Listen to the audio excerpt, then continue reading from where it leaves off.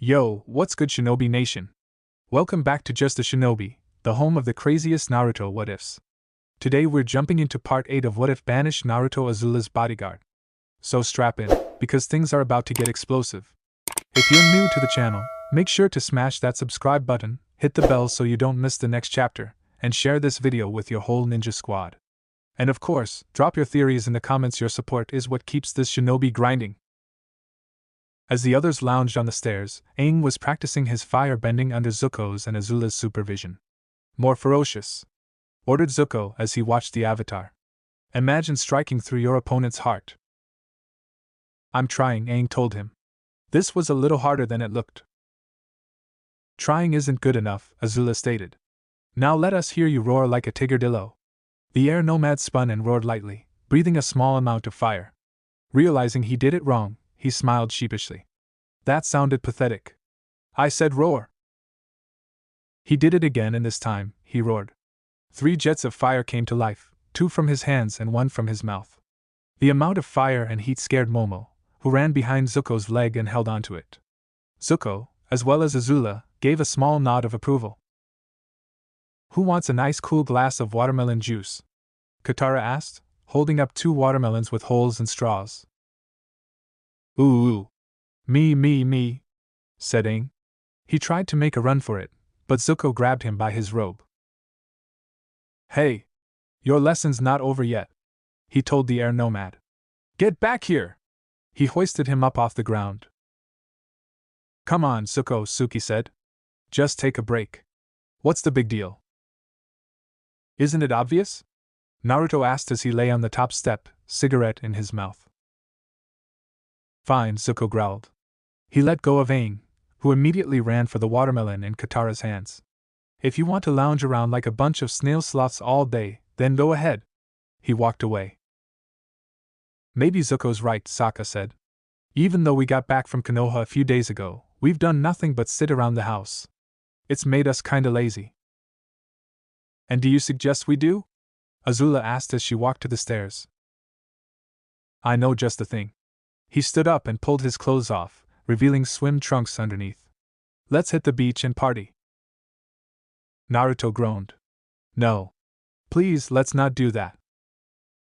What's the matter? Can't swim? Suki asked the blonde. He looked at her.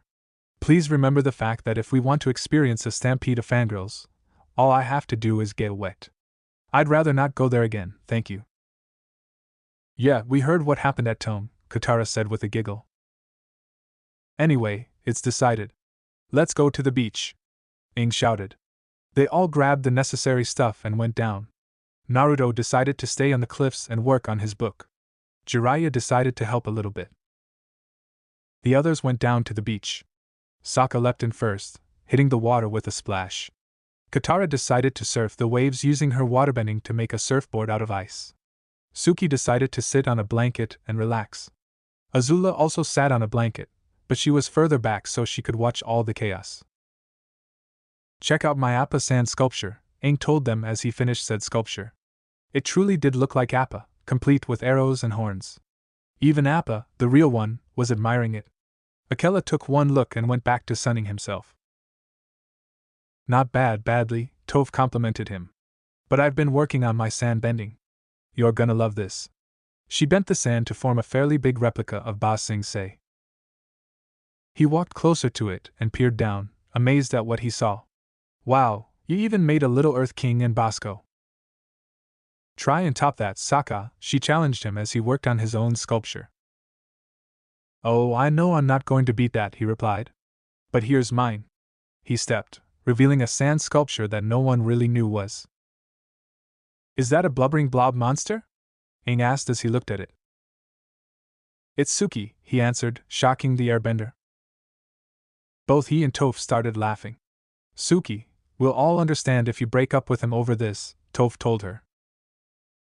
I think it's sweet, the Kyoshi warrior replied, getting her a kiss from Sokka. It's the thought that counts, Azula agreed. But it doesn't even look, Aang began to say, only to be interrupted when a fireball came out of nowhere and smashed into the sculpture. Looking through the dust cloud, he saw Zuko leap off the cliffs, shooting fireballs at him. He leapt across the Boss Sing-se sculpture that got hit by a fireball and hid behind his Appa sculpture. "What are you doing?" he asked Zuko, who had landed on the sand and went after him. "Teaching you a lesson," he answered, throwing another fireball at him. He leapt out of the way, letting it destroy the sculpture. He leapt for the cliffs and Zuko followed by climbing up them. "What happened?" Katara asked as she landed back on the beach. Zuko decided to stage a surprise attack. Azula said like it was nothing too dangerous. "He's chasing Aang right now." "We're going after them, aren't we?" Naruto asked from above. His only answer was the others running back up to the house. "Come on, Jiraiya," he told the Toad Sage as he stood up. As Aang ran for his life, he ducked down to avoid a fireball thrown at him. He ran up a big rock and leapt into the top of a nearby tree. Zuko leapt over the rock and onto the ground, bending another fireball at him. He leapt for the roof as the fireball hit the tree, setting the leaves on fire. "Get a grip before I blast you off this roof," he told Zuko, who joined him on the roof via climbing. "Go ahead and do it," the scarred dragon replied. He threw another burst of fire at him, forcing him back over the roof. He hopped over an edge and then slid down the other side before leaping into the house through a window. He skidded through a doorway and hid behind a nearby dresser. As he peeked past the edge, he saw Zuko crash down from the roof and take a stance. He gave the dresser a hard shove and sent it flying at him, which he destroyed effortlessly. He followed Aang into the hallway. Bending his fire into circles, he set the surrounding area on fire. He then augmented the fire into a tunnel and sent it towards the airbender. He kept on running, but the tunnel soon caught up with him. He reacted by using his airbending to extinguish the fire where he stood. "Enough!" he shouted, bending the air into a tunnel of his own. It barreled its way towards Zuko, extinguishing the fire and sending him flying out of the house. He crashed into a tree and fell to the ground. "What's wrong with you?" Katara demanded as the others stood in front of him. "You could have hurt Aang." "He wasn't even trying," Jiraiya commented. "Now's not the time," Naruto told him. "What's wrong with me?" Zuko repeated as he stood back. "What's wrong with all of you? How can you sit around having beach parties when Sozin's comet is only 3 days away?" Everyone, except for Naruto, Azula, and Jiraiya, just stared at him. "Why are you looking at me like I'm crazy?" "What's going on?" Azula asked. "About Sozin's comet, I was actually gonna wait to fight the Fire Lord after it came," Aang admitted. "After?" she repeated. "What?" Naruto asked, completely surprised. "I'm not ready," the air nomad confessed. "I need more time to master firebending. And frankly, your earthbending could use some work too," Toph told him, making him grimace. "Aang, hold still," Naruto told him. "I'm going to kill you." He yelped and stepped away. He was still weary of the Paragon, but it wasn't because of what was inside of him. In fact, after he had told them about the Kyuubi, they took it rather well. Sokka had stated that considering the things they had gone through, a demon fox sealed inside him was still surprising but not by much. He was still nervous around the blonde because of what he did in Konoha. "So, you all knew Aang was going to wait?" Zuko asked the others. "I didn't," Jiraiya answered. "Honestly, if Aang tries to fight the Fire Lord now, he's going to get killed," Sokka stated. The whole point of fighting the Fire Lord before the comet was to stop the Fire Nation from winning the war. Katara tried to explain what Aang was thinking. But they pretty much won the war when Naruto took control of Ba Sing Se. Things can't get any worse. Somebody always says it, both Naruto and Jiraiya thought. "You're wrong," Zuko told her, turning away. "It's about to get worse than you can even imagine." "What do you mean?" "The day before the eclipse, my father asked me to attend an important war meeting. It was what I dreamed about for so many years. My father had finally accepted me back." Flashback. He walked into the room and made his way to his place. "Welcome, Prince Zuko," Ozai greeted him. "We waited for you." He walked up the stairs and stood at his father's right side. He bowed once and then sat down. He noticed that Azula was sitting on the other side and that Naruto was leaning against a nearby pillar. However, he also noticed that Yao Jing was sitting with the generals. "General Shinu, your report?" "Thank you, my liege." He stood up and walked to the other end of the map. Ba Sing Se is still under our control. However, Earthbender rebellions have prevented us from achieving total victory in the Earth Kingdom? What is your recommendation? Our armies are spread too thin, but once the eclipse is over and the invasion defeated, we should transfer more domestic forces into the Earth Kingdom. Prince Zuko, he said to his son. You've been among the Earth Kingdom commoners. Do you think that adding more troops will stop these rebellions? He broke eye contact and looked down at his lap. The people of the Earth Kingdom are proud and strong. They can endure anything as long as they have hope. Yes, you're right. We need to destroy their hope. Well, that's not exactly what I think you should take the hope, as well as their land, and burn it to the ground, Yao Jing said aloud. Despite surprising mostly everyone by speaking aloud, Ozai seemed to take her words seriously. Yes, you're right, Yao Jing. He stood up from his seat and began to walk down the stairs.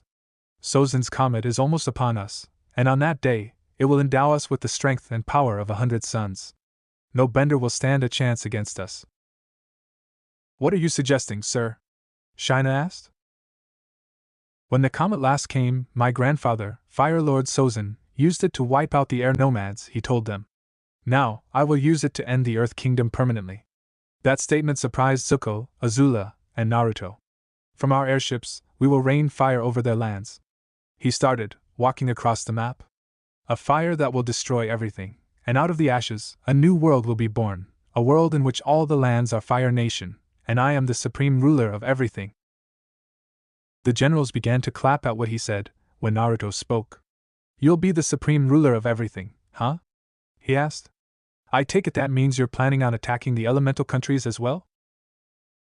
Of course, I mean what I say, Lord Naruto, the Fire Lord answered. I trust you will be there to help us conquer those lands. He laughed at that. You would have your ass handed to you within 5 minutes of getting there. Maybe less if any of the countries decided to fight against you together. You think I can be the difference in your planned conquest of the elemental countries? There are thousands of people like me that can give even the best firebenders a tough time. We're overstretched in the Earth Kingdom as it is. Attempting to expand the war into the elemental countries will be a fool's errand. I think you're overestimating your former home. No, you're underestimating them.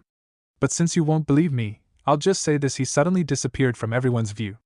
But before anyone could do anything, he reappeared right next to Ozai, his jian resting its edge on his throat. If you even think about setting your sights on the elemental countries, you will not live to see its shores, he threatened quietly. Lord Naruto, I beseech you to step down immediately, before you do something completely stupid, said General Shinen nervously as the rest of the generals trembled in fear when they saw Naruto's eyes in a different shape. Once Naruto reluctantly sheathed his jian into the scabbard, General Shinu grabbed him by the shoulder and shook his head, but not before Naruto abruptly walked out of the room. End flashback. I would have loved to see that, Jiraiya declared, looking at the blonde with pride and approval shining in his eyes. Nice going, Gaki. Naruto didn't say anything in reply, he just avoided eye contact. I can't believe this, Katara said as she absorbed everything Zuko and Naruto had said. Oh, it gets even better, Naruto said in a fake cheerful voice. Yao Jing also plans to make the purge go more quickly. She's having an army massed at the northern part of the colony territories and moving south. She had the royal flaming asshole's complete approval. I always knew the Fire Lord was a bad guy, but his plan is pure evil, Sokka said. What am I going to do? Aang asked. I know you're scared, Zuko told him as he stood up and walked over. And I know you're not ready to save this side of the planet. But if you don't defeat the Fire Lord before the comet comes, this side of the planet will be gone. Well, why didn't you tell me about your dad's crazy plan sooner? He demanded as he turned around and walked away. That would be because we thought you were still going to fight him before the comet came, Azula answered. But apparently you decided to keep us out of the loop. This is bad, the Avatar declared, cradling his head and falling to his knees. This is really, really bad. Aang, you don't have to do this alone, Katara assured him. Yeah, Toph agreed as the others joined her. If we all fight the Fire Lord together, we have a shot at taking him down. Ladies and gentlemen, Team Avatar is back, Sokka declared. Aang stood back up to face them. Fighting the Fire Lord is going to be the hardest thing we've ever done together, he said. But I wouldn't want to do it any other way. Sokka, Toph, Suki, and Katara all laughed as they walked over and gave him a group hug. Come on, you guys, Katara told the others. Being part of the group also means being part of group hugs. While Zuko did join the hug, Naruto, Azula, and Jiraiya held back. No thanks, I'll just hug my girlfriend, Naruto told them. Plus, I can see the incoming sky bison, Jiraiya said. What? Aang asked. As if to answer his question, Appa flew in and landed right next to them. It kinda looked like he was trying to join the hug. The problem was he knocked everyone in the hug down. Both Jiraiya and Naruto got a laugh out of it. After they managed to get Appa off, Zuko took Aang back into the courtyard. There's one technique you need to know before facing my father, he told him. It's how to redirect lightning. If you let the energy in your own body flow, the lightning will follow it. He explained as he showed the movements. You turn your opponent's energy against them. That's like waterbending, Aang noted as he followed the movements.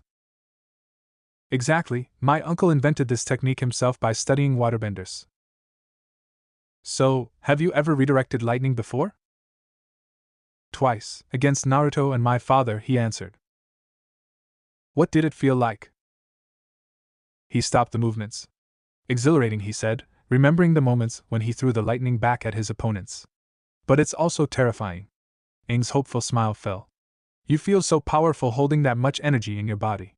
But you know if you make the wrong move, it is over. Well, not over, the Avatar said, trying to stay upbeat. I mean, there's always Katara and a little spirit water action, am I right? He asked Katara, who was sitting nearby.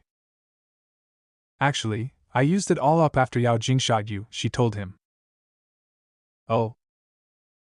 You'll have to take the Fire Lord's life before he takes yours, Zuko told him before walking away.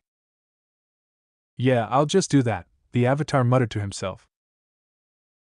Later, on the rocky part of the cliffs, Sokka was preparing for a training exercise. Gather round, Team Avatar, he ordered as he put a watermelon over a mannequin. In order to take out the Fire Lord, or in this case, the Melon Lord, our timing has to be perfect. He took a nearby stick and knelt.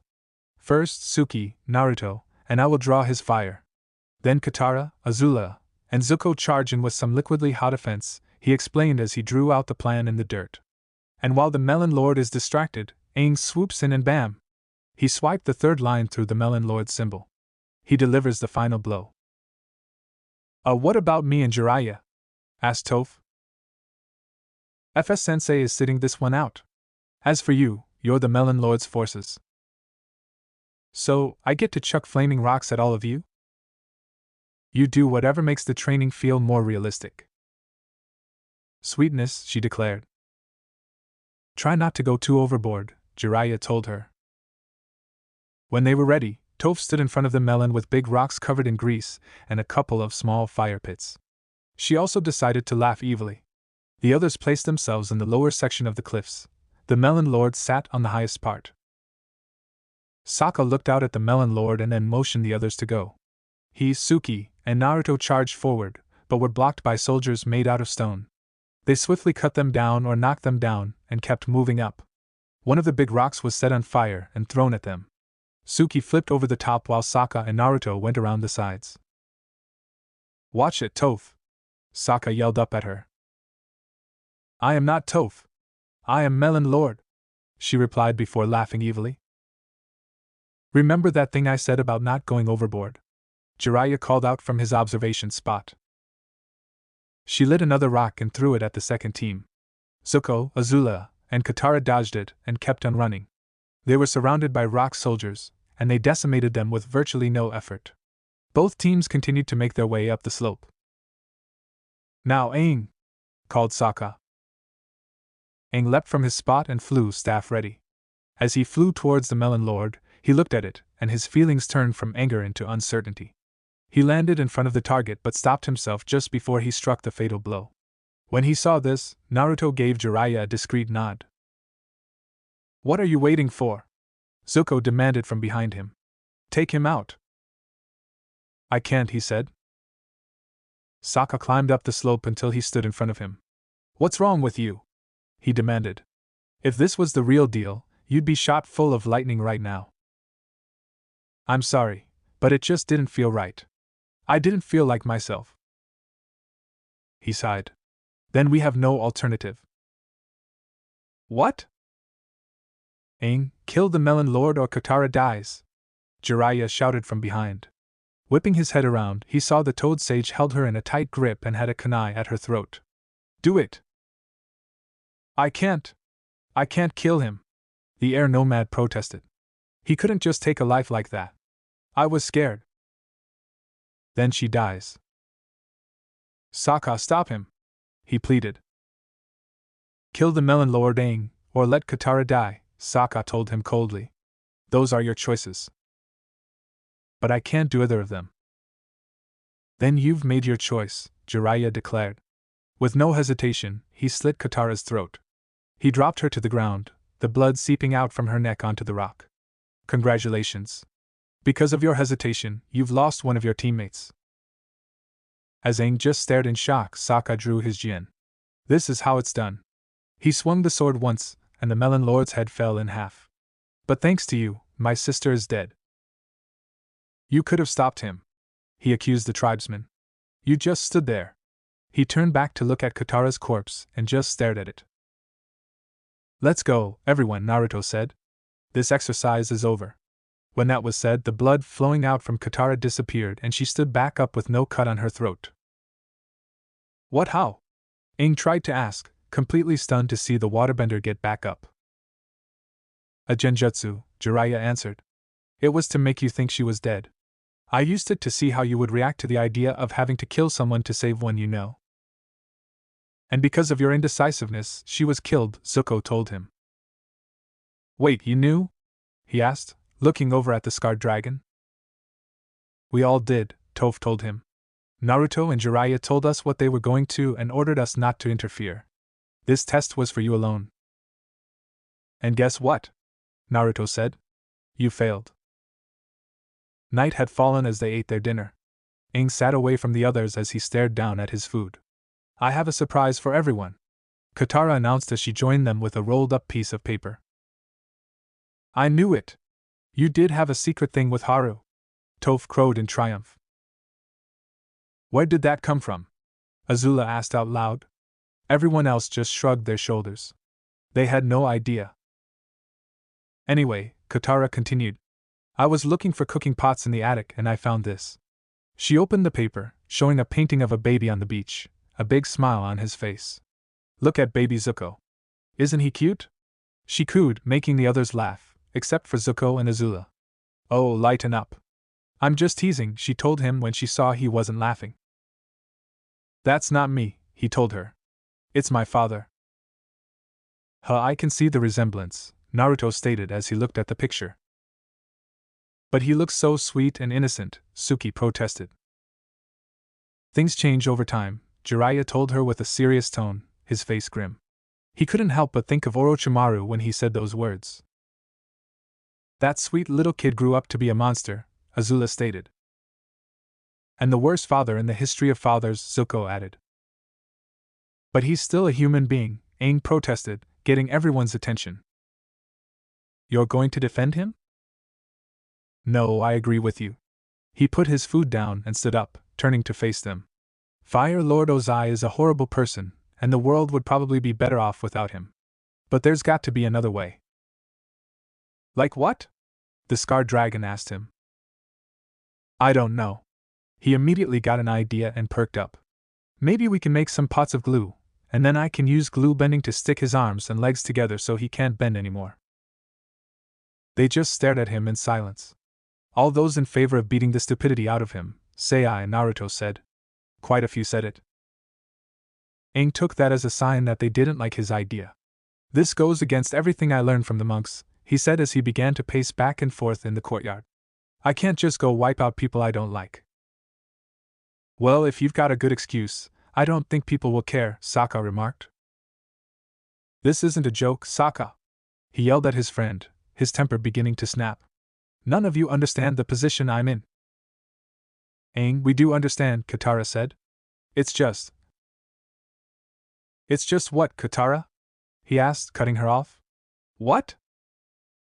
We're trying to help. Then when you figure out a way to beat the Fire Lord without taking his life, I'd love to hear it," he shouted at her. "That's it!" Naruto unexpectedly roared. He lunged forward, grabbed Aang by the neck, and shoved him into the nearby rock wall. "You need to grow the fuck up, Aang, and stop acting like a kid." "But I am a kid," the air nomad protested.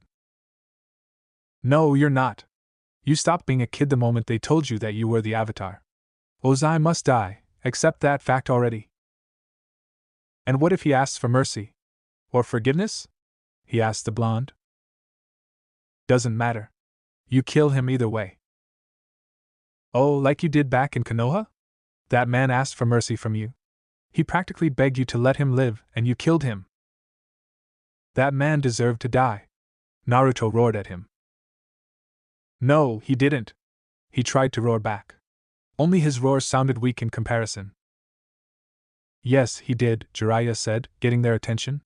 "Naruto, let go of him." Naruto growled his displeasure, but the Toad Sannin was firm. "Fine." He released Aang, letting him drop to the ground. The Avatar looked up at Jiraiya. "And how would you know if he deserved death?" he demanded as he rubbed his neck. He could still feel Naruto's grip on it. Jiraiya stood up and walked over. He changed in those moments, showing his age. "I know better than anyone else. Orochimaru was part of the Sannin and my teammate. He performed experiments on people he had kidnapped. Some were even from Konoha. He would use them like guinea pigs and even killed some of them. All for the sake of achieving immortality and finding every single jutsu that was ever created. He eventually fled the village when his secrets were discovered and became a traitor. If he did all of that, then why didn't you kill him? Why did you let him run wild?" His silence filled the air. "Would you have been able to kill Sokka if he became a traitor? Or if Katara became one?" he asked the air nomad. "Of course not, they're my friends. He was mine once too. That's why I couldn't kill him." Aang tried to argue the point, but his mouth couldn't say any words. Finally, he gave a shout of frustration and walked away. "Aang, don't walk away from this," Katara told him. She started after him, but Zuko stopped her. "Let him go," he said to her, "he needs time to sort it out by himself." Aang sat on the porch in a meditative position. Sitting on a table in front of him was food, water, and 4 candles. As he meditated, Momo flew in and landed in front of him, placing his paws on his lap. "Hey, Momo," he said, petting the lemur's head. "I don't suppose you know what I should do." Momo just squawked. "I didn't think so." He continued to meditate as the lemur moved to the side and put his head down. Later, after the candles had been extinguished and he had fallen asleep, something had appeared off the shore. He woke up, walked to the railing, and jumped down to the ground, waking up Momo in the process. The lemur flew after him, and he walked mechanically down to the beach. When he got to the shore and looked out at the island that had mysteriously appeared, he walked into the water and began to swim towards it. When he saw what he was doing, Momo flew after him. The next morning, everyone stood outside in the courtyard as Sokka packed everything into Appa's saddle.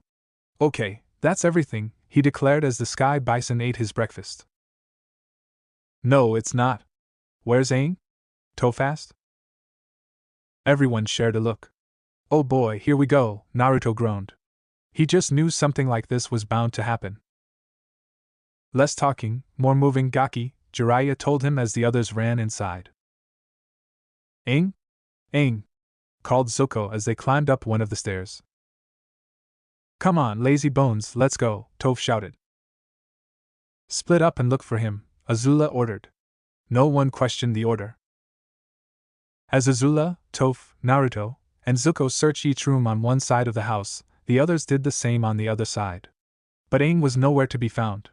As Sokka wandered out onto the porch, he noticed something. "He left his staff," he announced as he picked up said staff.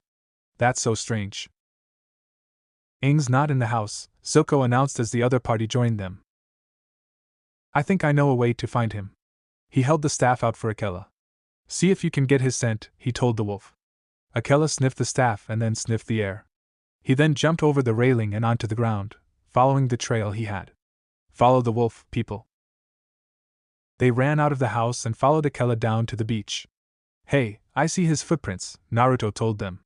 There were a set of footprints that came from the house to the shore. It ends here, Sokka noted. The trail ended at the waterline. So, he went for a midnight swim and never came back? Suki suggested. Maybe he was captured, Katara suggested as well. There's no sign of a struggle, Jiraiya told her. He had enough experience to know what to look for if there was a struggle, or fight, even on a BA. I bet he ran away again, Toph said. He left behind his gilder and Appa, Sokka said.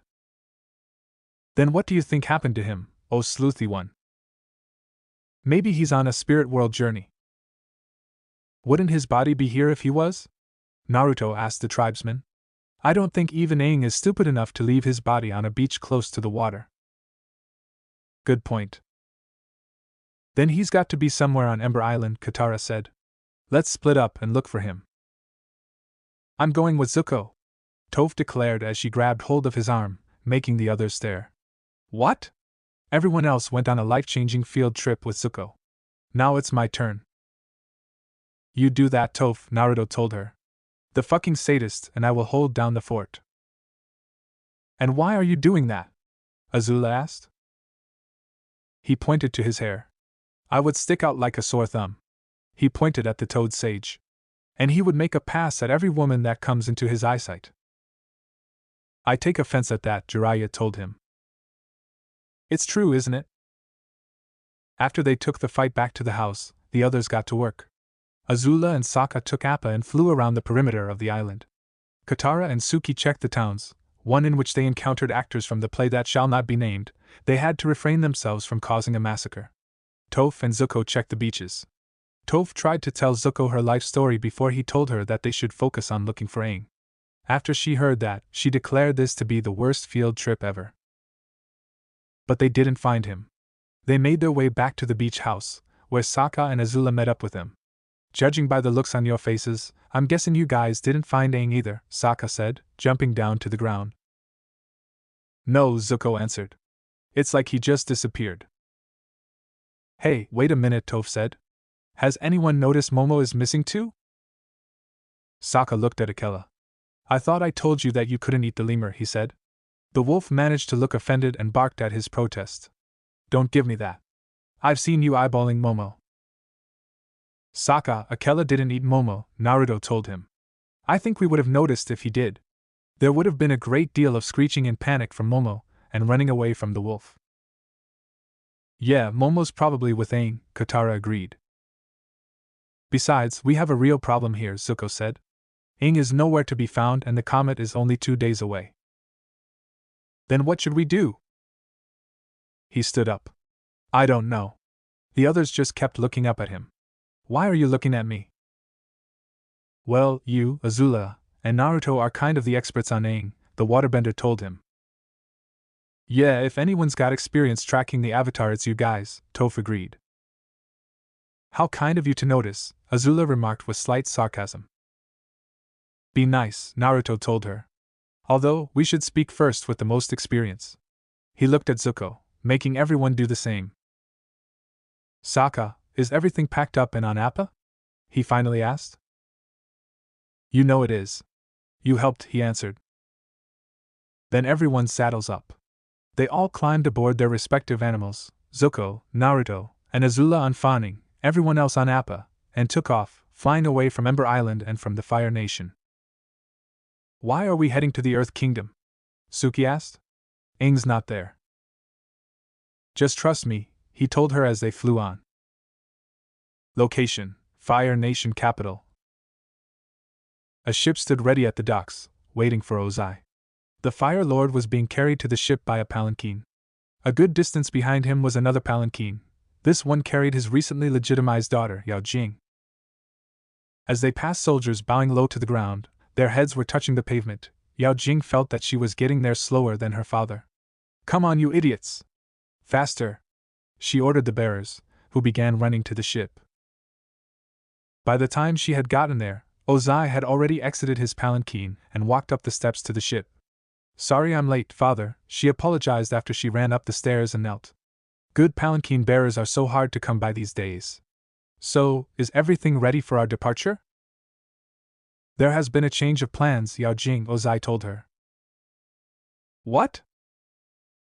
I've decided to lead the fleet of airships to Ba Sing Se alone. You will remain here in the Fire Nation. But I thought we were going to do this together. At least let me have command of the second force. She almost begged with that last sentence but managed to refrain herself. My decision is final. You can't treat me like this, she protested, standing up. You can't treat me like a cast-off, like you did with Zuko and Azula. Yao Jing, silence yourself. But it was my idea to burn everything to the ground. I deserve to be at your side. Yao Jing! He barked once. She closed her mouth, crushing the next protest she had, and lowered her head. Listen to me. I need you to watch over the homeland. It's a very important job that I can only entrust to you. Really? She asked, a small amount of hope showing in her voice. He turned around to face her. And for your loyalty, I've decided to declare you the new Fire Lord. Fire Lord Yao Jing? It does sound appropriate, but what about you? She asked him. If she was to be the Fire Lord, what did that mean for her father? Fire Lord Ozai is no more, he told her as fire sages began to dress him in armor. Just as the bending countries will be reborn in fire, I shall be reborn as the supreme ruler of these lands. A helmet was placed on his head. From this moment on, I shall be known as the Phoenix King. He raised his hands up into the air. A giant banner was raised up behind him with the emblem of a phoenix on it. Imperial firebenders in black armor raised smaller banners with the same emblem next to the flag of the Fire Nation. 2 firebenders bent their fire into the pots at the bottom of the poles, causing fire to sprout out of phoenixes' heads on the side of the poles. The crowd bowed before the Phoenix King. Yao Jing did so too, but inside she felt cheated. She grew up believing that the position of the Fire Lord was the position that held the most power. She had just gotten that position, but her father gave it to her like it was old and boring. The one who held the most power now was the Phoenix King. Location: Earth Kingdom. We're here, Zuko announced as they flew to a tavern in a forest. They landed nearby and got off, able to hear the music coming from inside. You guys go on in, Naruto told the others. Jiraiya and I will stay out here. They started walking to the tavern.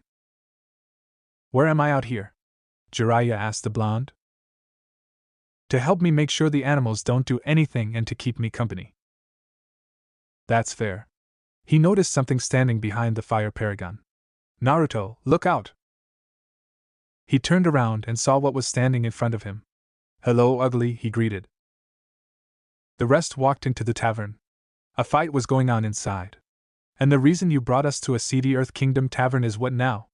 Katara asked Zuko. June, he answered, pointing at a young woman with black hair, a skull adornment holding her top knot, and snake tattoos on both of her shoulders. She sat at a table with a cup of tea in hand. Oh yeah, that weird bounty hunter with the giant mole, Sokka remembered as they watched her fight against 2 opponents while still holding onto the tea. Mole? Repeated Suki. Her skin is flawless. No, she has this giant mole creature she rides around on. The Shirshu, Zuko said. It's the only animal that can track Aang's scent anywhere in the world. It's the one shot of finding him. June dodged her opponent's punches while also backing up.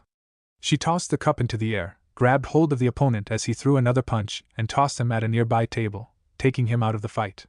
She grabbed the cup as it came back down and drank with both ease and nonchalance. That was impressive, Azula said. Yeah, Toph agreed. I don't know who this June lady is, but I like her. Location: Aang and Momo.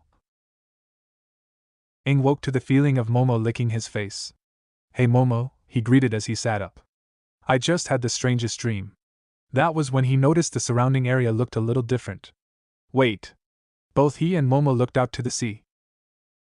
Ember Island wasn't anywhere in sight. Where are we? They watched as June kicked a seat away from a table and sit in it. It was clear she reigned supreme in the tavern. So, she helped you attack them? Azula asked her brother for clarification. Yep, he answered. Back in the good old days. The whole group went over to June's table. Oh great, it's Prince Pouty, she said with a frown. Where's your creepy grandpa? He's my uncle, he replied quickly. And he's not here. Her eyes drifted over to Katara. I see you work things out with your girlfriend. That got 2 blushes in response. She's not his my girlfriend. The 2 of them shouted. Okay, sheesh. I was only teasing. She took a drink. So, what do you want? I need your help finding the Avatar. Doesn't sound like fun. Zuko growled in frustration at the uninterested bounty hunter. Does the end of the Bending Countries as you know it sound more fun to you? That got her attention. Appa and the Shirshu were growling at each other before the Sky Bison gave it a big lick. Akela and Fa Ning just watched the 2 with blank expressions. Naruto and Jiraiya, however, were watching with amusement. That has got to be one of the oddest things I've ever seen, Jiraiya commented. And considering how old I am, that's saying something. I'm sure it is, considering how many toads you've lived with, Naruto told him. And what's wrong with toads? Nothing, I'm just pointing out the fact. Of course you are. He turned his attention to the tavern. They're coming out. And it looked like they found their intended target. Naruto fixed his gaze onto June. I see you're still hanging out with this ugly thing, he called out, pointing at the Shirshu. And I see you're still an idiot who doesn't know when to shut his mouth, she replied, narrowing her eyes. I'm not the one who fell asleep in an inn and somehow woke up out at sea, he retorted, his face morphing into a glare. No, you're just the one who walked right into an enemy's trap without even knowing it. You wanna go right now, bitch? He asked in a growl. Try me, pretty boy, she replied. They walked towards each other with the intent to kill, or at least maim. But as they stood in front of each other, they did something no one expected. They slapped their hands together and began to arm wrestle.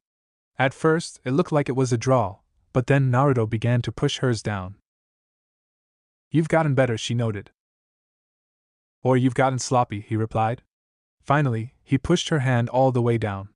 I win, he declared with a grin. Yes, you have, she said, before breaking out a grin as well. How've you been, Naruto? I've been doing well, how about you, June? Fine. I've been hitting a good streak lately. Good to hear. Hold on, you 2 know each other? Zuko asked, surprised. But now that he thought about it, he really shouldn't be so surprised. The blonde could make friends with anyone. We've worked together on a few things, Naruto told him.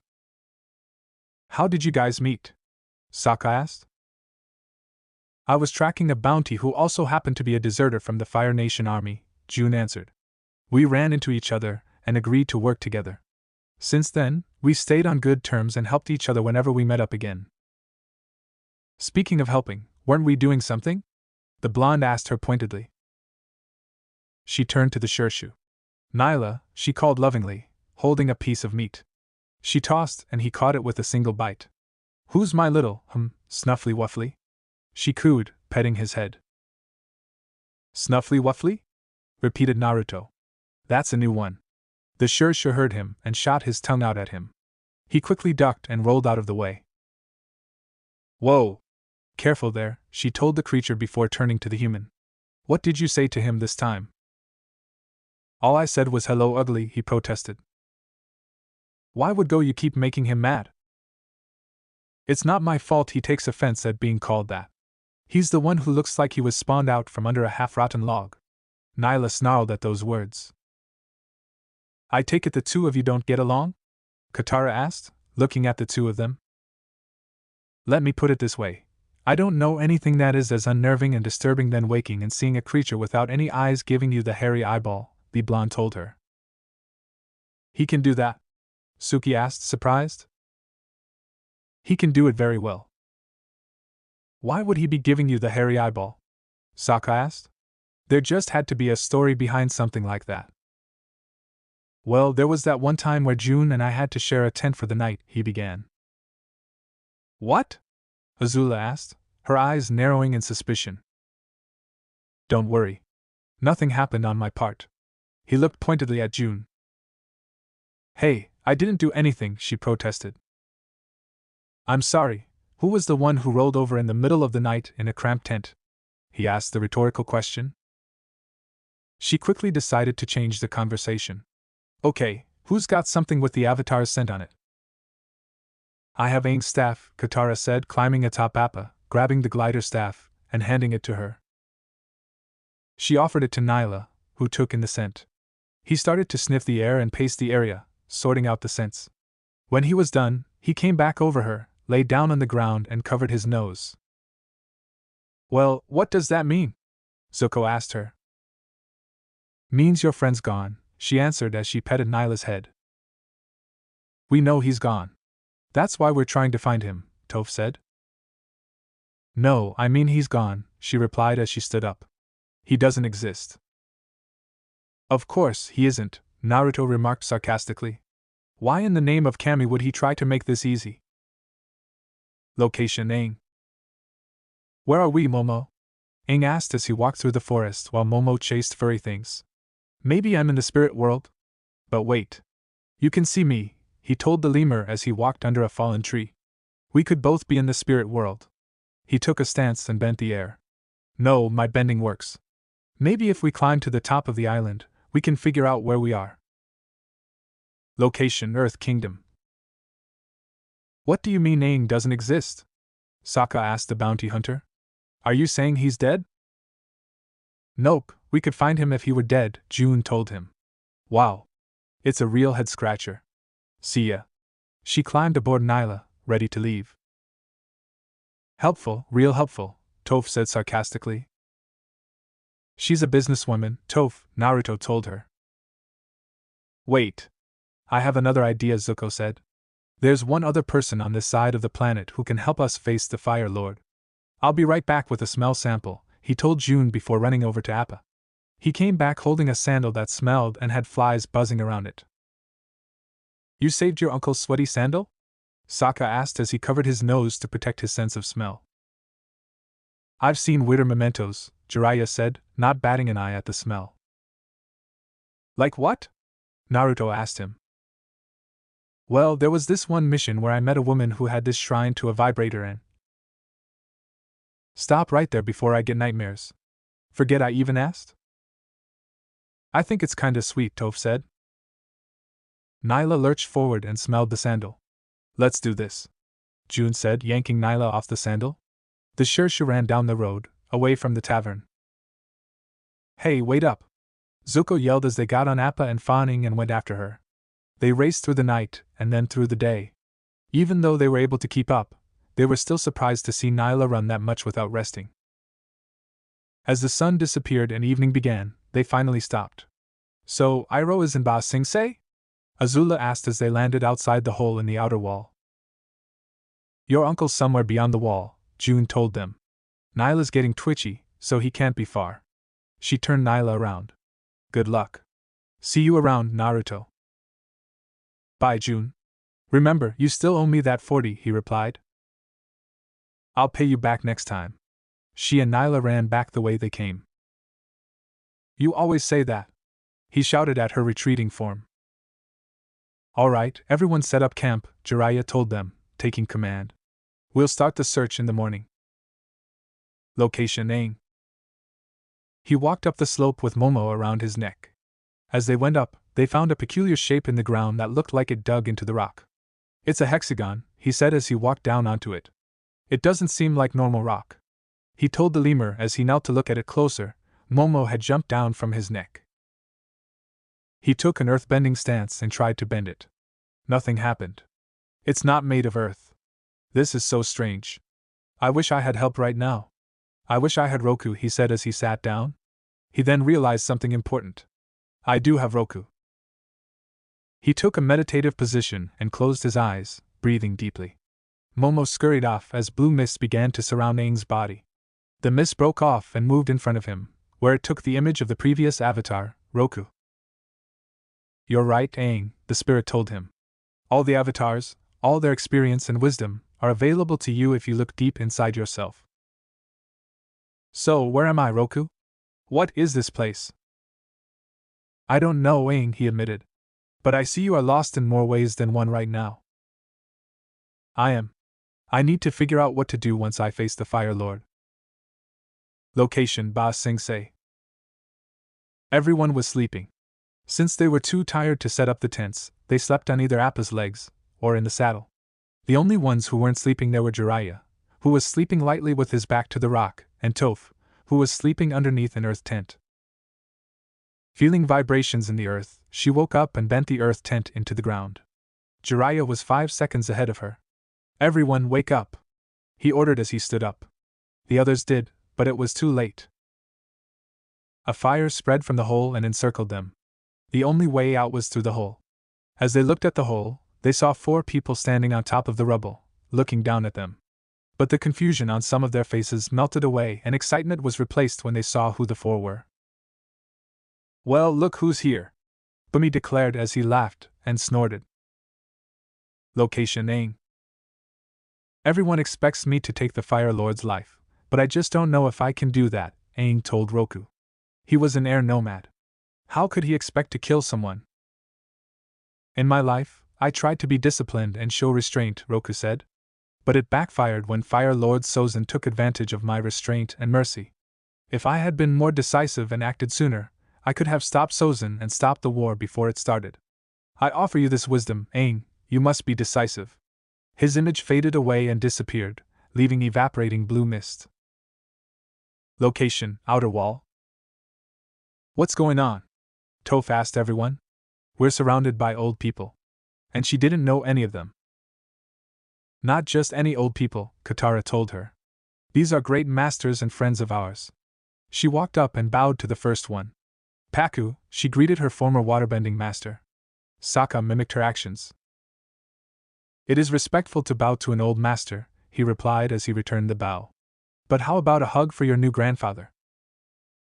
Both Sokka and Katara were surprised by that. That's so exciting! She cheered, giving him a hug. You and Gran must be so happy to have found each other again. I made her a new betrothal necklace and everything. Welcome to the family, Gramps, Sokka declared as he gave his former master a hug. You can still just call me Pakku, he said as he pushed the water paragon away. How about just Gramps? Fine. And this was Aang's first firebending teacher, Katara told Zuko and Azula as they stood before the second person and bowed to him. Zhong, he introduced himself. The deserter? Asked Azula. Yes. And we'll keep it at that, Zuko told her. The men before them were friends of Aang. They didn't need to make anything worse. Master Piandao, Sokka greeted the third man with a bow. Hello, Sokka, he greeted back with a bow of his head. So you're Piandao, huh? Jiraiya asked the swordsman, walking to him. Yes, and you are? My name is Jiraiya. It's an honor to meet Kenji Uzumaki. He bowed to him. I would also like to thank you for holding on to the scroll he gave you. It was a priceless treasure. So wait. How do you all know each other? Suki asked. All old people know each other, don't you know that? Bumi asked her before laughing. We are all part of the same ancient secret society. A group that transcends the divisions of the 4 nations, Piandao told them. Zuko realized who they were. The Order of the White Lotus. That's the one, Bumi said. The White Lotus has always been about philosophy and beauty and truth, Zhong explained. But about a month ago, a call went out that we were needed for something important. It came from a Grand Lotus, your uncle, Iroh of the Fire Nation, Pakku told Zuko and Azula. In addition, there's rumors of a rebellion within the Fire Nation colonies. Azula's eyebrows rose slightly as she and Zuko turned to the waterbending master. A rebellion? By who? Zhong responded, you'd be surprised to know that it was General Shinu who gave a coded message to the White Lotus. Apparently, he realized the insanity of the Fire Lord's ambition to expand his war into the continent where Lord Naruto came from. I'd agree with this General Shinu if he thinks expanding the war into another continent is the definition of insanity, Jiraiya muttered darkly. Anyways, where is this Grand Master Iroh whom we were looking for? We're about to take you all to him, Piandao replied. Wait! Bumi interrupted. Someone's missing from your group. Someone very important. He got up in Sokka's face. Where's Momo? He's gone and so is Aang, the tribesman answered. Oh well. So long as they have each other, I'm sure there's nothing to worry about. Let's go! He bent the earth underneath him to send him flying back over the wall. They all watched as he flew through the air. Has he ever thought about cutting down on the rock candy? Naruto asked aloud. No one answered. Location Aang. Avatar Kyoshi, I need your wisdom, he said aloud as he stayed in his meditation position. The blue mist appeared again, taking the form of the previous Earth Kingdom avatar. In my day, Qin the Conqueror threatened to throw the bending countries out of balance, Kyoshi told him. I stopped him. And the world entered a great era of peace. But you really didn't kill Qin, he protested. Technically, he fell to his own doom because he was too stubborn to get out of the way. She didn't kill him herself. Personally, I don't see the difference. But I assure you, I would have done whatever it took to stop Qin. I offer you this wisdom, Aang, only justice will bring peace. The image shrunk and disappeared. I knew I shouldn't have asked Kyoshi. He started with a scowl. Why did he even call on her in the first place? Location, Team Avatar. So, Bumi, how did you end up escaping your imprisonment in Omashu? Sokka asked as they walked along a stone trail through the agrarian zone. They were all walking in a single file as the trail was rather tight. Escape? Repeated Bumi. I didn't escape. Everyone else escaped. There I was back in Omashu, waiting for just the right moment. I didn't know what or when, but I knew I'd know it when I knew it. Flashback. He hung in his iron cage, swinging in the air. He looked up and saw the moon blocking the sun. An eclipse, he said. That should do it. He bent the roofs beneath him to break up into rocks and flew up. They struck the sides of the cage door and cracked it open, letting him jump down to the ground. As he landed, nearby guards ran up to him. What do you think you're doing? The lead guard demanded. He tried to bend fire but got nothing. He and the other guards tried again, but still got nothing. Taking back my city, declared Bumi with a grin. You've got no firepower. And it's payback time. He leapt into the city and used his earth bending to push houses that had pieces of Fire Nation factories out of Omashu. He had removed a good chunk of the city and then he turned his attention to the giant metal statue of Ozai standing at the top. He threw several chunks of rock into the statue, and then used those to bring the statue down.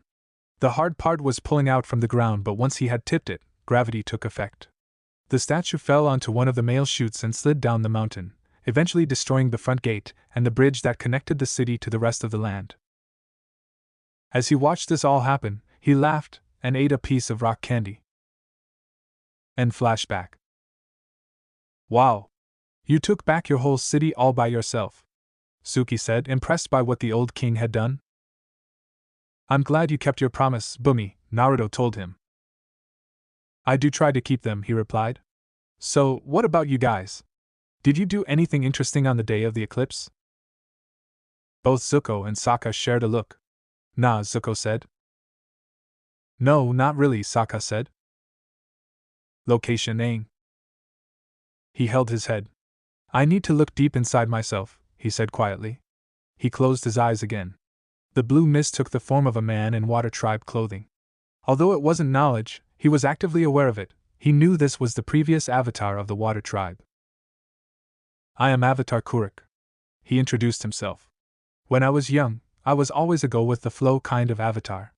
People seemed to work out their own problems, and there was peace and good times in this part of the world. But then, I lost the woman I loved to Ko, the face stealer. It was my fault. If I had been more attentive and more active, I could have saved her. Aang, you must actually shape your own destiny and the destiny of these countries. He disappeared like a ripple in the water. Location, Team Avatar. Well, here we are, Bumi said as they walked into the camp. Welcome to Old People Camp. Bumi, please stop calling it that, Pakka told him. Where is he? Zuko asked as he looked around. But he didn't see the person he was looking for. Your uncle's in there, Prince Zuko, Piandao said, pointing at a tent. He walked over to the tent and stared at it. He took a step towards the entrance but stopped and sat down. Are you okay? Katara asked as she walked over.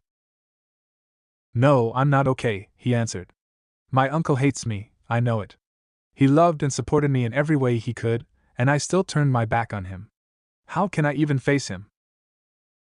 She knelt beside him. Zuko, you're sorry for what you did, right? Sorrier than I've been about anything in my life, he told her. Then he'll forgive you. He will. He looked at her, and then stood up. Azula, are you going to come in as well? He asked without turning around. His sister was still standing with the rest of the team. No, you can go first. He needed it more than she did right now. He took a deep breath and walked into the tent. Uncle? He called out quietly as he walked in. He found Iroh sleeping in the bed and snoring loudly. He smiled to himself and sat down in front of him. Location Aang. All these past avatars, Aang said to himself and Momo. They keep telling me I'm gonna have to do it.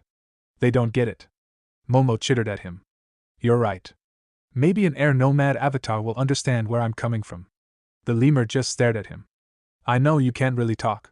Pretending you can just help me think. He was chittered again. I'm going to pretend I didn't pretend to hear that. He began to concentrate again as Momo scurried off. The blue mist took the form of a young woman in air nomad clothing. Just by that simple fact he knew that she was the previous avatar of the air nomads. I am Avatar Yangchen, young airbender, she introduced herself. Avatar Yangchen, the monks always taught me that all life is scary, he told her. Even the life of the tiniest spider fly caught in its own web. Yes. All life is scary, she agreed. Finally, some who were agreeing with what he believed in. I know, I'm even a vegetarian. I've always tried to solve my problems by being quick or clever. And I've only had to use violence for necessary defense. And I've certainly never used it to take a life. Avatar Aang, I know that you're a gentle spirit, and the monks have taught you well. But this is not about you. This is about the bending countries, she told him with a firm, but gentle voice. But the monks taught me that I had to detach myself from the world so my spirit could be free, he protested. Many great and wise air nomads have detached themselves and achieved spiritual enlightenment. But the Avatar can never do it because your sole duty is to these countries. Here is my wisdom for you. Selfless duty calls you to sacrifice your own spiritual needs and do whatever it takes to protect the world. She disappeared as the blue mist disappeared from a small gust of wind. So that's it, huh? He asked aloud. Even an air nomad, one of my own people, is telling me to kill the Fire Lord. Is there anyone else I can ask for help? An idea came to him. No. There's one more person I can try. The first Avatar. He or she must have gone through something similar. She or he can help me. He closed his for the 5th time. The blue mist rolled off his body and moved in front of him again. At first, it took the form of Roku, then it changed into Kyoshi, then Kuruk, then Yangchen, until the images of past avatars began to blur together. One face would change into the next as he concentrated. Finally, the mist stopped moving and took on a form. He opened his eyes and was surprised. Sitting in front of him was a boy a few years older than he was. He wore an old suit of armor and had a good amount of hair on his head. But there was no mistaking the arrow tattoo on his forehead or the face he wore. You're me, he said in surprise. It seems that you are not just my spiritual successor, but my physical one as well, the first avatar noted, looking at him and taking in every detail. What is your name?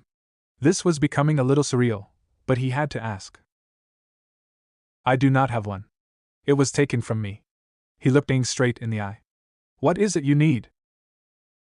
I need your advice. Everyone expects me to kill the Fire Lord and I don't know if I can do it. I've asked my predecessors and they have all told me that I must kill him.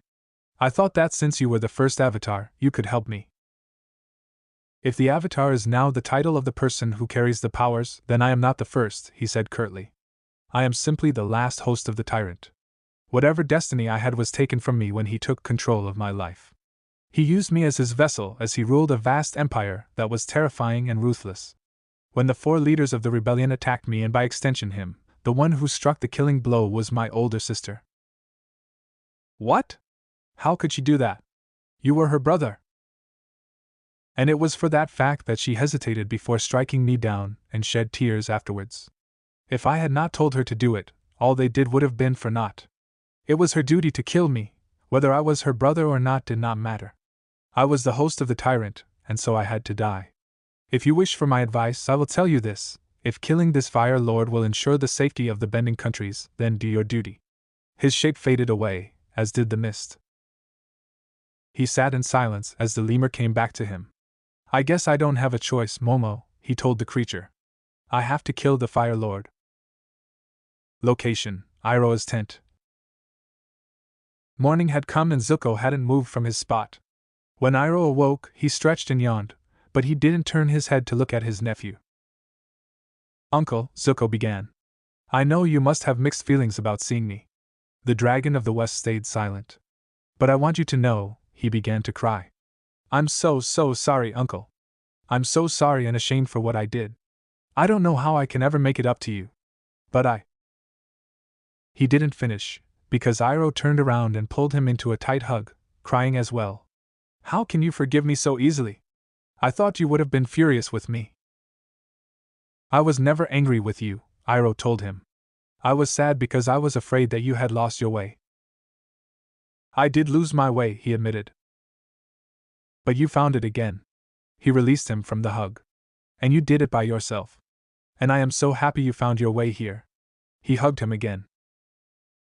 It wasn't that hard, Uncle. You have a pretty strong scent. Location: Aang. He had fallen asleep on the strange rock alongside Momo. The world was blurry as he awoke. But then the details became clearer, and he noticed something. Wait. Is it just me, or are those mountains getting bigger? He asked as he saw mountains on a nearby shore. They certainly looked bigger. After sharing a look with Momo, he used his airbending to jump to the tallest tree on the island to get a better look. Both he and Momo looked at the mountains and behind them, seeing a wake left in the water. They're not getting larger, they're getting closer. He leapt down from the tree and ran down the slope. The whole island is moving, he declared.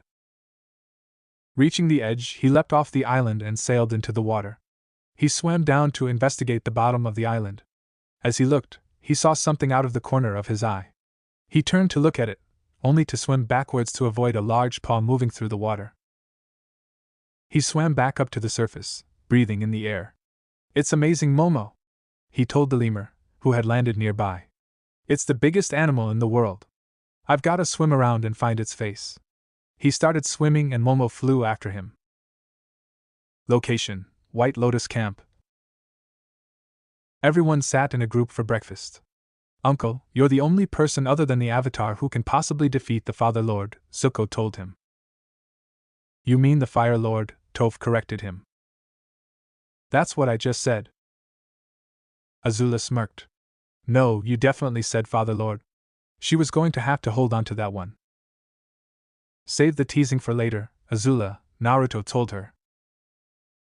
As Iroha stared at his breakfast in silence, Zuko continued. We need you to come with us, he urged. No, Zuko, it won't turn out well, he finally answered. You can beat him. And we'll be there to help. Even if I did defeat Ozai, and I don't know if I could, it would be the wrong way to end the war. History would see it as more senseless violence, a brother killing a brother to grab power. Iroha, I'm going to sound a bit blunt, but fuck history, Naruto told him. Let historians haggle and debate about us later. We need to focus on now. I am focused, Naruto, he replied. The only way for this war to end peacefully is for the Avatar to defeat the Fire Lord. The blonde gave an annoyed sigh at his words. It was that kind of attitude that made the war last for a century. He's still right, Gaki, Jiraiya said. If we want to end this war with minimal bloodshed, Aang has to be the one to beat Ozai. If he did that, would you come back and take your rightful place on the throne? Zuko asked Iroha. No, he answered. Someone new must take the throne, an idealist with a pure heart and unquestionable honor. It has to be you, Prince Zuko. You're not going to complain about how it should be? Sokka asked Azula. During the invasion, I told Ozai I was no longer his daughter, she told him. I had effectively casted myself out of the royal line. Unquestionable honor? repeated Zuko. But I've made so many mistakes. Yes, you have, Iroh agreed. You've struggled, you've suffered, but you have always followed your own path. You've restored your own honor, and only you can restore the honor of the Fire Nation. I'll try, Uncle. Well, what if Aang doesn't come back? Toph asked. Sozin's comet is arriving and our destinies are upon us. Aang will have to face the Fire Lord. He fell silent for a minute. When I was a boy, I had a vision that I would one day take Ba Sing Se. Only now do I see that my destiny is to take it back from the Fire Nation, so the Earth Kingdom can be free again. That's why you gathered the members of the White Lotus, Suki said in realization. He would need help if he was going to succeed in his mission. Yes. He turned his attention to his nephew. Zuko, you must return to the Fire Nation, so that when the Fire Lord falls, you can assume the throne and restore peace and order. But Yao Jing will be there, waiting for you. I can handle Yao Jing, he replied. If he was being honest, that was a fight he was looking forward to. Not alone, you'll need help. Don't worry about that, Uncle, Azula told him. I'll be going too. Zuko nodded his thanks and turned his attention to Katara. Katara, how would you like to help us put Yao Jing in her place? He asked her. It would be my pleasure, she answered. What about us? Sokka asked. What is our destiny today? What do you think it is? Iroh asked back. I think that, even though we don't know where Aang is, we need to do everything we can to stop the airship fleet and that second army. And that means when Aang does face the Fire Lord, we'll be right there if he needs us, Toph declared. Then you, Sokka, and Suki take care of the airships. Jiraiya and I will deal with the army, Naruto stated. We may have to borrow Appa to get there. Why's that? The blind earthbender asked him. How else are we going to get to them? Zuko's group can take Fanning to get to the Fire Nation. What about us? Suki asked. I can answer that, Piandao said as he came over. Finish your food and come see me when you're done. Once they were done, they packed the things they needed and rejoined the Sword Master. Naruto and Jiraiya climbed aboard Appa and surprisingly, Akela joined them. I guess we have an extra member, Jiraiya commented. Meanwhile, both Toph and Suki had got on an eelhound. Nothing runs faster over land or swims quicker than a giant eelhound, Piandao told Sokka, who wore his armor. The airship base is on a small island just off the Earth Kingdom shore, he told the tribesman as he handed him a map. You should be able to intercept the fleet within a day's journey. He opened the map and quickly looked over it. Thank you, Master, he said. They bowed to each other, and then he gave his teacher a hug. Off to the side, Zuko and his group had already climbed aboard Fanning. So, if I'm going to be the Fire Lord after the war is over, what are you going to do? Zuko asked Iroh. After I reconquer Ba Sing Se, I'm going to reconquer my tea shop, and I'm going to play Pai Sho every day, he declared as he flipped a Pai Sho piece in the air and caught it. If that's the case, I want to play the first match, Jiraiya told him from atop of Appa. Everyone shared a look and nodded in agreement. They were ready. Goodbye, General Iroh, Katara said. Goodbye, everyone, he replied. Today, destiny is our friend. I know it. The eelhound took off and the dragon followed it. The sky bison, however, went in a different direction. But all three left the White Lotus camp behind. Location Aang. As the island moved closer to the shore, Aang swam forward to the front. Once he was certain he was close enough, he took a deep breath and dived underneath the water. He swam downward and then stopped. As he held himself in the water, he noticed that an eye opened up right in front of him, making swim back in surprise. One of the giant paws caught him and forced up to the surface. As both he and the paw emerged from the water, so did the face of the creature. He knew that he had been on the back of a creature, but he didn't know what kind of creature it was. Now he did. A lion turtle, he said with awe in his voice as he looked upon the oldest creature in the world before bowing to it. Maybe you can help me. Everyone, even my own past lives, are expecting me to end someone's life. But I don't know if I can do it. The true mind can weather all the lies and illusions without being lost. The true heart can touch the poison of hatred without being harmed, the lion turtle told him as it raised its other paw out of the water. Since beginning less time, darkness thrives in the void but always yields to purifying light. He placed a claw on Aang's head and on his heart. Bright light shone from the contact as Aang reveled in the information given to him. Once they were done, the lion turtle took him to the shore and held out a claw at a cliff. Aang walked onto the cliff without turning his back, looking directly at it as Momo landed on his shoulder. Wait for him, the ancient creature told him. He will come. He bowed once more as the lion turtle sank into the water and swam away. He shared a single look with Momo as he made his way from the shore. Location: Airship Fleet. On a small island, Ozai stood over his fleet and looked out at the sea. It's time for these countries to end in fire and for a new empire to be born from the ashes, he declared. As both he and the Avatar watched and waited, the sun slowly began to rise, and Sozin's comet entered the planet's atmosphere. As the comet went through the atmosphere, everyone aboard Fan was quiet. Zuko, don't worry, Katara said, seeing how tense he was. We can take Yao Jing. I'm not worried about her, he replied. I'm worried about Aang. What if he doesn't have the guts to take out my father? What if he loses? Aang won't lose. He's gonna come back. He has to. We just need to have confidence in him, Azula agreed. If there was one thing she could admit about the Airbender, it was that he tried to follow through and often succeeded.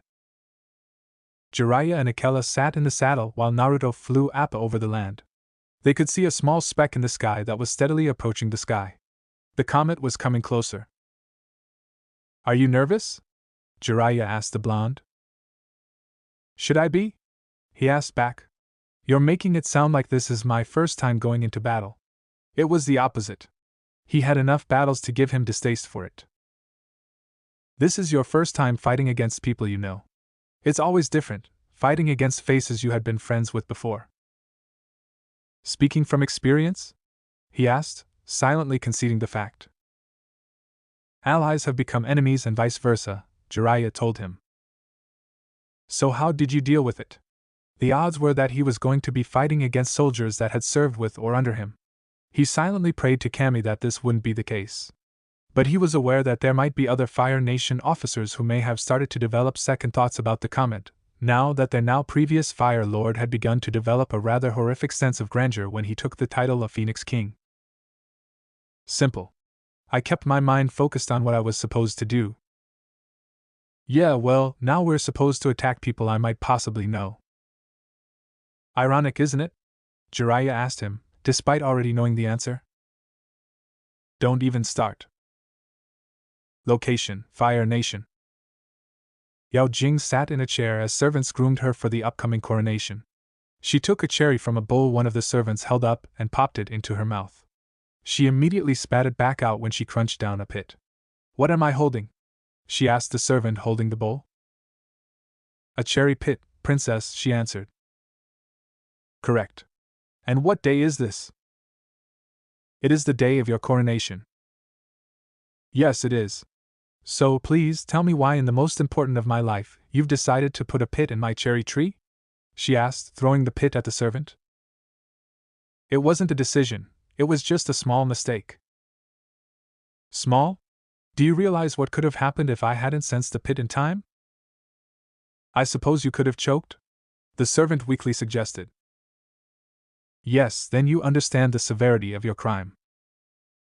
I understand, princess, please forgive me. She bowed her head. Oh, very well, since it's a special day, I will show mercy. The servant smiled. You are banished.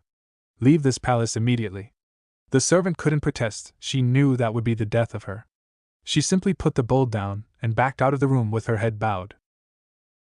What are you all looking at? Yao Jing asked the other servants. I have 2 feet that need scrubbing. And make sure you get in between the toes. I won't have my first day as Fire Lord marred by poor foot hygiene. The servants were scared, but they did as they were ordered.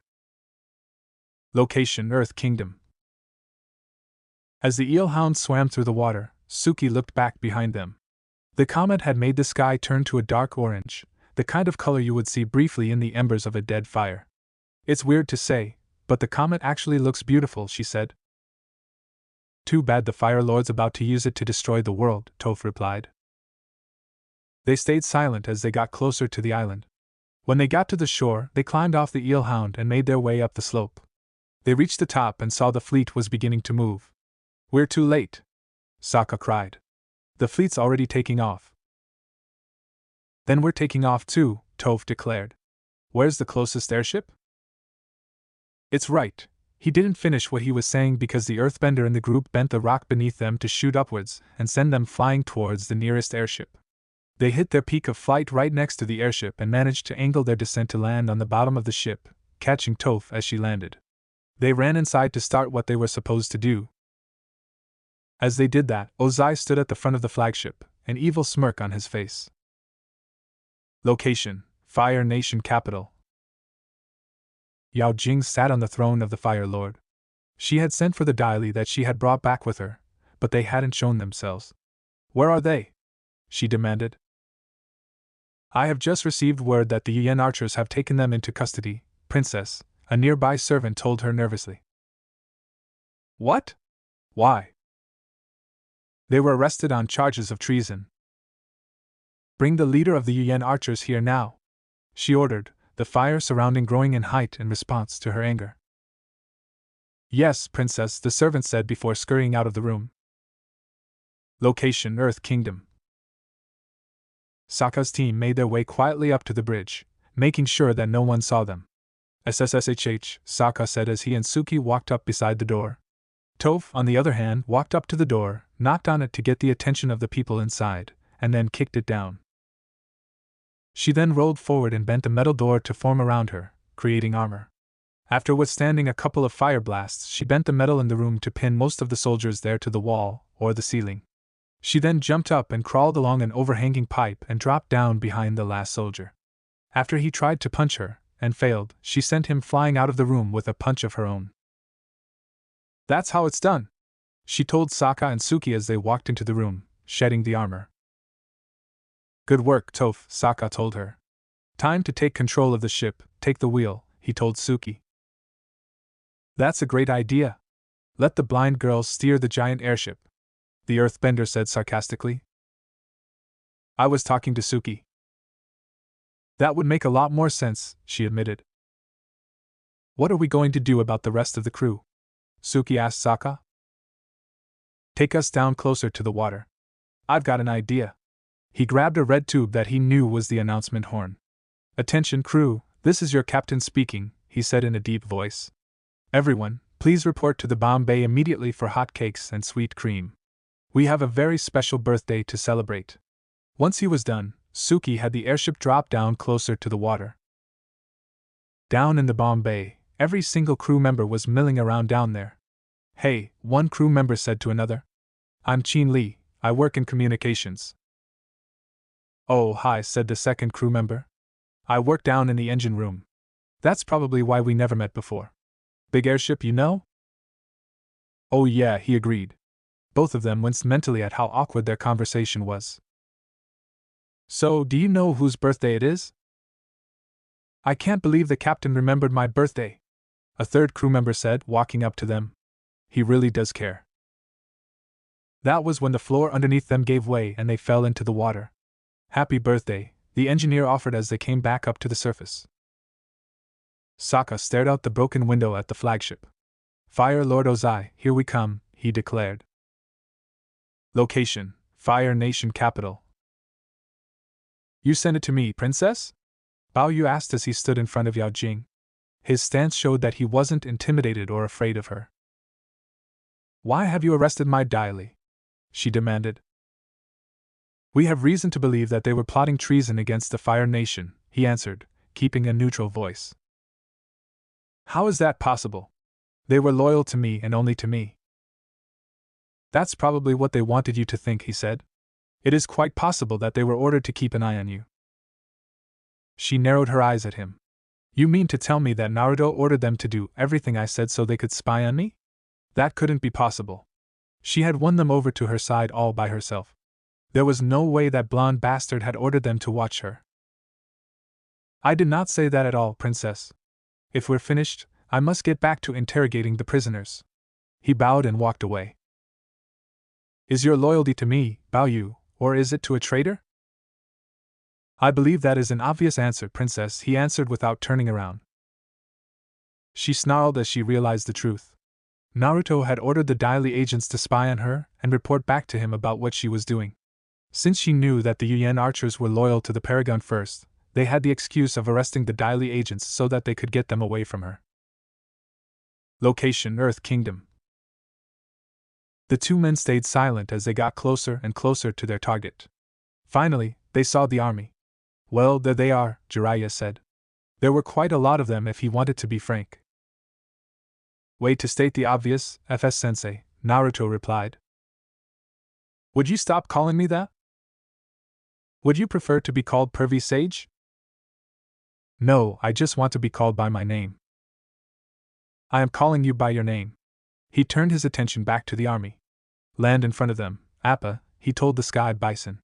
They landed with a loud crash, getting the attention of the army. Lord Naruto? Asked one of the soldiers, surprised to see the fire paragon. He leapt down from Appa's head. Hello, men. We need to talk. Location: Ba Sing Se.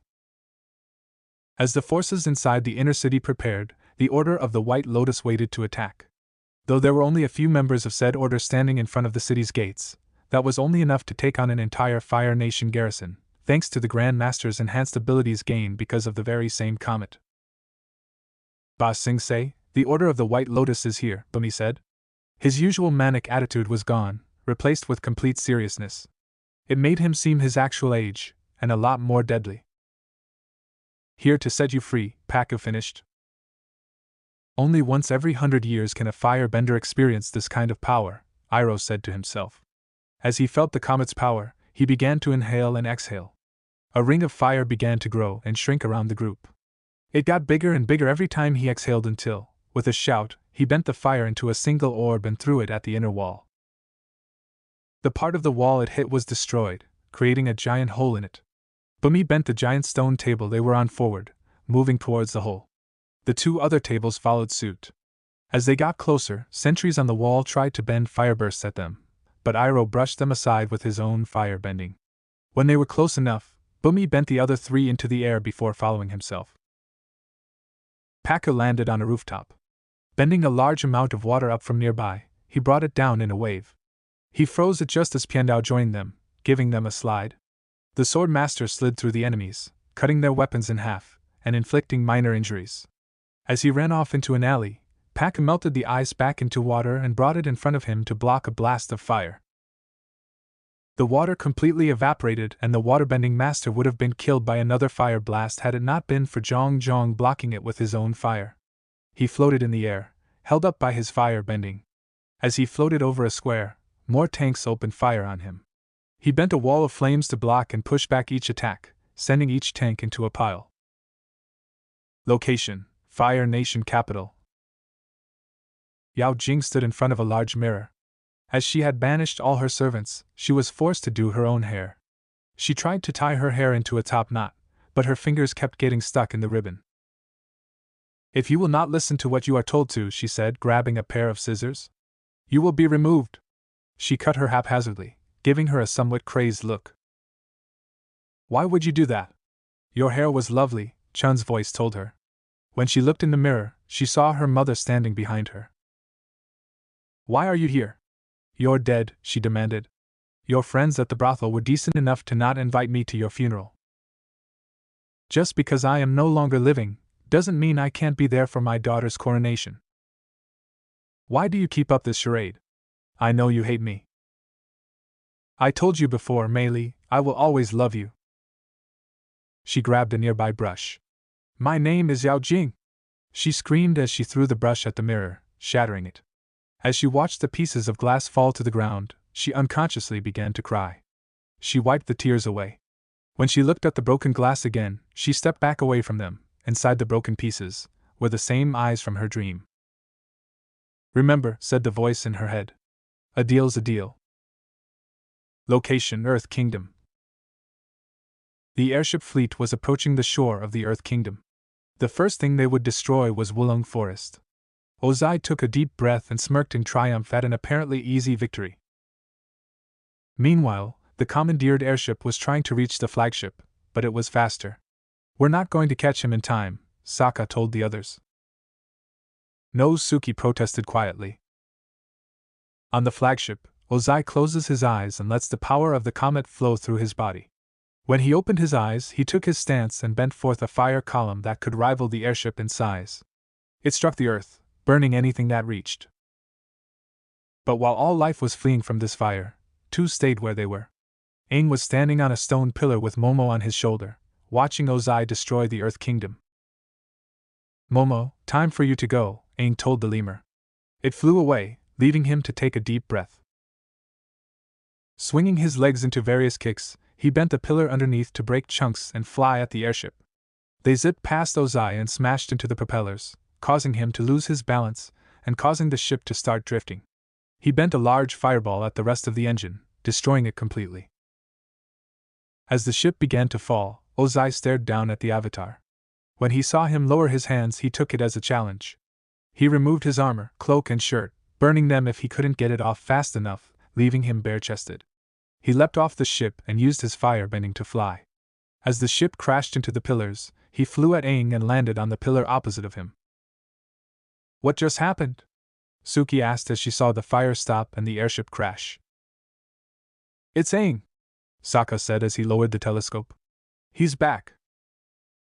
What are you doing here, Lord Naruto? A soldier asked him. We thought that you were still locked up in the boiling rock.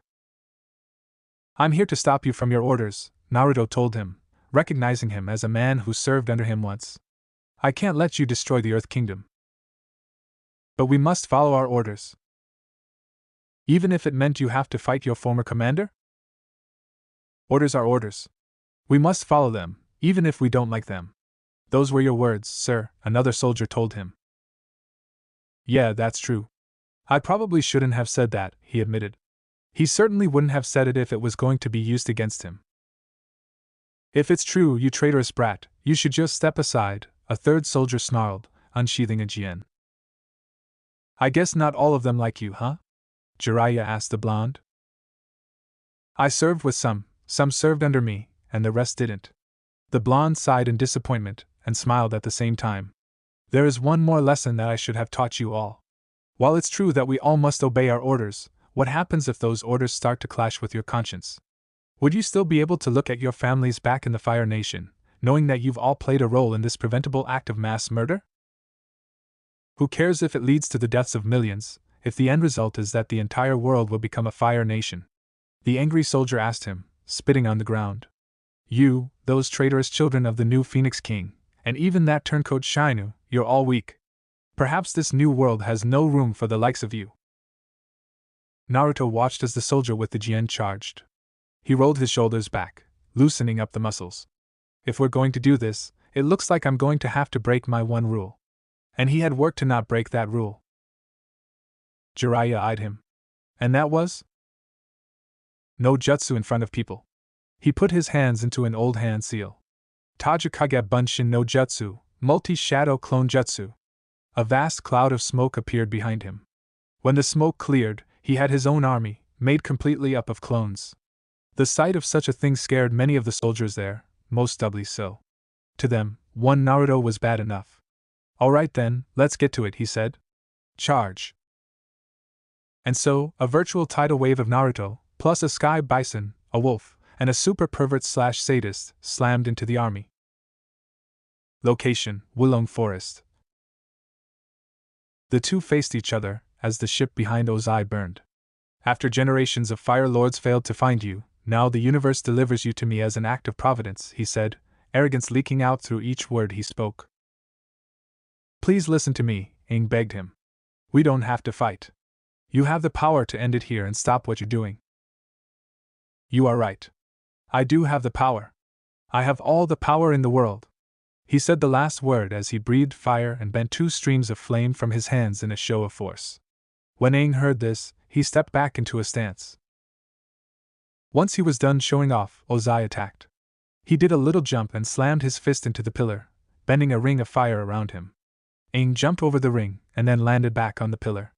Using his earth bending, he pulled the top chunk of the pillar off and threw it at Ozai. He jumped off the pillar and stayed in the air using the same method as before. He flew at Aang, who leapt at him in turn. Both of their fire bending smashed into each other, briefly creating a cloud of flame. Go Aang! Sokka cheered as he watched the fight from a long distance away. Kick his ass! Shouldn't we be helping him? Suki asked the tribesman. The Fire Lord is Aang's fight.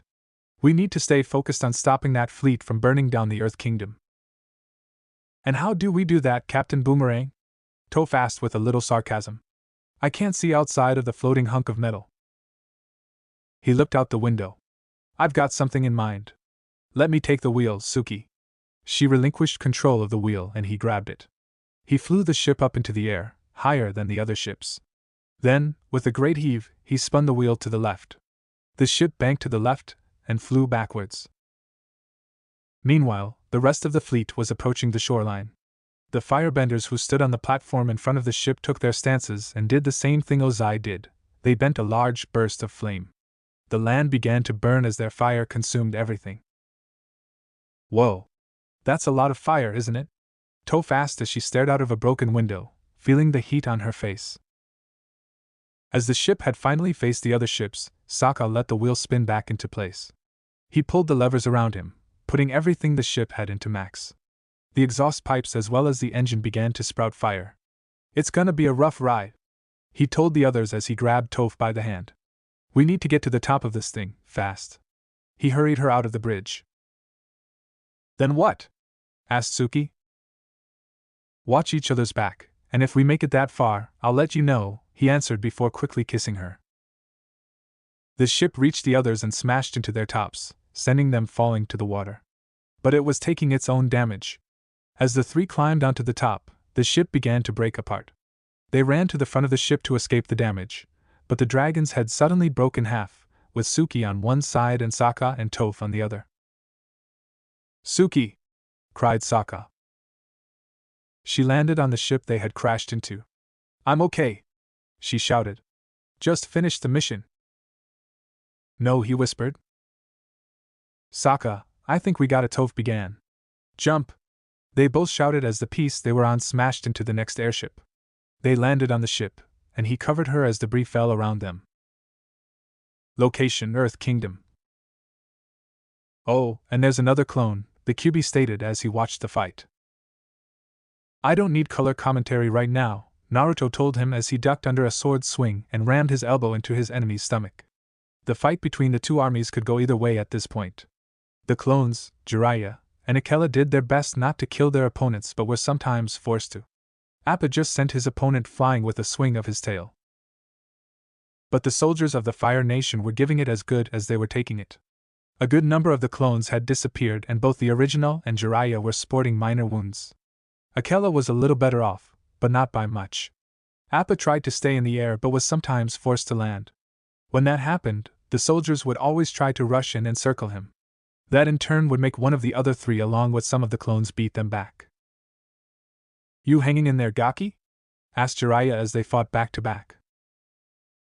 I'm doing fine, how about you? He asked back as he swept his enemy's legs out from under him. I'm doing okay. It's been a while since I was in a fight this big. Should we stop it so you can rest your bones?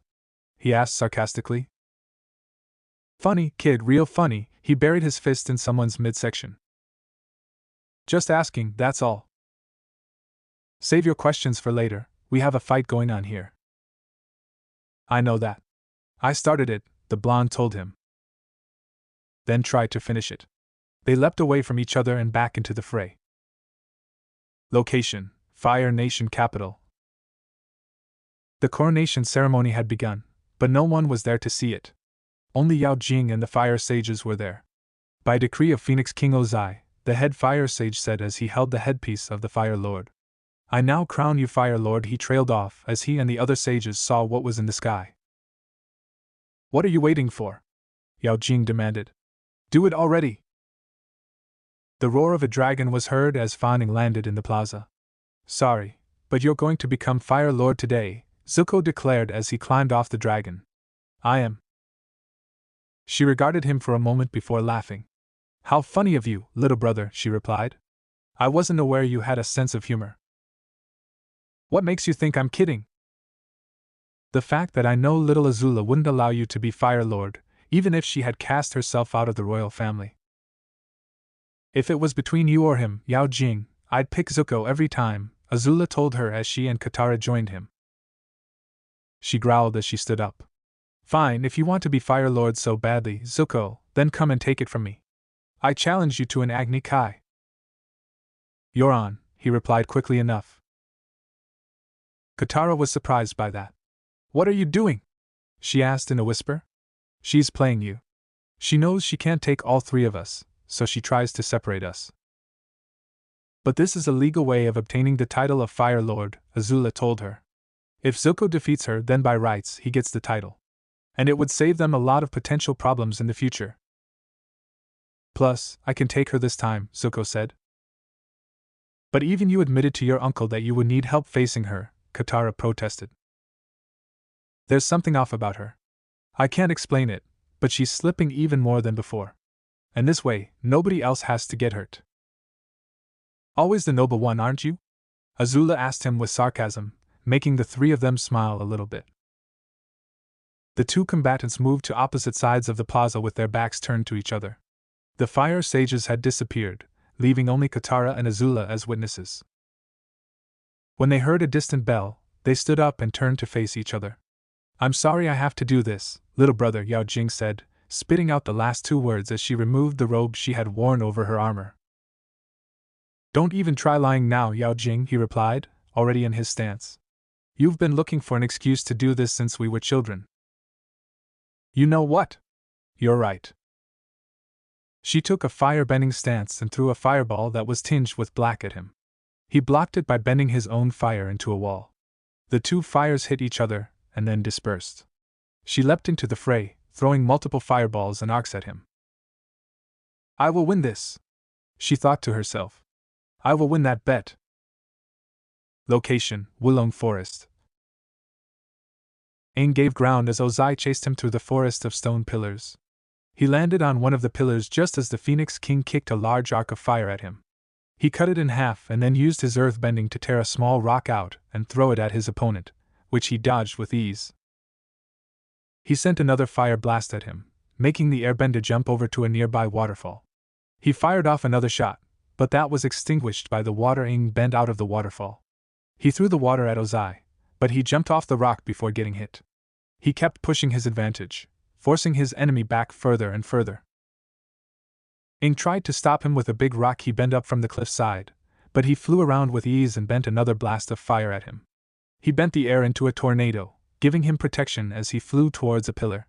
Ozai landed on another one and bent a big burst of fire at him. He swiftly moved to the back of the pillar to protect himself from the fire. He then leapt to another pillar and then, using it as a launching point, leapt back at the first pillar using his airbending to enhance his speed and using his earthbending to kick a large part of the top at the Phoenix King. But he already saw it coming and flew off to the side. As Aang was still kicking it, he bent a powerful stream of fire at him. He reacted quickly and blocked the stream with his own. But the force of the two sent him crashing into a nearby pillar. He fell down to a narrow ledge and collapsed, groaning in pain. Seeing an opportunity, Ozai landed on the same ledge. But this made Aang get his second wind back, and use the pillar to cover himself in rock armor. His opponent pushed him down the ledge with a blast of fire. When he was at the edge, he was forced to jump out of the armor to avoid a short fire arc. He readjusted himself in the air and bent a large blast of wind at Ozai. He jumped to the side, generating lightning as he did, and when he landed on the next pillar, he fired the lightning. When he saw this, Aang quickly bent another tornado to protect him and to carry him up to the top of the pillar. Ozai fired another round of lightning at him, making him keep going in the air. The Phoenix King followed and fired another round lightning at him, destroying a large rock shield he bent off a pillar. He dodged the next one, but when he landed on a pillar, another round of lightning came at him. He took his stance and let the lightning travel down his arm. The pain made him cry out a few times, but he forced himself to aim his other arm at Ozai. But when he saw the expression of shock and terror on his face, he had only one thought in his mind. I can't do it.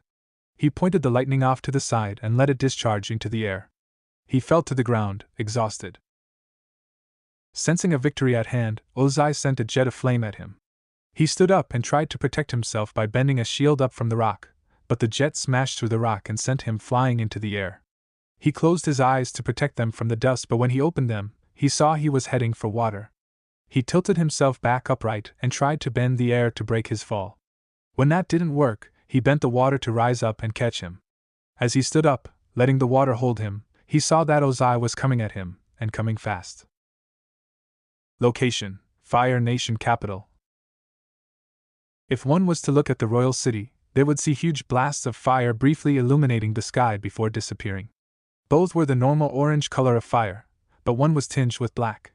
The Agni Kai between Zuko and Yao Jing had been enhanced by the comet, and they were setting buildings afire in their duel. Both bent a stream of fire at each other. The force was so great between them that they curved to the side. Zuko's feet began to slip as he felt her fire brush past him, but he held his stance.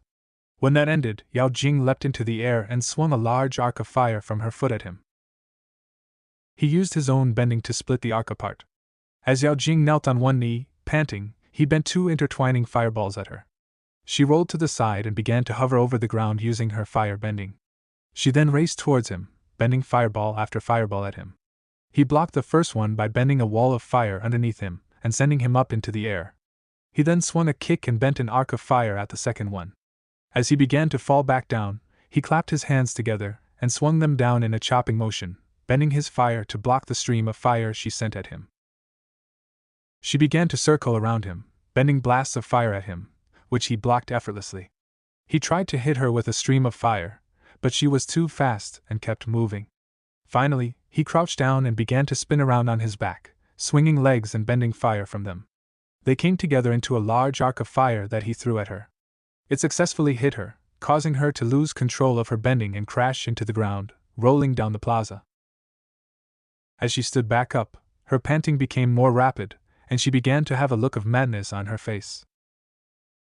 "No lightning today?" Zuko asked her. "What's the matter? Are you afraid I'll redirect it? Or can you not generate it at all?"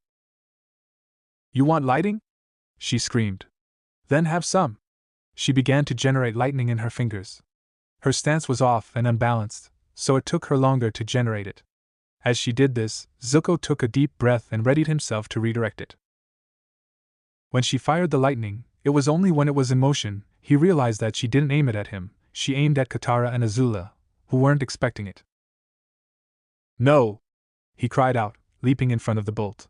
It hit him square in the chest as he tried to redirect it. He was able to shoot it off into the air, but fell to the ground, twitching as the electricity coursed through his body and groaning in pain from his wound. "Zuko!" shouted Katara. She tried to run over to him but was blocked by a ball of fire. "No outside interference," Yao Jing told her, the crazed grin still stretching her face. "You'll make him forfeit if you break the rules." "You broke the rules the moment you fired on us, you bitch!" Azula shouted as she leapt into battle, sending a stream of fire at her half-sister. She brushed the stream aside with ease and began to generate lightning again. Azula saw what she was doing and began to do the same. They both fired at the same time and the two streams of lightning hit each other. They cancelled each other out but caused a shockwave instead. While Yao Jing only skidded back a few feet, Azula was caught off guard and was sent flying backwards, slamming into a nearby pillar and falling unconscious. That left only Katara awake against a person who was losing her sanity. Location: Wulong Forest. "Run! Run away!" Aang thought to himself as he saw Ozai flying towards him. It was the only thought that was in his mind. He turned around and tried to get away, using his waterbending to help. When he reached the shore, he stumbled and fell down. When he saw that Ozai was still coming after him, he bent the surrounding rock to form around him, creating a sphere. Ozai laughed as he stood over the sphere. "You're weak, just like the rest of your people," he told the hiding avatar. "They did not deserve to exist in this world and my world. Prepare to join them. Prepare to die." He struck his hands against the sphere, causing it to heat up. He then leapt back and threw another blast at it. Location: Earth Kingdom. Naruto kept on attacking the soldiers, but it wasn't looking good. The clones were disappearing more rapidly now, and the soldiers who were still fighting were the ones who had never served with him. They were attacking with more lethal force and didn't care whether they hit their own fallen or not.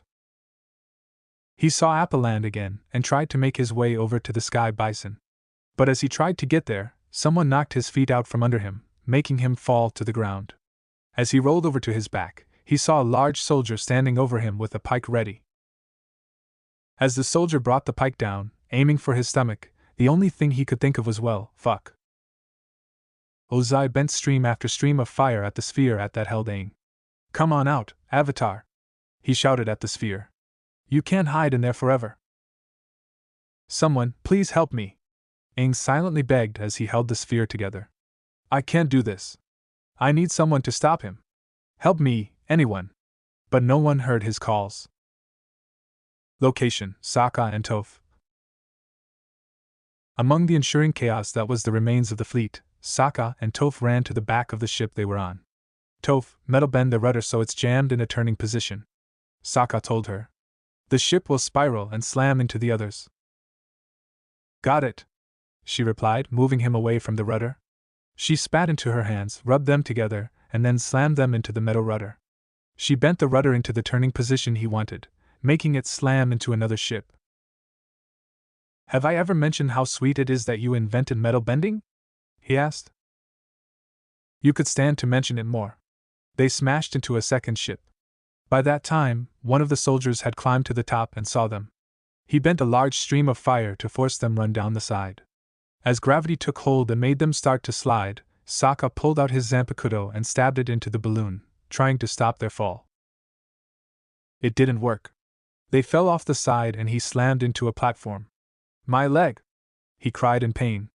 Hang on, Toph! He told her. She was hanging in the air, holding to his hand. Aye, Captain, she replied. Two soldiers ran onto the platforms on both sides. Sokka knew that if he only used his boomerang, he'd only hit one. As they took their stance, he reached for the boomerang and aligned his foot next to his sword. Just as they were about to shoot a fireball at them, he pulled out the boomerang and threw it at the one to his right, knocking him out. He then kicked his Jian up into the air and caught it. He then threw it at the other soldier, cutting the platform he was standing off and leaving him hanging in the air. Just as he thought the Zanpakuto would fall down to the ground below, a freak gust of wind came out of nowhere and sent it right back at him. He caught it with ease. Don't ever do anything like that again, do you understand? Kuroge yells at him. Sorry. He apologized. I'm sorry, Toph, but it doesn't look like Boomerang is coming back. He told her as he saw soldiers gather up in front of the platform. This might be the end. And as if to prove him wrong, the soldiers fled when they saw another ship come flying at them. The head crashed into the underside, allowing the two to fall down onto it. How did that happen? Toph asked Sokka as he clutched his leg in pain. Did Boomerang come back? No, he answered as he looked at who was riding next to the rudder. Suki did. Location: Wulong Forest.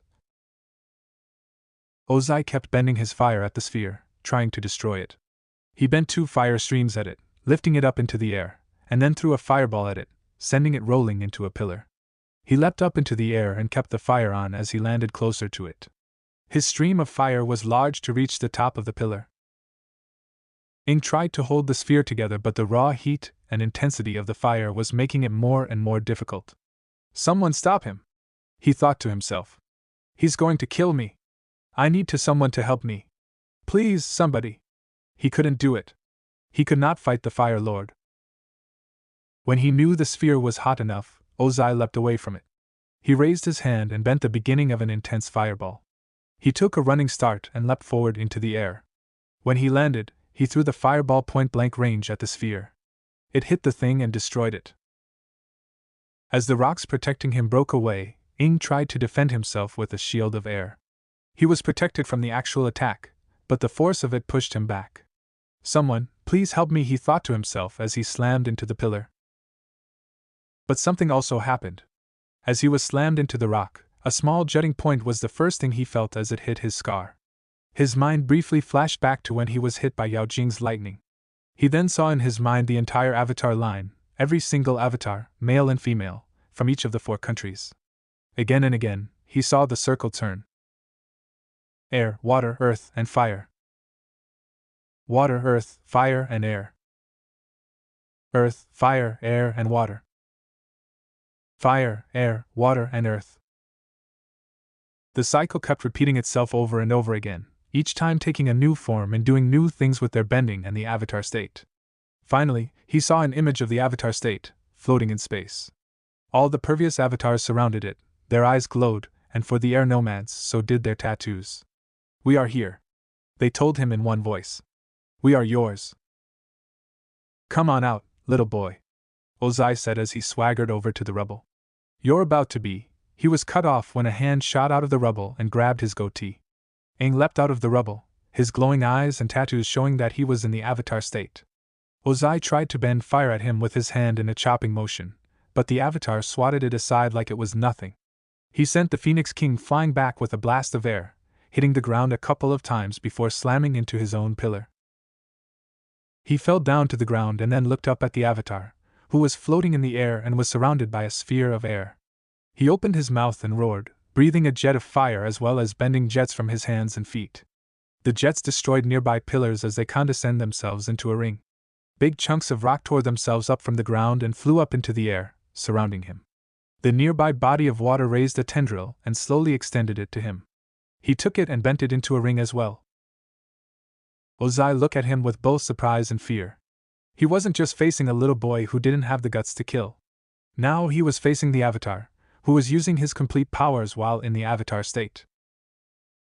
Location: Ba Sing Se. The battle had been turned to the favor of the White Lotus. While Piandao, Paku, and Zhong took care of the main forces, Bumi dealt with the forces on the outskirts. As he dug himself up from out of the ground, he was attacked by tanks. He immediately bent a wall from the ground, strong enough to withstand the fire blasts. He bent back down into the ground and bent up several rocks up out of the pavement. He threw the rocks into the holes where the fire was bent from, blocking them completely. He then bent the ground underneath the tanks to shoot up and send them flying. They landed in a stack. The soldiers opened the hatches that would open so they could try to get free, groaning as they did. While all of this went on, Iroh stood in front of the royal palace. He looked at the flag of the Fire Nation hung from the roof. Raising 2 fingers, he bent a small stream of fire at the flag, setting it ablaze. He watched in silence as the flag burned away, revealing the insignia of the Earth Kingdom. Location: Wulong Forest. Aang swooped down at Ozai, slamming into him with his air sphere. He then sent him flying with another blast of air. As he was airborne, the Phoenix King began to fly with help from his fire bending and flew away from his enemy. Realizing what he was doing, Aang flew higher into the air. He bent one of the rocks that surrounded him into little bullet-like shapes and fired them at his opponent. They covered a wide area and destroyed some of the pillars, but Ozai flew out of range. Without any hesitation, he followed. Location: Fire Nation capital. Katara was stunned at what she had seen. Both Zuko and Azula had been incapacitated, Zuko by electrocution and Azula by being knocked unconscious. When she saw Zuko try to move, she rushed over to help him. But she was blocked by a blast of fire from Yao Jing. The now mad princess was cackling with glee as she fired a round of lightning at her. She rolled off to the side and kept moving, dodging a fire blast. "Please don't try to heal them," Yao Jing told her as she landed on the roof and started generating lightning. "Just let them die." She threw the lighting at Katara, who bent water from a nearby pool to block it. She bent one fireball after another at the waterbender, making her run behind a nearby column for protection. "The two of you don't look so good," she told Zuko and Azula. They couldn't say anything in reply. Katara peeked out from behind the column, but had to run to another one to avoid a round of lightning. She bent water from a nearby pool and threw it at the roof. But Yao Jing wasn't there. She jumped over the roof Katara was under and flew at her. She ran out and bent the water to freeze, becoming an ice ramp. She slid along it, barely avoiding the fireballs that melted the ice. She got off the ice to avoid a large stream of fire, taking a few running steps before tripping over a grate. After seeing the water in the grate and a nearby chain, she came up with a plan. "There you are, little girl," Yao Jing said as she found Katara. She leapt forward and tried to bend fire at her. But she was prepared. She bent the water underneath them to rise up and freeze, covering the two of them. She then melted the water around her, allowing her to move. She took the chain she grabbed and bound Yao Jing's hands. She then chained her to the grate so she couldn't move and then bent the ice to melt and fall back into the grate. After she got her breath back, she ran over to Azula. "Azula, are you okay?" she asked, gently shaking her. "What?"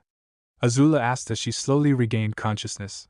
As she did, she felt her entire back start to throb with a dull pain. "Are you all right?" the waterbender repeated herself. "Yes, I'm fine. What about Zuko?" She turned to see that Zuko hadn't moved from where he laid. She hurried over to him and rolled him over, looking at the wound. Bending the water from her pouch onto her hands, she healed his wounds. The pain lessened and he opened his eyes.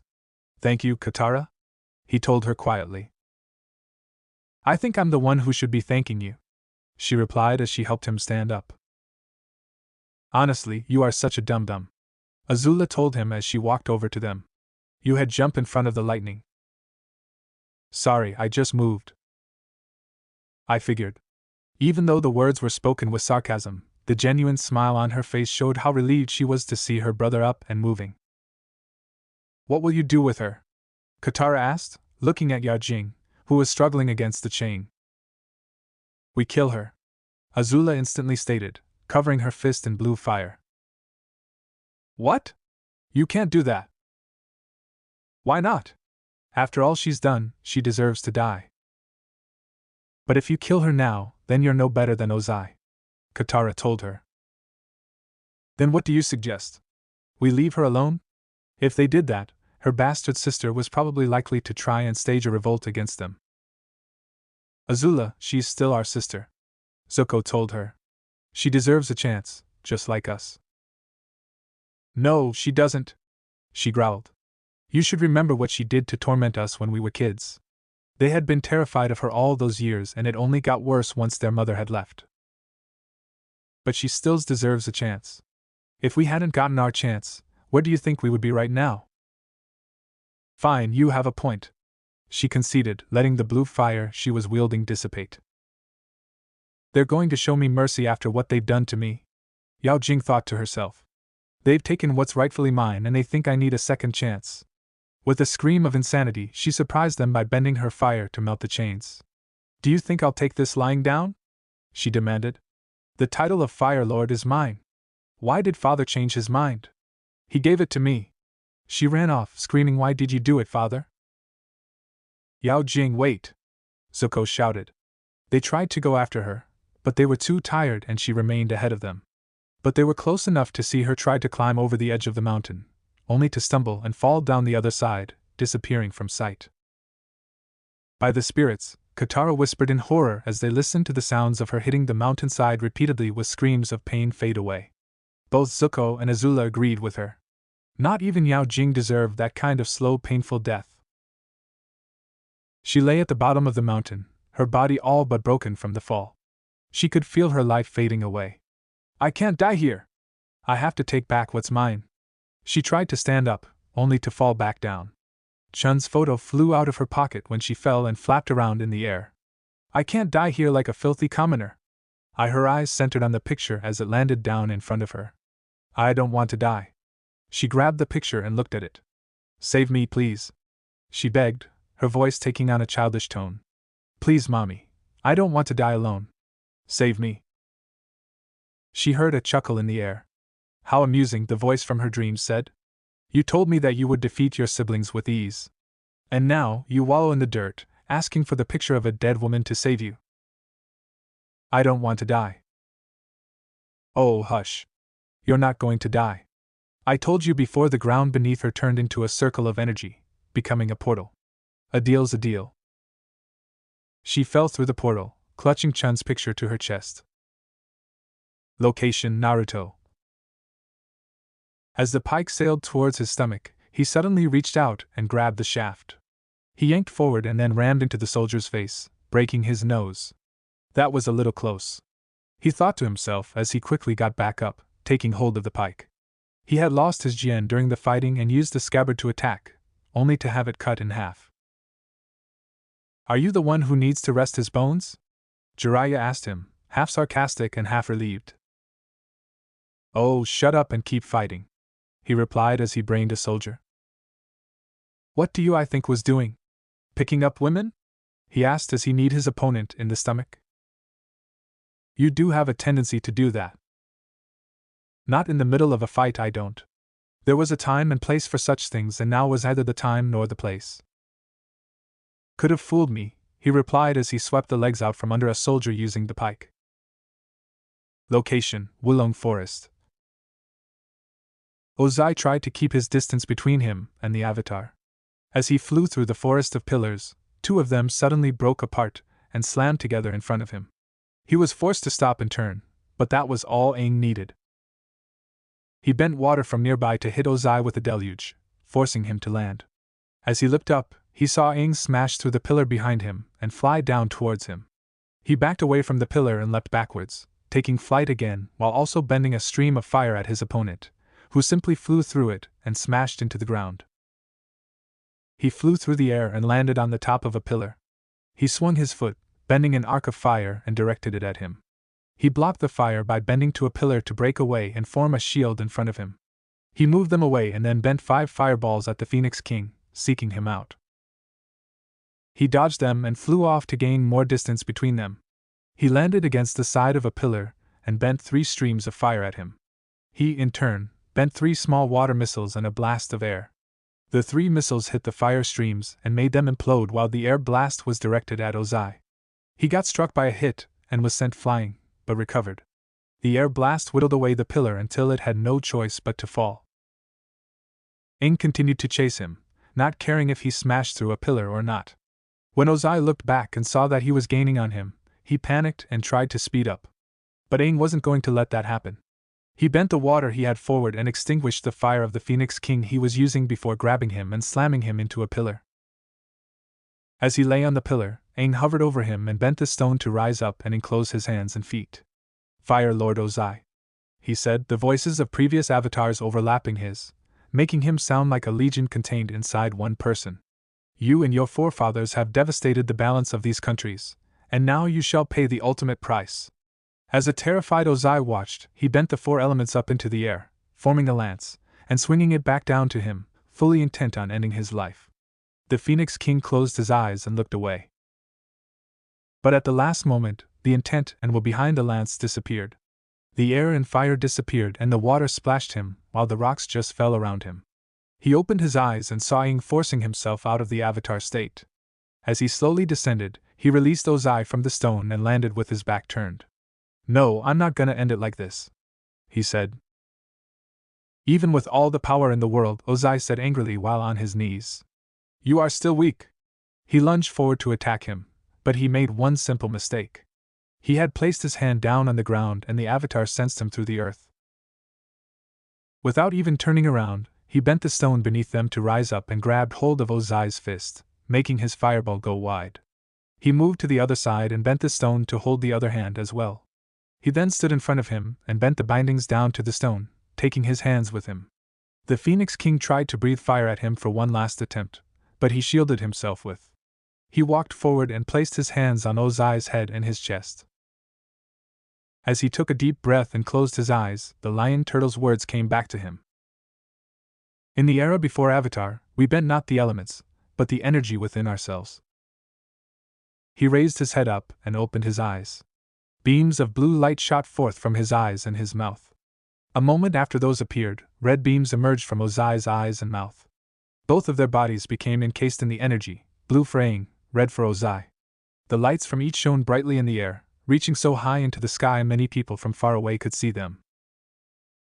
As Aang struggled against Ozai, he remembered the rest of what the lion turtle said.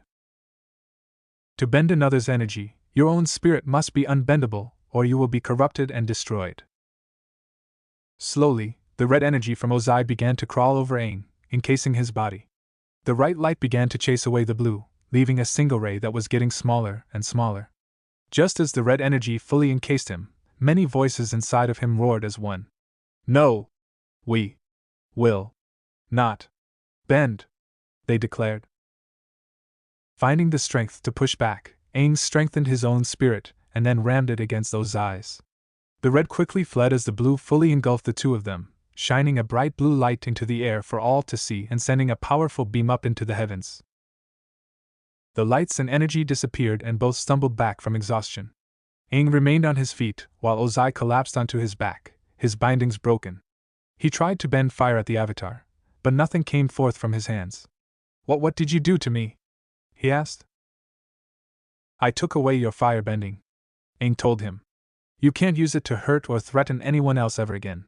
He walked to the edge of the pillar and looked down at the destruction before him. He took a deep breath as his tattoos and eyes briefly glowed. He gently raised his hands and bent the ocean to rise up and flood the forest. It extinguished all the fires and grabbed hold of the airship fleet wreckage. Once all was done, he bent the ocean back down to what it was before, taking the ships with it. As he stood over what he had done, Momo flew back to him and landed on his shoulder. Location: Naruto. They had all stopped when they saw the lights appear in the sky. When he saw the blue beam of light go straight into the sky, he knew what that meant. "Jiraiya, do me a favor," he said. "What's that, Gaki?" the Toad Sage asked him. "Bring down the house." He grinned. As he leapt into the air, he bit his thumb and flashed through hand seals. "Kuchios, Yatai Kazushi no Jutsu, summoning, food cart destroyer jutsu," he cried out. A big cloud of smoke appeared, and out of that cloud, a big toad whose skin color was aquamarine and carried 2 katanas on his back, crashed into the ground next to the army. To say the army was shocked and stunned at what they saw would have been an understatement. "All right, listen up," Naruto shouted, getting their attention. "You all saw the lights. They were coming from Wulong Forest. That was where Ozai had planned to strike first. I'm guessing the Avatar fought him and won. So now you have a choice. You can either try to follow your orders and end being shish kebabs for a toad, or you can surrender and live. What will it be?" The soldiers all looked at each other, then at the toad, and then at him. "We surrender to you, Lord Naruto," one of the soldiers said as they knelt to the ground and raised their hands over their heads. He smiled at those words. "I was hoping you'd say that."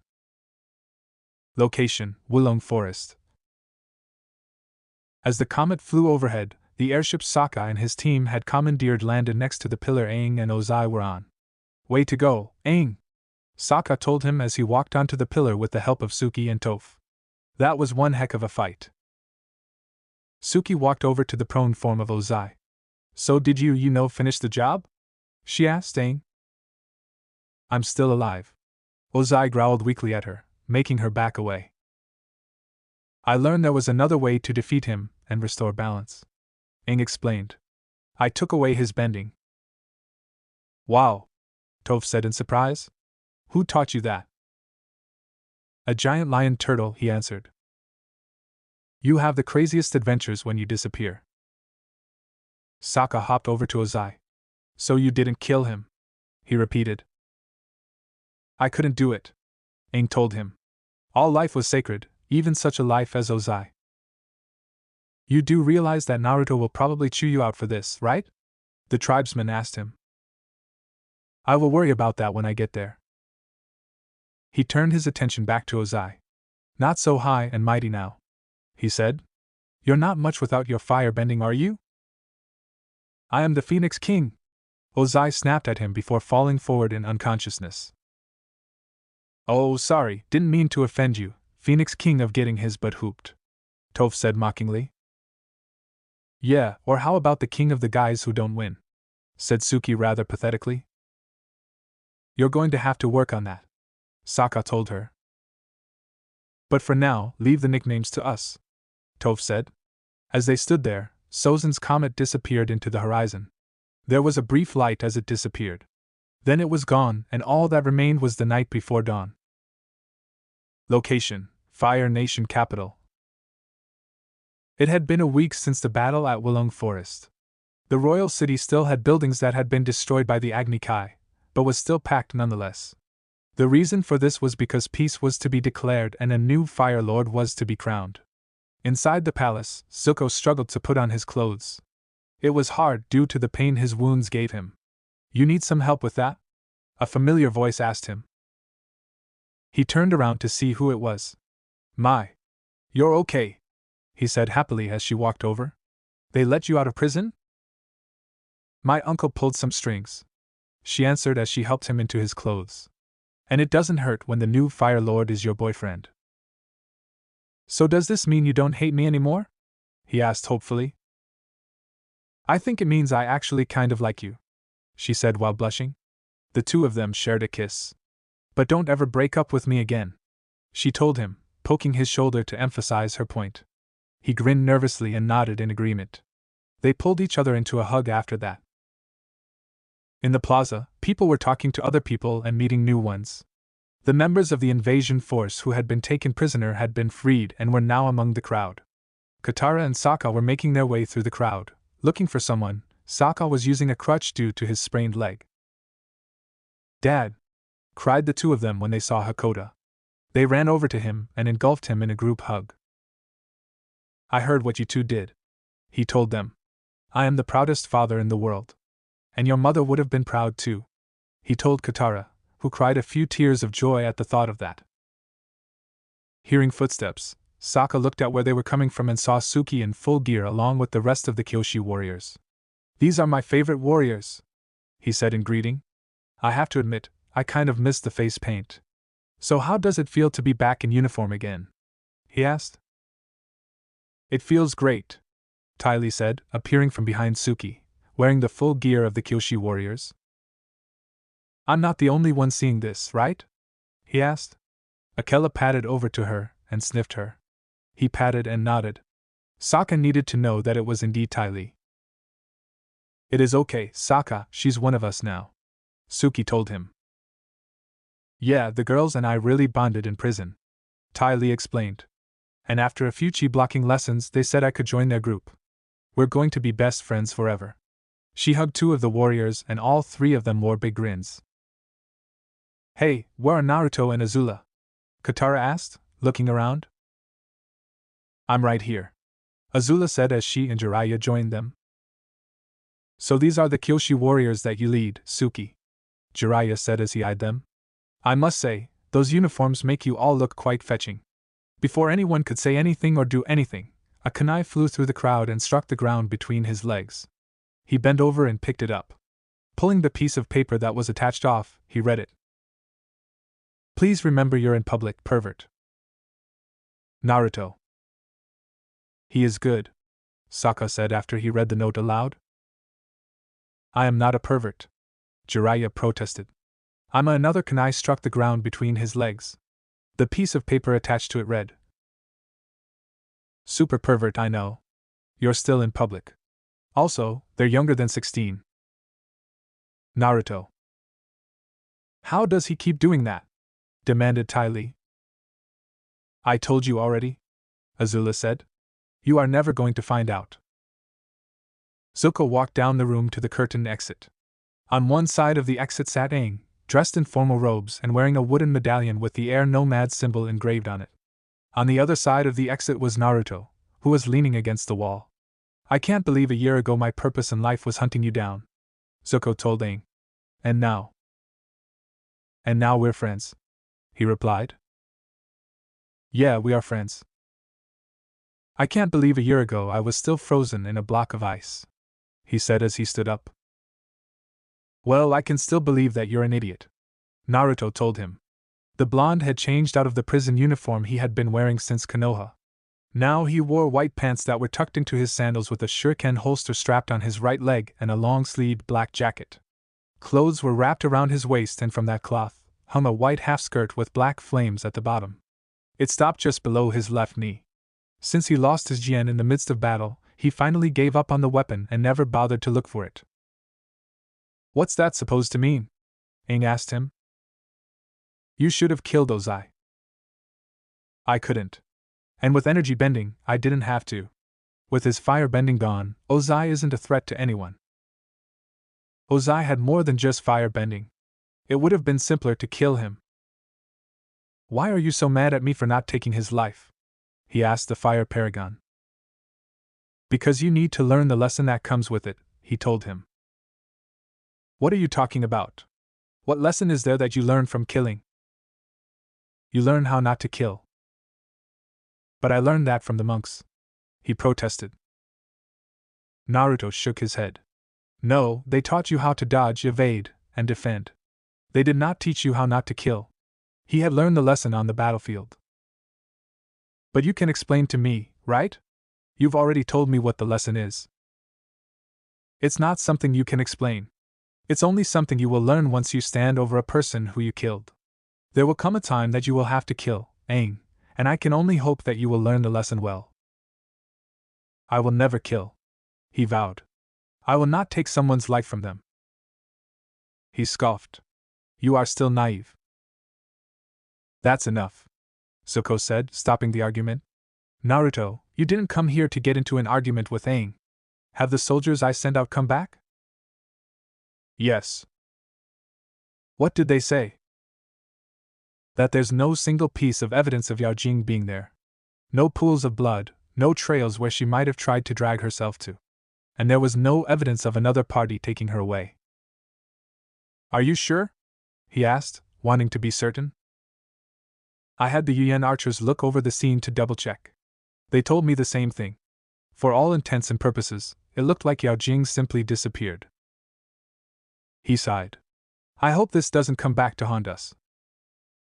If it does, we'll take care of it then. But right now, the two of you have a ceremony and a speech to do. You'd better get going. Both Aang and Zuko nodded in agreement. They walked through the curtain and after a few moments, Naruto followed. The crowd stood in organized groups as they waited. One of the fire sages rang a gong as Zuko stepped out into the open. As soon as they saw him, the crowd began to cheer. Please, he said, raising his hand to silence them. The real hero is the Avatar. He stepped to the side and allowed Aang to walk forward. The crowd began to cheer loudly when they saw him, but he only had eyes for a certain female waterbender, who had the same for him. Today, this war is finally over, Zuko declared as he stood side by side to Aang, making the crowd cheer even louder. I promised my uncle that I would restore the honor of the Fire Nation. And I will. The road ahead of us is challenging. 100 years of fighting has left these countries scarred and divided. But with the Avatar's help, we can get it back on the right path and begin a new era of love and peace. He knelt down to his knees. The head sage began to walk forward, only to be stopped by Naruto, who whispered something in his ear. He nodded in agreement, and gave the headpiece of the Fire Lord to him. He walked up behind the kneeling Zuko, and raised the headpiece, his medallion out for everyone to see and to know who he was. All hail Fire Lord Zuko! He declared in an authoritative voice, placing the headpiece of the Fire Lord in Zuko's top knot. He stood up as the crowd began to cheer again. He walked forward, only to stop, look back at Aang, and gestured for him to join him. They stood at the edge of the stairs, listening to the cheering people. Later, when the ceremony was over, Zuko made his way to the royal prison. He walked into the prison and made his way to a cell. He opened the door and walked in, staring at the prisoner in the cage. I should count myself lucky, Ozai said sarcastically as he took notice of Zuko. The new Fire Lord has graced me with his presence in my lowly prison cell. You should count yourself lucky that the Avatar spared your life.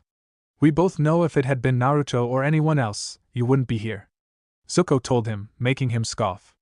Banishing me was the best thing you could have done for my life. It put me on the right path.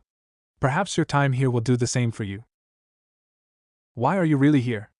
Are you going to demand I tell you where your mother is? No. Naruto took both me and Azula to see her. We know she's alive and that's enough for now. Then why are you here? Yao Jing is dead, he said. What? Ozai asked, shock and grief evident in his voice. You heard me. She's dead. He turned around and walked back to the door. Goodbye, father, he said before closing the door behind him and walking away. A week after Zuko's coronation, the team was in Ba Sing Se. The entire week had celebration after celebration and now, it was back to business. Ever since the liberation of Ba Sing Se, much of the city's reconstruction went to repairing the outer wall. The city's lower ring had also been given significant attention. The middle and upper rings were also repaired, albeit at a slower pace.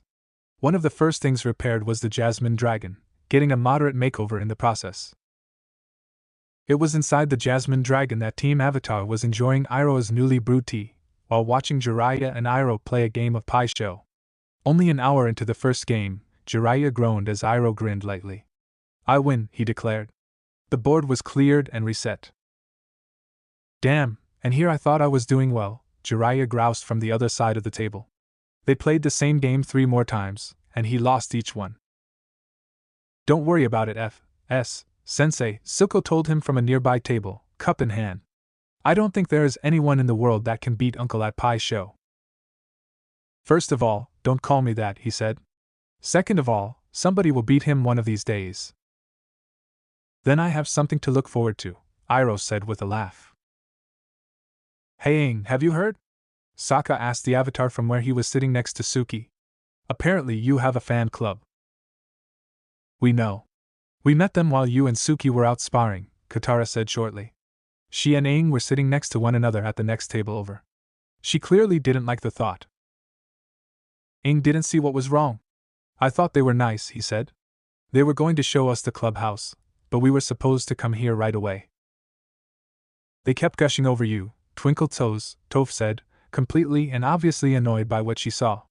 I honestly thought I was going to puke after talking to them for 5 minutes. Looks like somebody's got fangirls, Sokka said in a sing-song voice. Jiraiya snapped his head at the tribesman. Don't even joke about that, he told him with complete seriousness. There's no need to worry just yet, Naruto said, sitting by the open door with his book open and a cigarette in his mouth. Those weren't fangirls. Not yet anyways. Are you sure? Toph asked the blonde. They seemed like fangirls to me. Trust me, they were not fangirls. A fangirl will scream at a pitch that will make a dog go deaf whenever they see you, stalk you relentless if they ever find you, knows everything about you, has a network of spies watching your every move, is able to track you by pheromone, has a giant painting and a picture of you in their room, and most important of all, will try and rape you at every chance they get. Those who were not used to the fangirls in the room looked at him. You're not kidding, are you? Sokka asked him. No, he's not, Azula said. She had seen enough of his fangirls to last her a lifetime. How would you know? You don't have any fangirls. No, but I have fanbis. Everyone, except for Naruto, fell silent at that. Fangirls were bad enough, but fanbis. It was too disturbing to even think about it actually. And the number of fanboys you have will probably go up soon, Naruto remarked. So will the number of fangirls you have, she retorted. Can we please talk about something else now? Jiraiya asked. As if to answer his prayer, a messenger arrived at the entrance. Avatar Aang, the Earth King is ready to meet with you, he announced. They stood in the throne room of the Earth King, all easy stances and big smiles. Hello again, Avatar, the Earth King greeted him. Hello, Earth King K, Aang greeted in return. Jiraiya tapped Aang in the shoulder. Didn't the monks teach you how to address formal heads of state by not calling them by their first name? He was taken aback by the Toad-san and sudden stern lecture, having been used to literally everyone acknowledging him as someone with a uniquely high rank. The fact that someone had the wisdom to point out the improper manner of addressing an actual ruler was almost lost on the entire team, except for Zuko, Naruto, and Azula. I'm sorry about that. How do I address the Earth King then? Aang asked nervously. You address the Earth King as His Majesty, Azula said as she approached the Earth King, who grew nervous at her presence. Have you been doing well, Your Majesty?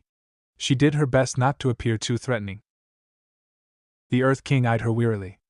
Although he knew that the Princess of the Fire Nation was now on the Avatar's side, he couldn't help remembering how she managed to hold him at flame point when she was taking over Ba Sing Se. But at least Naruto succeeded in having the corrupt Long Feng executed for his crimes against the Earth Kingdom. Naruto laughed when he saw the Earth King's expression. Don't worry, Your Majesty, she's not going to hold you at flame point again, he told him. I hope you will forgive me if I find that a little hard to believe. No offense taken. People, let's focus on the meeting here, Sokka said. They weren't here to pass the time shooting the breeze. They had important things that needed doing. Sokka's right, Katara agreed. Aang nodded. They were right. Then let's discuss how we're going to remove the colonies. What in Agni's name are you talking about? Azula asked, looking at him with surprise. Those colonies are staying. They can't stay, Azula. The 4 countries must remain separate. He made it sound like it was the most obvious thing on this side of the planet. The colonies are a part of why the war happened. That may be, but they don't need to suffer for it. Did you know about this? She asked Zuko, swinging around to look at her brother. Yes, I did. Those are your people now, Zuko. Why would you let this happen to them? You're making us sound like we're going to be killing the people there, Kate protested. They weren't going to do anything of the sort. The war was over. He wasn't trying to start it again. Azula, we're planning on having the colonists come back to the Fire Nation, that's all, Katara explained. If that was supposed to be calming, the waterbender missed. And by doing that, you're destroying their lives. Azula retorted, getting angrier as the minutes passed. We're not destroying anything, Suki protested. It was just a peaceful relocation. That was it. The balance has to be restored, Azula, Aang told her. The only way we can do that is remove the colonies from the Earth Kingdom. That was the balance before the war. Things are different now, she replied. They didn't have to go back to the way things were. Fire Lord Zuko, will you not say anything? Kay asked him. I am not certain of what to say, he answered after a moment of silence. I want to see the balance restored as much as Aang does. But Azula does have a point when she says that lives will be destroyed if we go through with this. You have to choose, Zuko, Katara told him with a scowl forming on her face. Either you help us, or you will turn against us. A rash decision here could lead to war again, Katara, he replied. This is not an easy choice. Yes, it is, Aang said. Either you help us remove the colonies or not. Either way, they will be removed. Aang, what about a compromise? Offered Sokka. We only remove the more recent colonies and keep the older ones under supervision. The 4 countries must remain separate, Sokka, the Avatar said stubbornly. That's the only way harmony will be created. You don't know that. Neither do you. Those colonies must go, he shouted. Tensions were beginning to rise around the group, and it looked like blows were about to be thrown. They all heard a large clapping noise. Okay, everyone pay attention, Jiraiya ordered. If this keeps going, you will all soon start fighting. He turned his attention to the Earth King. Is there anything this meeting was about, Your Majesty? No, this was the most pressing issue, he answered. Then I suggest we meet again tomorrow afternoon. That will give everyone here some time to cool their heads. But it has to be settled now, Katara protested. If you try to settle it now, you'll end up fighting with each other, and that can lead to another war. Take a breather, he ordered. Everyone could feel the intense mood hanging over their heads. If anyone said the wrong thing, the entire meeting would erupt into a battleground. Lord Jiraiya is correct, Zuko finally said. We will reconvene here tomorrow afternoon. That will give us time to think things over. I agree with Fire Lord Zuko. Kay agreed. We will meet tomorrow. He stood up from his chair. Good day, everyone, he told them before walking away, Bosco right behind him. I can't believe Zuko would consider leaving the colonies alone, Aang groused as they sat around the house. Zuko, Azula, Jiraiya, and Naruto had all gone back to the Jasmine Dragon for the night, figuring that some separation would help. He is trying to be a good leader, Aang, Sokka pointed out to him. And that means looking out for the people you lead. We were trying to help those people, Sokka, Katara told him. Azula just egged him on. She thought she was doing the right thing, Suki said in defense of Azula. It's a Fire Nation colony, Suki. That means most of the people there are from the Fire Nation, Aang said. And those people belonged in the Fire Nation. And what about the people who are from the Earth Kingdom? Asked Toph. What about them? Aren't we going to be hurting them by taking away the colonies? How could we possibly be hurting them? He asked the blind earthbender. We'll be making their lives better by removing the colonists. And what if trade had been better because of the colonists? Sokka said to him. What if by removing the Fire Nation from the colonies, we do more harm than good to them? Why are you like this, Sokka? Katara asked her brother.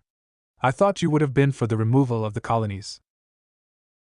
It's not that simple. We must consider what the people there think.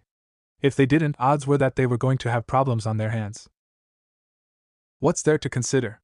We'd be doing the Earth Kingdom people a favor by bringing the colonists back to the Fire Nation, the air nomad among them declared. The last time we dealt with a Fire Nation colony, you went in full steam without thinking that something might have been wrong with the colonel or what the colonists had thought about the whole thing, the water paragon reminded him. And because of that, we triggered a battle between the colonel and that weirdly rational Fire Nation governor. Everyone fell silent. Sokka had a point there. The last time something had happened to them, it would have been thoroughly and utterly botched had it not been for Naruto and the two members of Akatsuki. They knew they had to be careful about this, but they also wanted the colonies to be gone. To Aang and Katara, they seemed like an old scar left over from the war. As they tried to think it over, they heard knocking on the front door. "Who's that?" Katara asked. "Don't worry, it's not an enemy," Toph told her, already knowing who was out there. Suki stood up and walked over to the door. She opened it and saw that it was a Dai Li agent. "Lady Suki, I am Yen, head of the Dai Li," he greeted her, bowing his head. "You know who I am?" she asked, surprised. "Yes, Lord Naruto made sure to inform us of the paragon of the Earth Kingdom." "What are you doing here?" Sokka asked, walking over to the door. "I was ordered to escort you and your group, Lord Sokka. There is someone who wishes to meet you." He took a step back away from the door. "If you will all follow me." They shared a look with each other. It was a strange request, but considering all they've been through, not that strange. The streets now were silent and empty, save for them. But if they left the upper ring, it would not be so. "I have a question," Yen Suki said as they made their way through the night. "What is that, ma'am?" he asked. "Why is it that you know who I am? Are the paragons important to Dai Li?" "Since our creation, the Dai Li have been loyal to the four paragons. But the Earth Paragon is the only one to have full command of us. We will obey your every command." Thank you." "You're welcome, ma'am." They made their way into the business district of the upper ring. "Where are we going?" Aang asked as they kept walking, looking around in the quiet and empty buildings. "You'll see soon enough, Avatar." He stopped walking and looked at the building in front of them. "As a matter of fact, we're already there." They looked at the building. "Isn't this the old badger mole?" Sokka asked. "Yes, it is, Sokka," Naruto's voice answered. "He was with Zuko, Azula, and Jiraiya." Toph was more surprised to see who was leading them. "What in the name of the spirits are you doing here?" Toph demanded. She had never thought to see him here of all places. "The boulder would be pleased to see the blind bandit again, if it was under different circumstances," the boulder said. "Must you sound like that, Huan?" Yen asked him with annoyance. "You are not in the ring, at least try to sound intelligent." "Oh, I'm sorry, Mr. Head of the Dai Li. So, I should sound like a bootlicker, is that it?" he replied, losing the third person speaking. "I am not a bootlicker, and we both know it. There are times where you could have fooled me." "I take it the two of you know each other?" Azula asked the two of them. "We're brothers," Yen answered. That was something none of them had expected to hear. "What? But the two of you look nothing alike," Aang protested. "I take after our father, he takes after our mother," the boulder explained. "I'm sure that is all fascinating. But what are we doing here?" Jiraiya asked. "The boulder, I mean Huan, said that someone wanted to see us." Yen said the same thing, actually, Katara said. "What's going on here, you two?" Naruto asked them. "All will be explained soon enough. For now, please just follow us," Huan said. The brothers walked into the restaurant, and the others followed. They walked quietly through the empty building. "Funny, I thought this place would have opened right now," Zuko noted. "It's been closed for the night by the owner. Officially, it's due to small repairs," the Dai Li agent explained. "And the unofficial reason is?" "No one else needs to see what's going on right now," Yen answered. "It's the best way to maintain silence." They walked into the kitchen, where they were met by another person. "So, these are them, huh?" he asked gruffly. "Yes, Uncle Tie," Huan answered. "Who is this?" Azula asked, looking at the older man. Naruto recognized him immediately. That would be the head cook of the old badger mole. "Is he awake?" Yen asked his uncle. Of course, he is. Now get moving. He clenched his fist and waved it. The cabinet behind him, which was completely made of metal, moved to the side, revealing a descending stairwell. Did he just metal bend? Katara asked in stunned wonder as she looked at the stairs. Juan shook his head. No, the cabinet is attached to a thin wall of earth. Naruto frowned at those words. So, I guess that you just have a really good aim with your frying pan then, he said to Tia. Of course I do. I'm a cook. Now get going, he's expecting you. He waved his hand, motioning them to keep walking. Who is expecting us? Aang asked. You'll find out soon enough, he said shortly. Both Yen and Huan walked down the stairs and they followed, leaving the cook in the kitchen. The corridor was mostly dark, save for only the barest of illuminating crystals embedded in the walls. As they went deeper, they began to feel chiller. Hey Zuko, Azula, how about a little fire here please? Asked Sokka. He could barely see where he was going, and it made him nervous. Don't do that, you won't need it soon, Huan told them. How soon is soon? Suki asked. She was just as nervous as Sokka. Now, Yen answered. They hit the bottom step and walked through an opening into a craven. Hey, I know where we are, Katara said, looking around and seeing familiar things. We're in Old Ba Sing Se. Why would we be down here? Aang asked. Naruto looked over at Yen. This is not the same way you took me through before, he remarked, having already figured out where they were going and who wanted to see them. We have many entrances into Old Ba Sing Se, the Dai Li agent answered shortly. Apparently. You know what's going on, Naruto? Zuko asked the blonde. Yeah, I do. Yen took me down here back when I was working in Ba Sing Se, he replied, keeping his eyes forward as they walked through the old city. So, what's going on? Katara asked. Can't tell you, you'll find out soon enough anyways, he answered before looking at the head of the Dai Li. Lead the way. He nodded and walked on, Huan beside him and the rest following them. They walked deeper into the caverns of Old Ba Sing Se until they finally reached a wall. The two brothers stepped forward and punched the wall.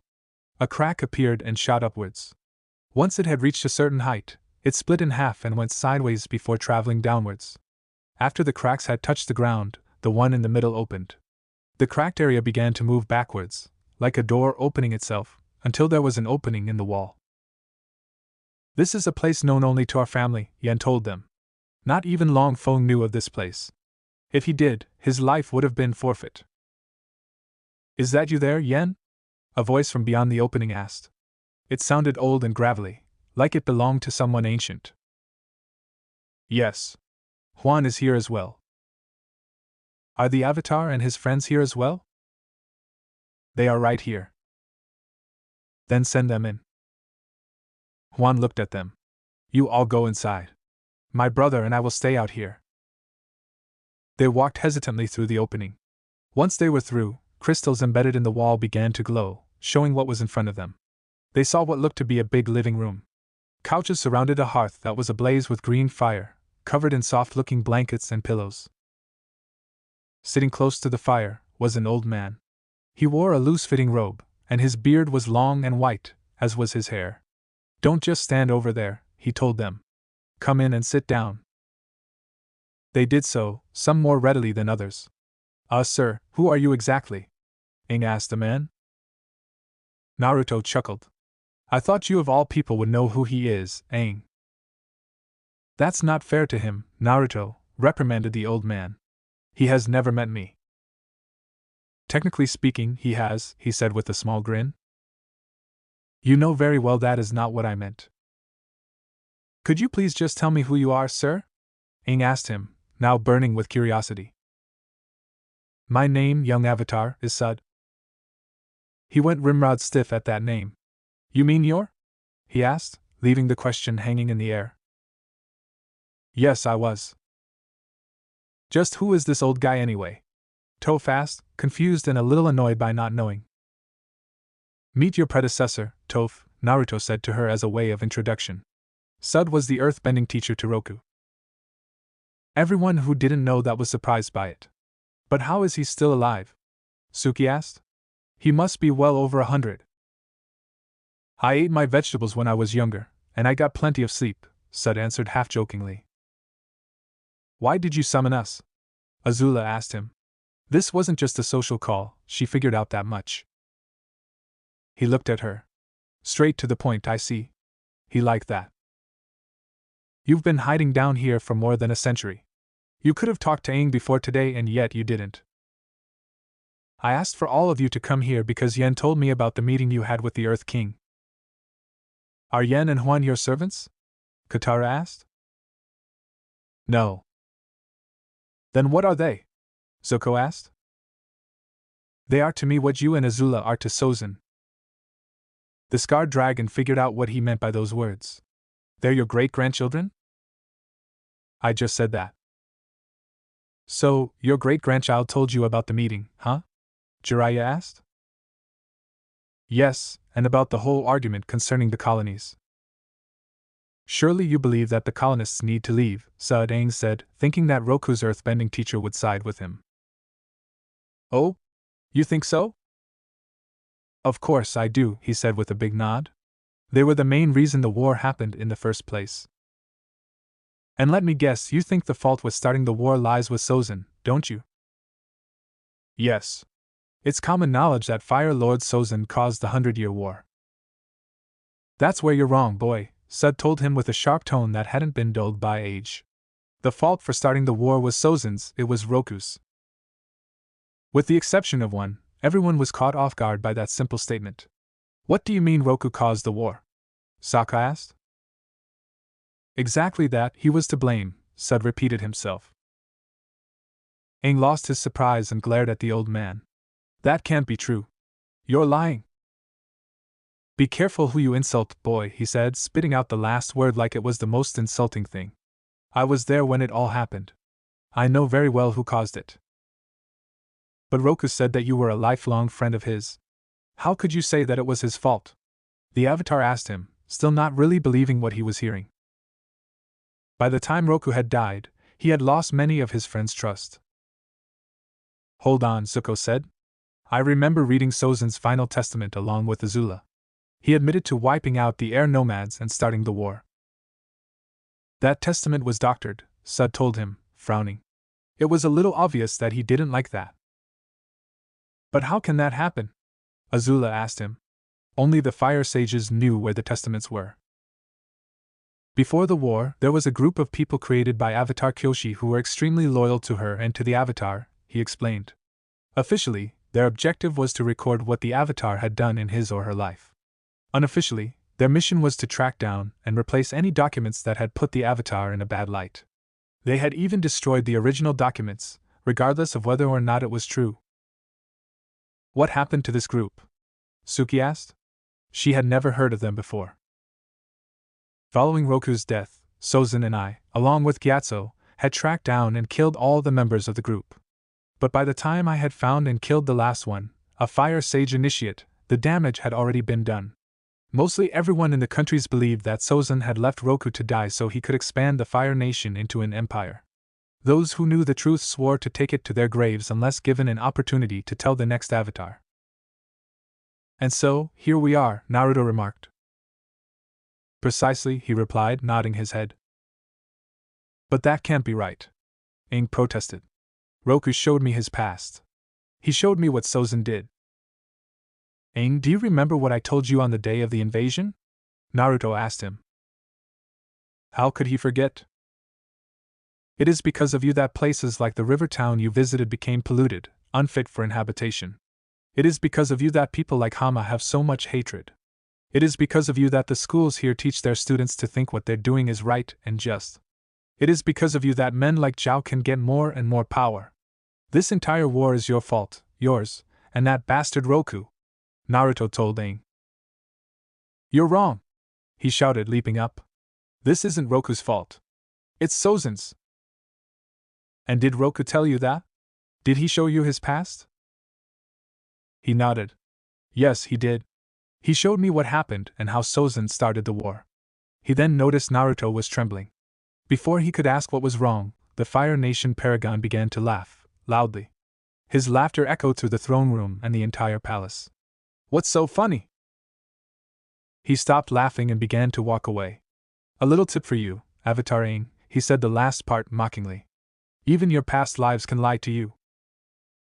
As the memory stopped, Aang felt sick. You can't mean.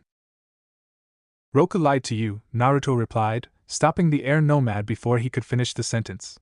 He showed you memories that made him seem the savior, an eventual victim. But why would he do that? Roku was his past life, he couldn't see the reason for it. An excellent question, Aang, Jiraiya said.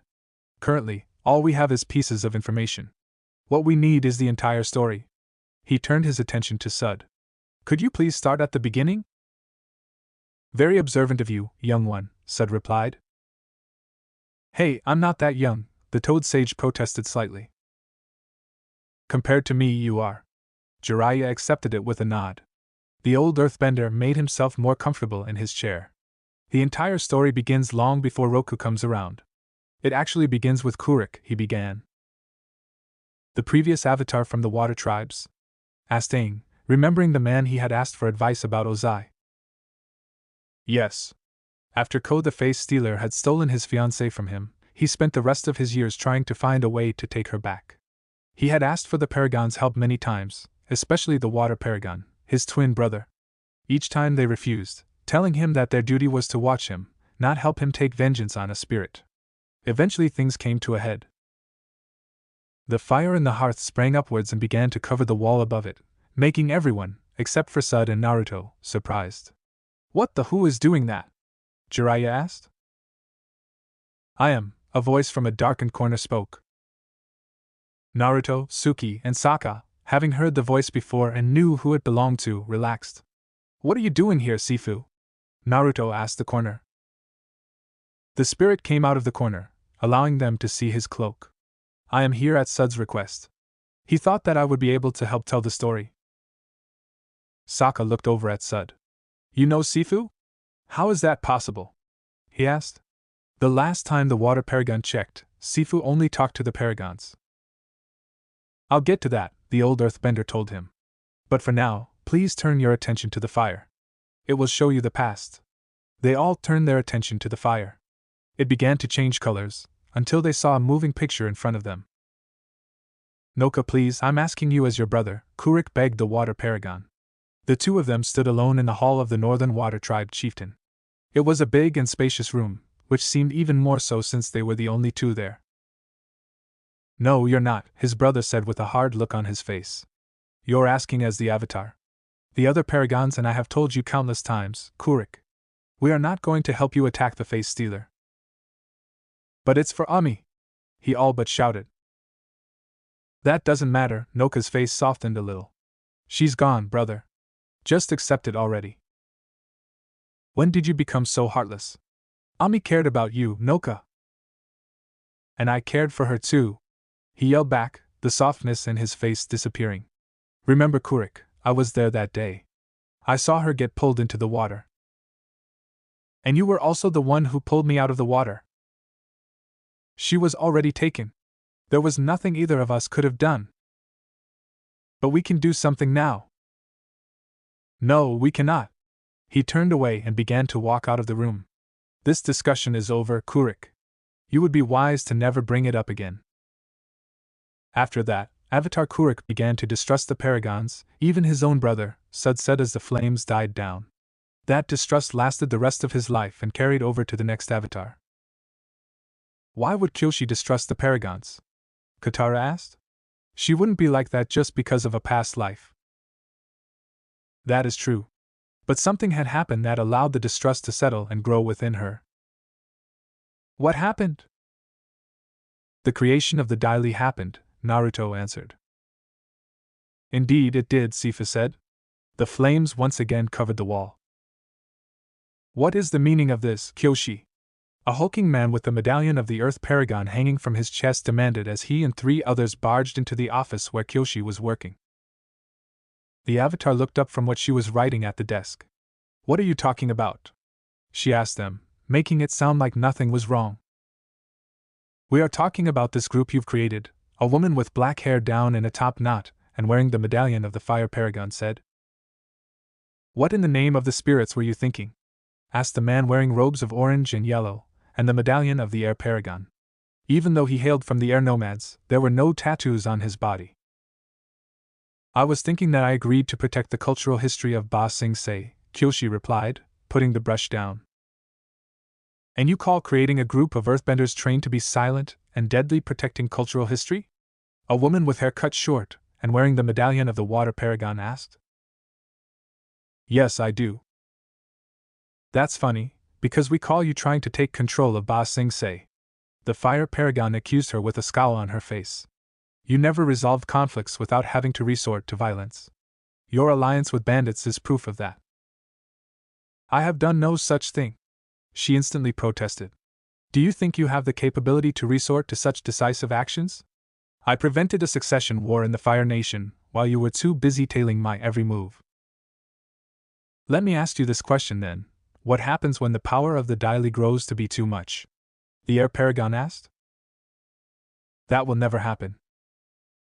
"You're right. It will not happen because we will not allow it," the water paragon said. Kyoshi frowned. "What do you mean?" "You have overstepped your boundaries, Kyoshi," the earth paragon declared. "As such, we are stripping you of your rank as the leader of the daily. We will take command of them." The four paragons turned around and started to exit the room. "That is all." "You cannot do that," she protested, standing up. "I alone command daily. You do not have the right."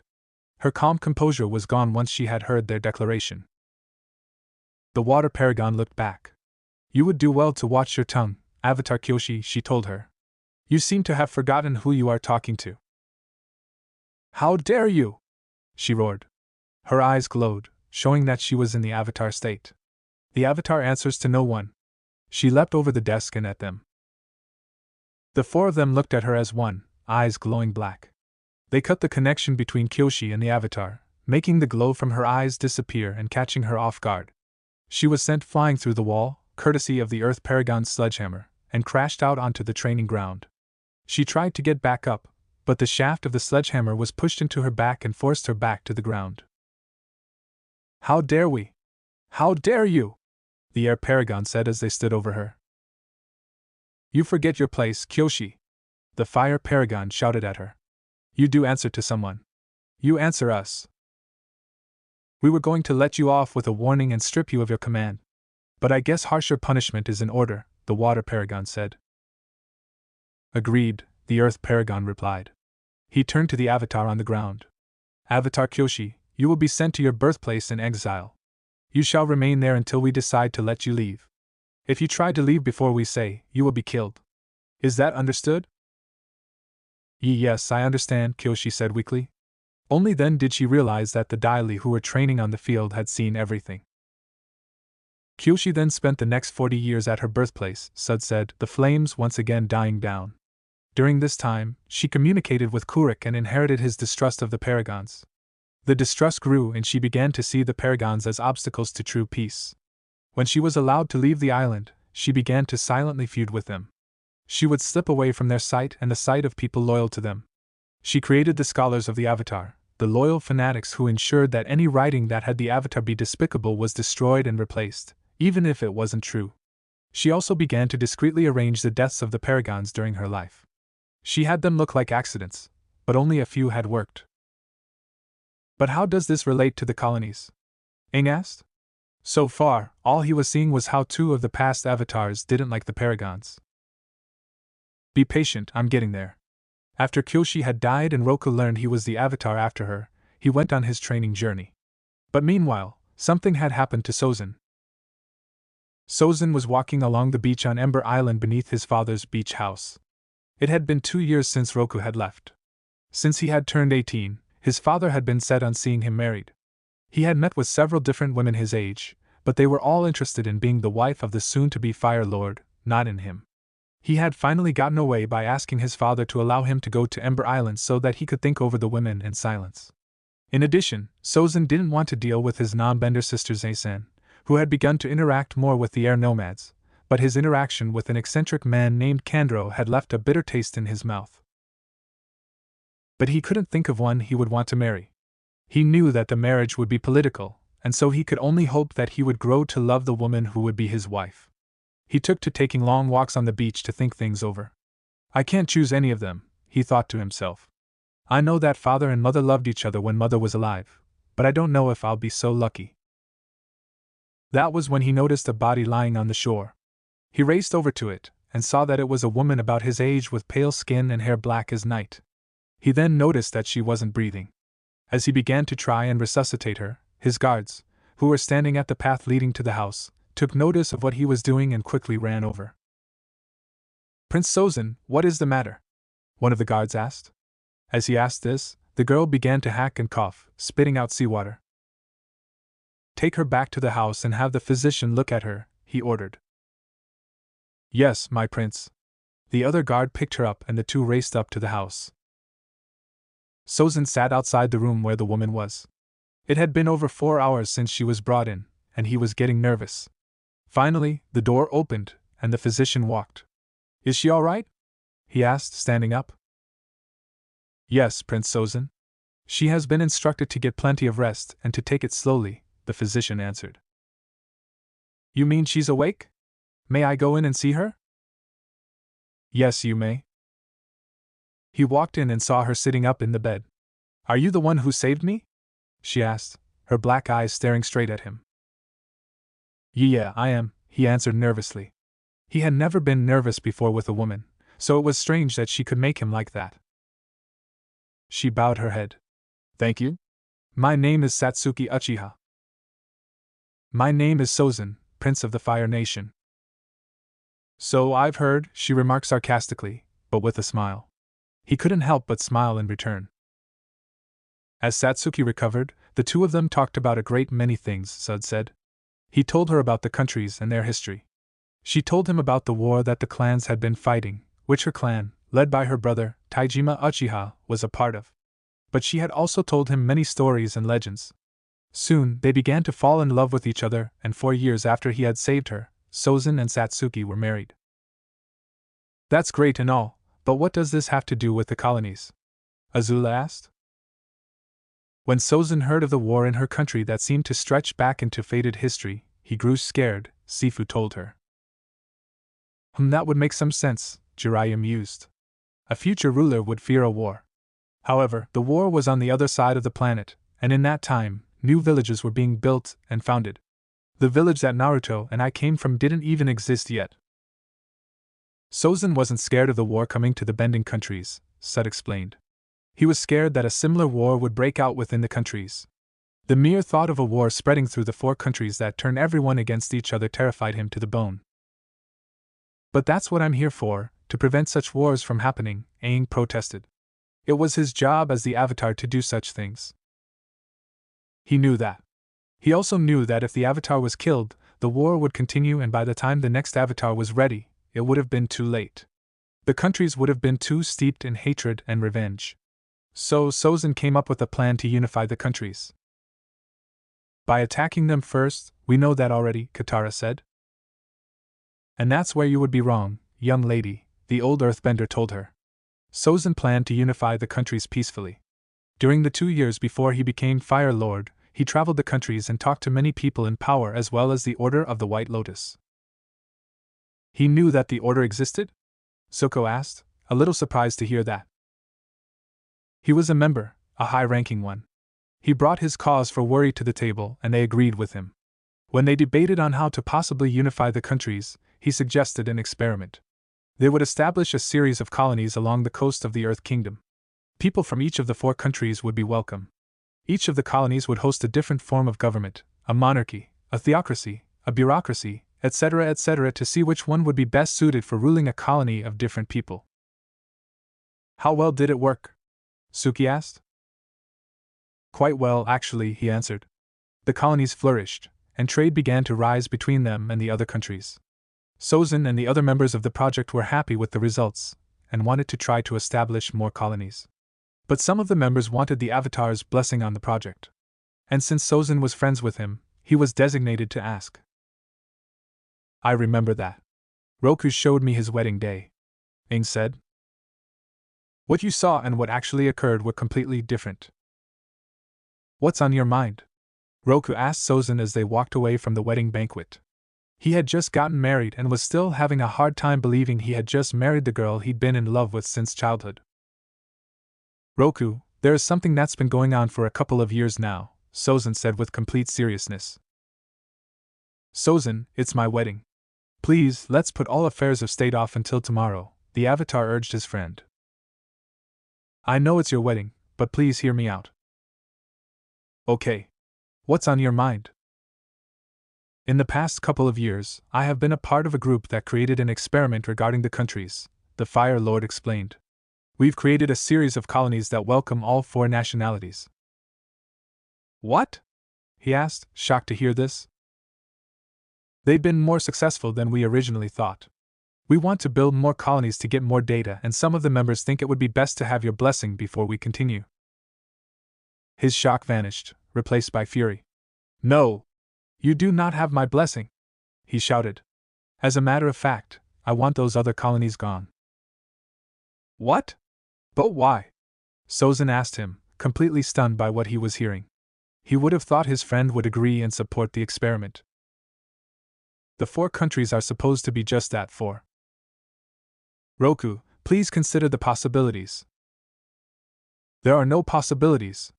I want those colonies gone. He walked away from his friend. The conversation was over and done with, to him.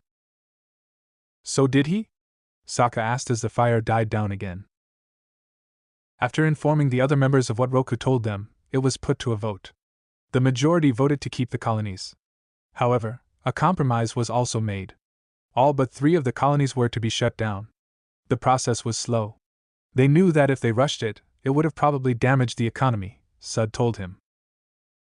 I take it the 3 colonies that were to be left alone were Yudao, Kozan, and Akawan? Zuko asked. Yes, they were. And the day Roku found out about the colonies? Aang asked.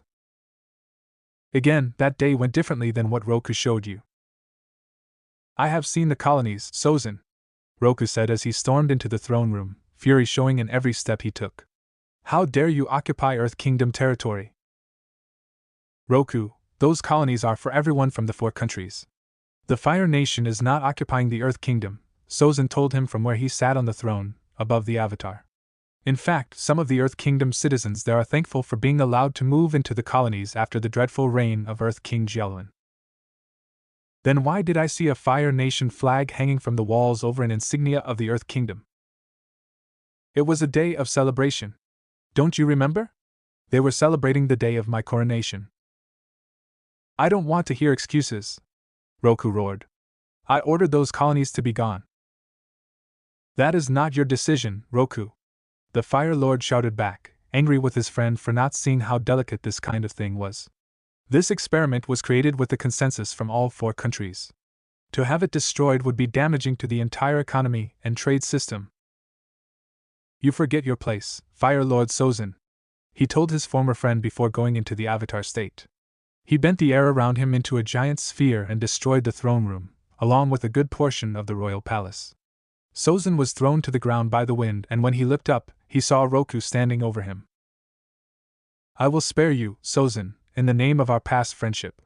But I warn you, even a single step out of line will result in your permanent end, he threatened. Then allow me to give you a warning, Satsuki said from behind the Avatar, holding a kunai to his throat and her Sharingan in full effect. If you threaten our family again, I don't care if you are the Avatar or if you were Sozin's friend, I will kill you and leave your dead carcass to rot in the street. The Avatar's eyes were wide as he felt the metal press against his neck. Is that understood? Satsuki, please let him go, Sozin said to her. Roku was still his friend. She looked at him for a long second, and then nodded. She withdrew the kunai and walked over to Sozin, helping him back up. After he was back up on his feet, she turned to look at the Avatar. Get out of our home, she ordered. Roku didn't say anything, he just turned and left. I take it didn't end there? Jiraiya asked. No, it didn't, Sifu answered. When the paragons of that time heard what he had done, they all went to him. They told him that just because an Avatar could support or revoke something a single leader had created, It did not mean he could do the same to something the four countries had agreed to or threaten one of them in their own house. As punishment, they exiled Roku to his home island. He stayed there for 5 years, Sud continued where the spirit stopped, during which he communicated with Kyoshi and Kurik. Their distrust of the paragons took hold in him, and he believed that they were restricting the avatar and by doing so, putting the entire bending countries at risk. He believed they had to be eliminated. Eliminated? What do you mean? Aang asked. What do you think he means, Aang? Naruto asked back. The air nomad's eyes went wide when he figured it out. Sud nodded at Naruto. By the time Roku was allowed to leave the island, the changing of the guard was occurring with the paragons. Apprentices were taking on the mantle of paragons and their teachers retired. Roku used that to his advantage. He turned the public opinion against them by saying they were young and prone to being led away from the right path. And then there was Zay-san. Who was this Zay-san? Jiraiya asked. Azula grimaced. She was our non-bender great-grand-aunt that casted herself out of the nobility. As she could not bend, she was not eligible to rule the Fire Nation. It was surprising that she learned basic chi blocking. I guess Ty Lee did learn about it from someone who might have learned it in turn from great-grand-aunt Zay-san. And since the former Princess Zay-san developed an ambition to overthrow the Fire Nation nobility, she thought that it was natural to ally herself with Roku, despite his own misgivings about the guiding wind, Sud explained. Around the same time as the development of the colonies, the guiding wind was stoking animosity between the lower classes, who worked various jobs in the colonies, and the nobility and merchants on the other. Zaizen's proposed political marriage to the leader of the guiding wind, Kandro, was the only obstacle to her collaboration with Roku, and she managed to sway him into adopting an anti-paragon stance, despite Kandro's own opposition to Roku calling on the air nomads to aid the other nations. However, the animosity was just a cover for what the guiding wind really wanted: restore the spirituality of the air nomads by isolating themselves from the rest of the world. Moreover, even when Sozin and the paragons were not close, the scholars had collaborated with the guiding wind, only to a certain point. Slowly, with the aid of the scholars, people began to believe Roku's message about the paragons. But no matter what he did, the new paragons, along with the government of the four countries, staunchly refused to budge on the matter of the 3 colonies. After 15 years of arguing over it, he decided to take steps. He killed them, didn't he? Zuko asked quietly. Somehow, he knew that had happened. Not all of them. Roku pretended to consider the benefits of the colonies. The earth, fire, and water paragons offered to take him to Yudao, and he accepted. While they toured the city, he discreetly started a fire that wouldn't go ablaze until that night. As they evacuated the city, he led them deeper into the city, saying he thought there were more people trapped. When he led them deep enough, where no one else could see them, he murdered both the paragon of the Fire Nation and the paragon of the Earth Kingdom. Later on, he would claim that the paragons had started the fire in order to kill him, and the leaders of Yudao had agreed with them. It was then that people began to see the colonies in a negative light. What happened to the water paragon? Katara asked, concerned. She ran. And as the sole witness to what Roku had done, she knew that he would try to hunt her down. So, after she sent word to the air paragon to keep away from him, she went into hiding, inside the Fire Nation. Why would she do that? Azula asked. Wouldn't it have been easier to hide in the northern or southern water tribe? He shook his head. No, she knew that was where he would look first. She also figured that he'd never suspect that she hid in his own country. It worked. We came by the place where she was hiding, Sokka said. We did? Where was that? Toph asked. She would have thought they would remember doing that, and yet, nothing came to mind that showed her they went anywhere near the water paragon's hiding place. It was the river town, he told her. She was the painted lady. Yes, that was what she was masquerading as when Sozin and I, along with Gyatso and Satsuki, found her. 5 years later, Sud told them. We had our suspicions about what Roku had told us about that fire. But when she told us the truth, any remnants of friendship any of us had with him were gone. Were those 2 paragons close to you? Suki asked quietly. His eyes started to brim with tears. When he wiped them away, he could only nod in the positive. Your predecessor, Suki, was Sud's youngest sister, Sifu told her, saying what the old earthbender couldn't. And the previous paragon of the Fire Nation was Sozin's eldest son. Wait, I thought Azulin was Sozin's eldest son, Azula said. She had read her family history enough times to remember that. No, he was their second son. He had the written history changed so that his brother never existed after he took the throne. The eldest was not a firebender and by an ancient law, could not be in line for the throne. Both Sozin and Satsuki were in the midst of fighting the law when the previous fire paragon offered to take him as an apprentice. When Azulin was born, Satsuki died in childbirth, leaving a strained relationship between father and son. Sud explained, managing to get control of his emotions back. While her death was the result of complications from her childbirth, the real cause was Zaizen's attempt to poison her while she was pregnant. Kendro planned the assassination attempt on Satsuki, and Zai-san carried out the deed. By killing off both Satsuki and the unborn Azulin, she would plunge the Fire Nation into another succession crisis, which she will exploit to bring down not only the Fire Nation nobility, but overthrow her own brother in the process. Suko frowned at the same time. So how did the poisoning attempt fail? Your granduncle confronted her. She denied everything, but she also knew he wouldn't let it rest, that if he would find out the truth. So she had to get rid of him. The first thing she did was kill Kendro and frame the paragons for it. Sud waited until the gasps died. Then she approached Roku with what she claimed to be the truth. That was all Roku needed. He used the death of Kendro as proof that the paragons were becoming loose cannons that couldn't be trusted. As fascinating as that is, Jiraiya said, we're far more concerned with what Sozin did when he learned what Roku did to his firstborn. What do you think we did? The old earthbender asked him. We were absolutely furious.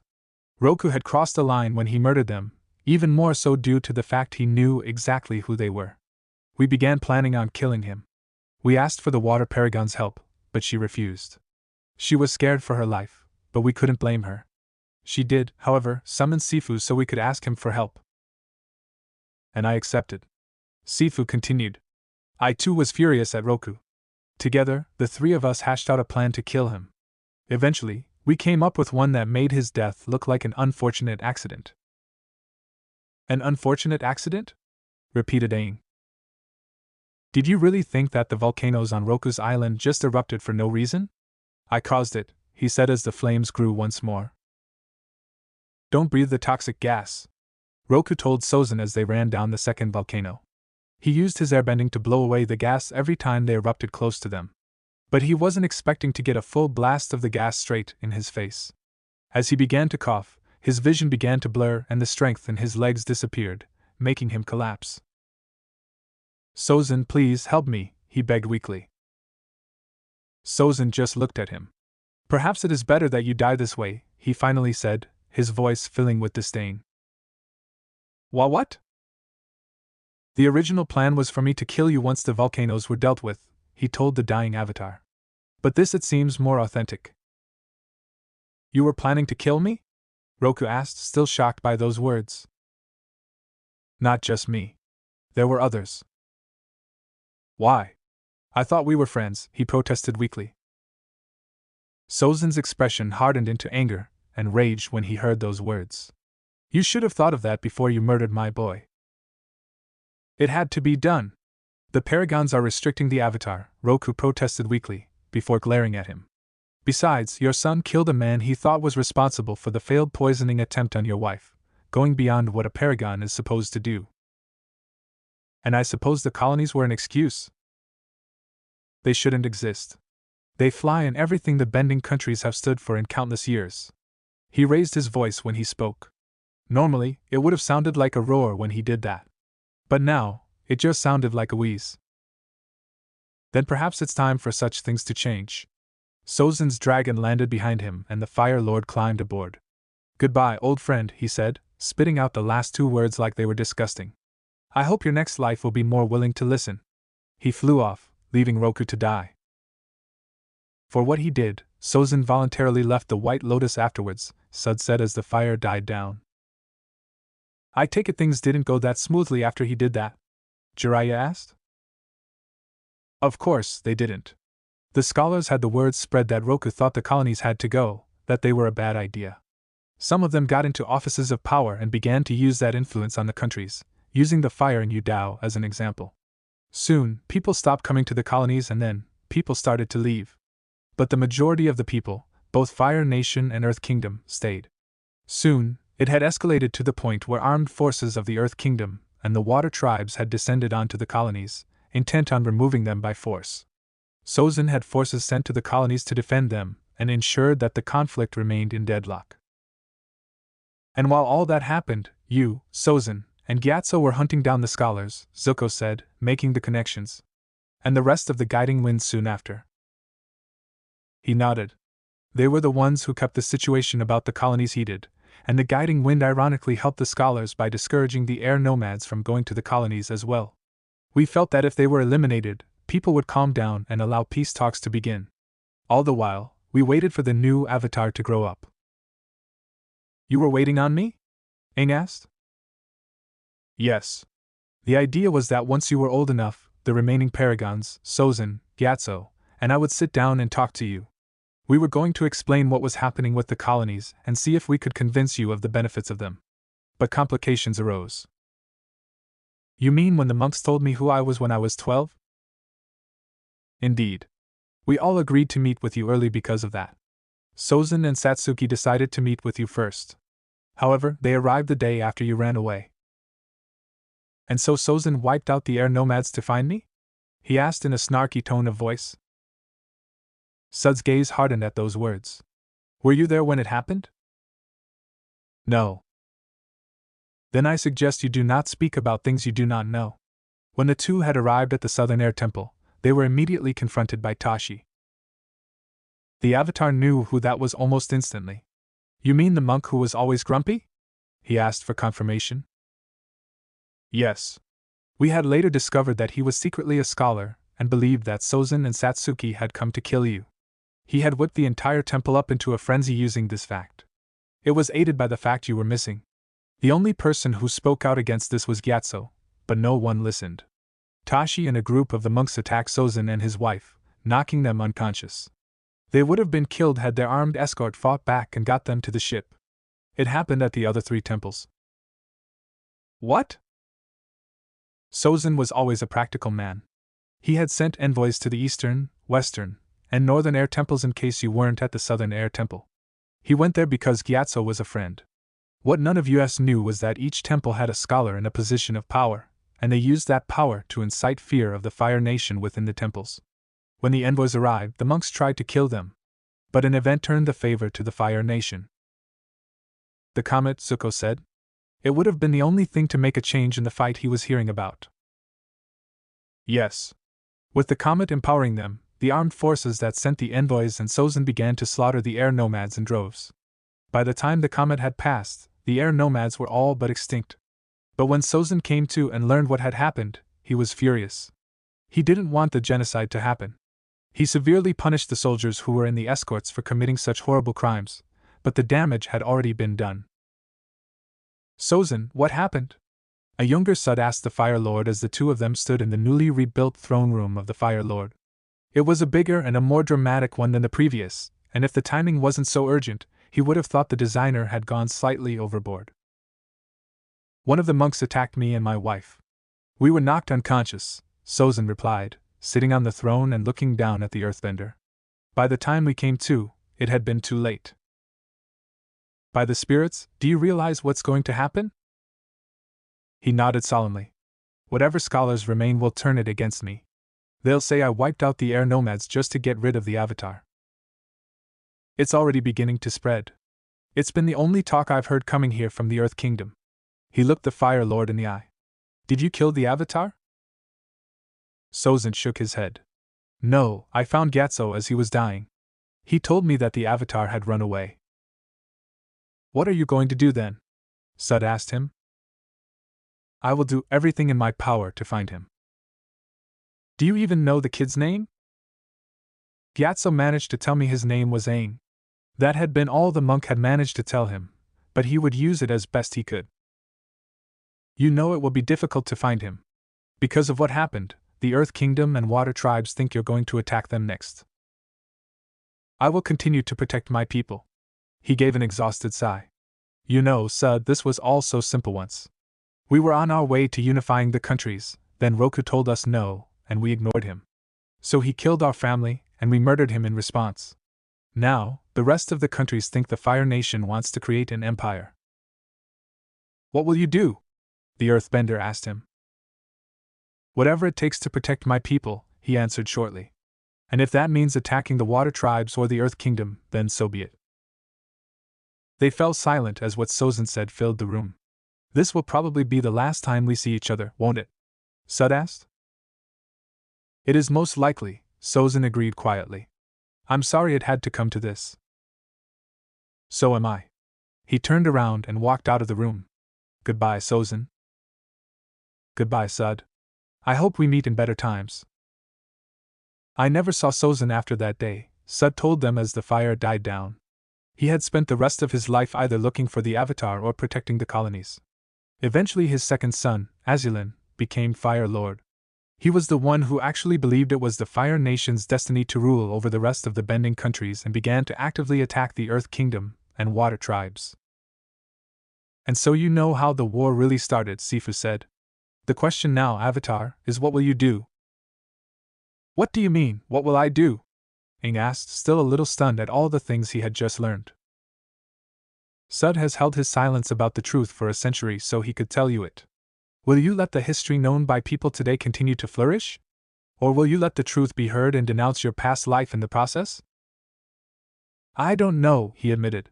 I need to think it over. When you say that, Aang, do you mean to meditate and ask Roku if it's true? Sokka asked. No. I need to think it over by myself. The 100 Years' Wars was caused by mistrust of the colonies. Now the same scenario is happening again. I need to think about it. Very well, I'll let all of you go now, Sud said. They stood up and bowed to him. Goodbye, Sud. I hope we meet again, the Avatar told him. He was genuinely glad to have such a moment, even if it had come with life-changing news. You probably won't, he said as he watched them leave the room. Are you satisfied now? Sifu asked him once the two of them were alone in the room. Yes, I am. The Avatar finally knows what the truth is. Maybe now, things will turn out differently. You held on for this long just to tell him the truth. Now that it's done, you won't live long now. I know. But I welcome death. It'll give me a chance to see my friends again. The spirit shook his head in amusement. After living for a century, I guess you'd want that. He stepped back into the corner and began to disappear. Goodbye, Sud. Goodbye, Sifu. I'll see you around sometime. They joined up again with the Earth King in the afternoon, meeting again in the throne room. Has something happened? Kay asked as they gathered around. To him, it looked like they had gotten little to no sleep. Our apologies, Your Majesty, Zuko said. But last night, we learned how the war actually started and it concerns the colonies. Right now, we're in the same situation and we have spent the night thinking about this. He remembered the previous night and morning. Some of them tried to go to sleep, but most just stayed up and thought things over. In the morning, they all joined the Jasmine Dragon and sat in silence over tea. What have you decided? We haven't, Aang said. I don't know what to think. I know that most of the colonies have been there for a long time, but there's another piece of me that still believes that they should be gone. You still believe that? After what we were told last night? Asked Azula, getting angry over the fact that the Avatar hadn't changed his mind. If I may say something, Naruto spoke up, cutting off the fight that was about to begin. I think I have a solution. What would that be, Lord Naruto? Kay asked him, curiosity filling his voice and eyes. He walked over to the map that hung beside the throne. It seemed to me that it was either one of two choices. Either the colonies have to go, or they stay. Personally, I've lived in some of those colonies. I think they should stay. But what I suggest is on how they stay. What are you talking about, Naruto? Suki asked him. History has said that in one way or another, Sozin was trying to unify the countries. What I'm suggesting is that we do something a little different but exactly the same. And what would that be? The Earth King asked. The Bending countries have always been 4 countries. So what we do is simple, we create a 5th country, the blonde declared, facing them all. The others just stared at him in surprise. Simplistic, idealistic, and potentially problematic, Jiraiya said before sporting a big grin. I like it. But where would the borders be? Katara asked. The borders of the colonies are along here, Naruto said, tracing the borders across the map. Those would be the borders of the new country. But that's a good portion of the Earth Kingdom, Kay protested when he saw where those borders were. No offense, Your Majesty, but the Earth Kingdom is the largest out of all 4 countries, the Fire Paragon pointed out to him. I think it is okay to lose some of it for a new country. Yes, you do have a point, Kay responded. Then let's get down to discussing what we'll do. The meeting had gone through the afternoon, making them walk back to the Jasmine Dragon as the sun went down. That was a great idea, Naruto, Sokka told him as they walked through the door. I don't think any of us would have thought of creating a 5th country. You know me. I tend to think outside the box, he replied with a grin on his face. You and the box were never acquainted with each other in the first place, Azula remarked. He turned to her. I'm going to take that as a compliment. Good, because I meant it as one, she said with a smirk. He just pulled her into a kiss. Could you two do that when you're alone, please? Toph asked. What's the matter, Toph? You've never thought of finding a boyfriend? Naruto asked after he broke the kiss and looked at the blind earthbender. No way, I'm gonna stay single if I have to go through all of that. Oh, you'll learn. If she could see, she would have rolled her eyes. Instead, she shrugged her shoulders. Whatever. By the way, Aang, Sokka asked, changing the subject. What are you going to do about your fan club? What do you mean? The air nomad asked. Come on, they were all but swarming us as we tried to get back here. You might need to change that into something better. They're not all that bad, he protested. Aang, do you remember what a fangirl will do to you every chance she gets? Naruto asked. That fan club of yours is very close to doing that if you don't fix it. Look, I know that rape is bad, but how bad can it be? How bad can it be? Do you not realize what you're? He trailed off as he looked at the airbender. Do you even know what rape is? No, not really, he answered.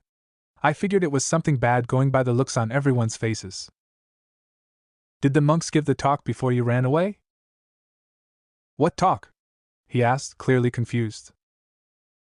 A cruel gleam came into his eyes, matched only by his grin. Oh, this is just too perfect to pass up. I finally have a way to punish you for all the stupid things you've done after you got out of the iceberg.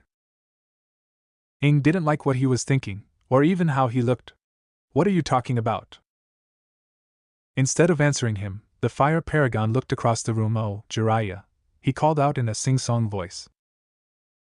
What is it, Gaki? Jiraiya asked, looking from the pie show table. He and Iroh were about to start a game. This poor kid here has not been instructed by the adults, he said, placing his hand on Aang's shoulder. Could you find it in your heart to educate him? It is his duty as the Avatar to know such things. Sure, not a problem, he answered as he caught on to what the blonde meant, standing up from the table. Please be descriptive in your explanations. And by all means, use your books for help. Alright then, I will. Come on, Aang. He motioned the Avatar to follow him as he walked towards the back. There was a room they could use for some privacy. Oh, okay, I'm coming, the air nomad said, going after him. Aang, I don't think you should go with him, Katara told him. She had a bad feeling about this. Relax, Katara, it's only a lesson, he told her with an easy grin. What could be so bad about that? The sounds of Aang screaming and begging Jiraiya to stop from behind a locked door echoed throughout the tea shop. Music to my ears, Naruto said cheerfully as he sat on a windowsill, smoking a cigarette. You're a cruel person, Zuko accused him. After reading and seeing every stupid thing he's done, this is what he deserves. Can you blame me for doing that? Surprisingly, no one could. Naruto walked into the Jasmine Dragon tired. Luckily, most of Team Avatar was still in the meeting with the Earth King and the colony leaders. Kami, that was exhausting, he said as he all but collapsed into a chair at a table. What's the matter? You went on a walk, Jiraiya said from the next table. Somehow, the fangirls have found out where I am. As far as I can tell, they are now migrating towards Ba Sing Se. Ooh, my sympathies, he replied, wincing. He knew how bad that could be for the blonde, having gone through something similar when he was younger. Looks like I'll either need to hide or get out of the city before the rest of them get here, the Fire Paragon said, mostly to himself. That would be something he would not look forward to. Well, there is always the agreement we have. He frowned when he heard those words. Hey, we agreed that it only came into effect when the work here was done. And the work was certainly not done. There were still a lot of things to do. It's been a month, Gaki, Jiraiya told him. You've helped tremendously with laying the foundations for this new country, but now the others have taken the lead. If there was ever a time to go, it would be now. And how do you expect me to tell them that? Just leave a note on the table that they'll find the next morning? He knew full well that Azula would hunt him down if he tried to do something like that. You're not listening, Naruto. I didn't say you couldn't tell them. Look, can we talk about something else, please? He was exhausted and didn't want to have this conversation like this. Alright then, let's talk about your book. What about it?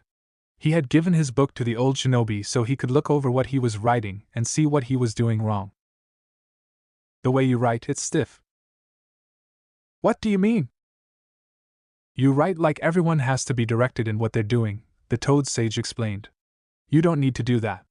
Try writing more loosely. Don't write about every single thing they do. Only write the actions that seem important or necessary. More importantly, when writing a novel, you're showing the reader the sequence of events through descriptions, not telling the reader the exact sequence of events. He paid attention. Jiraiya might have been a super pervert, but he was a successful writer. I see. Is there anything else? Well, you need to do a better job on fleshing out your characters. They are a little one-sided. Try to do some research to help with that. What do you mean, research? Study people, use a characteristic from one person and then another characteristic from a second person and put them in the character you think you need. Like the shape of the hair from one woman and the color of hair from another. You know, it figures you'd use women as an example. Jiraiya glared at him. We can always have a spar. Are you feeling up to it? Not without backup, I'm not, he replied instantly. He had learned that lesson fast during that month. We can always get you back. And we both know that the only two who can help me fight you are in a summit right now. I think we can make an exception. If the two of you are going to spar, please do it outside of my shop, Iroh called from the kitchen. I don't want to renovate this early in its life. They both decided to not tempt the dragon of the West. The door to the tea shop opened. We're back. Ing called out as he and the rest of the team walked in. So we heard, Naruto replied, looking back at them. How did the summit go? Pretty well, actually, Sokka said as he sat down next to the blonde. That was smart of you to bring in people from the colonies, Naruto. Well, we are discussing their colonies, he said with a shrug. It's only fair they get a voice. But why didn't you join the summit? Katara asked him. He had brought in the colonists, and that was it. You guys have it under control. You really don't need me anymore. Don't sound like that, Naruto, Zuko told him. You're making it sound like we're getting rid of you once you've outlived your usefulness. Look, all I had given was the idea and where the borders should have been. The rest of you guys, as well as the Earth King and the colony leaders, can take care of it. So, what will you do? Again, he shrugged. Probably finish my book. That'll take some time, Jiraiya remarked. How would you know that? Toph asked him. I am an author, and his writing still needs a little work. Actually, it needs a lot of work. Alright, I get it, Naruto told him. I'll work on the thing. He was planning on doing it anyway, not just leave it alone because he didn't like it anymore. Good to know. Azula's eyes narrowed. Something was not being said. What's going on, Naruto? She asked. He looked at her. What do you mean?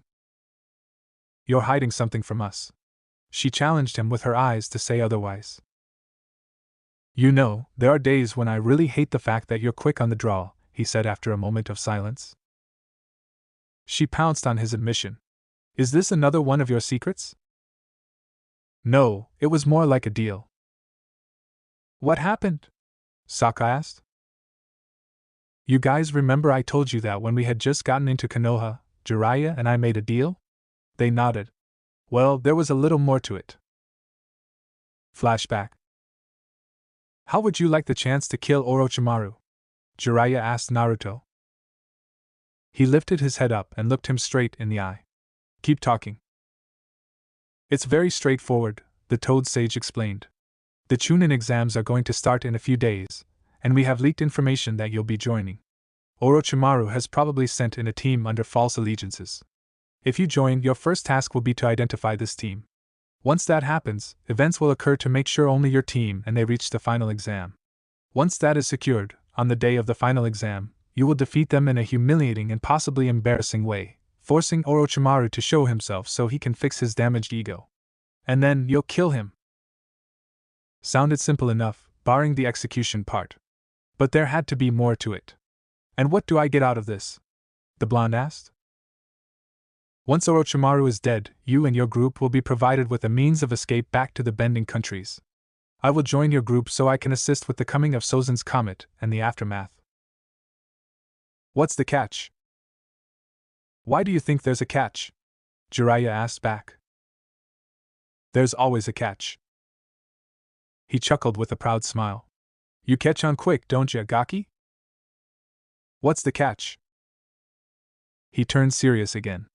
Once you're sure that the aftermath of the war is safely dealt with, you will be required to come back to Konoha and help us deal with the Akatsuki. That's fair enough. Very well, we have a deal. End flashback. So that's what has to happen, Naruto finished. The looks they gave him felt longer in the silence. When do you have to leave?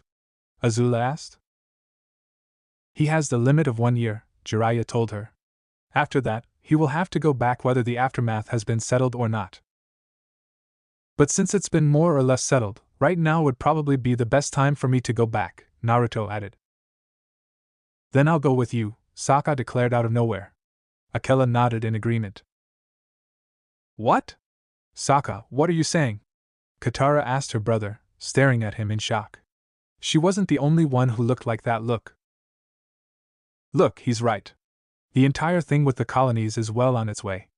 Most of the people working on this listen to the Earth King, Zuko, or Aang now. Don't be so hard on yourself, Sokka Aang said.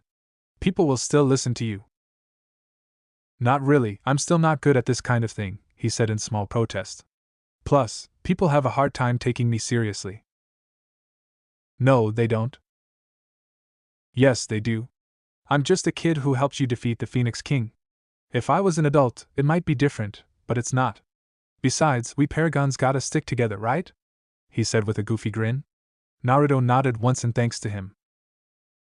If that's true, then I'm coming too, Suki declared. There's no way I'm letting the two of you go alone. We'll all go, Aang said. No, Naruto said, cutting off anyone who was about to agree with him. You're staying here, along with Zuko and Katara. What? Just because everything is going well, does not mean you can leave. You and Zuko are two of the figureheads on this. If you leave, people will think you've abandoned the entire plan. But that's what they may think if you guys leave too. He shook his head. No, they won't. When people hear or think of this plan, they think of you, Zuko, the Earth King, or the colony leaders. Then why would Katara stay? Firstly, she'll help you prevent the fan club from turning into fangirls. Everyone shuddered at the thought as it was something they didn't want. Secondly, she and Toph will make sure you don't do anything stupid. Don't you have any trust in me? Aang asked with a small look of hurt. Very little, he answered bluntly. It'd be better if you didn't keep trying to do something stupid every 5 minutes. I am not that bad, the Avatar protested. So you admit to doing stupid things? As he tried to protest again, Toph interrupted. Don't worry about him, Naruto. Katara and I will keep an eye on him, she told the blonde. Good to know. So, when do we leave? Azula asked, looking at her boyfriend. I beg your pardon? He asked back, looking at her. Do you really think that I will let you go alone? I'm going, no arguments. He looked at her and smiled. I wouldn't have it any other way. Are you sure about this, Azula? Zuko asked her. What about Mai and Ty Lee? Ty Lee is still figuring out what a Kyoshi warrior is all about, she replied. And Mai would rather be at your side than mine nowadays. You don't need to worry, Zuko, Naruto told him. I'll keep her safe. You'd better. Otherwise, you will not enjoy the outcome. Great, now I've been threatened by your mother and your brother, he told Azula with an exasperated sigh. What can I say? They care. I've noticed. Everyone laughed at that. It gave them a sense of normalcy that they felt wasn't around. Ever since the war was over, they didn't go back to the old things, but instead broke new ground. They didn't know what normal felt like, except in these few moments. All right, people, that's enough, Jiraiya said. I'm sure everyone has eaten already, so let's all go to bed. Tomorrow, we will leave for Konoha. So soon? Asked Katara. Sooner is better than later when it comes to this kind of thing, he told her. He knew from experience. They could see his point. Aang's group said goodbye and left to go back to their house. Zuko, Iroh, and Jiraiya stayed up a little longer, playing Pai Sho. Azula would join in every few games but was mostly content to watch. Naruto sat against the window, looking over what he had written so far and making changes to it. Eventually, they went to bed as well. While Zuko, Jiraiya, and Iroh went to their own rooms, Naruto and Azula shared a bed. They had been doing that since after the comet.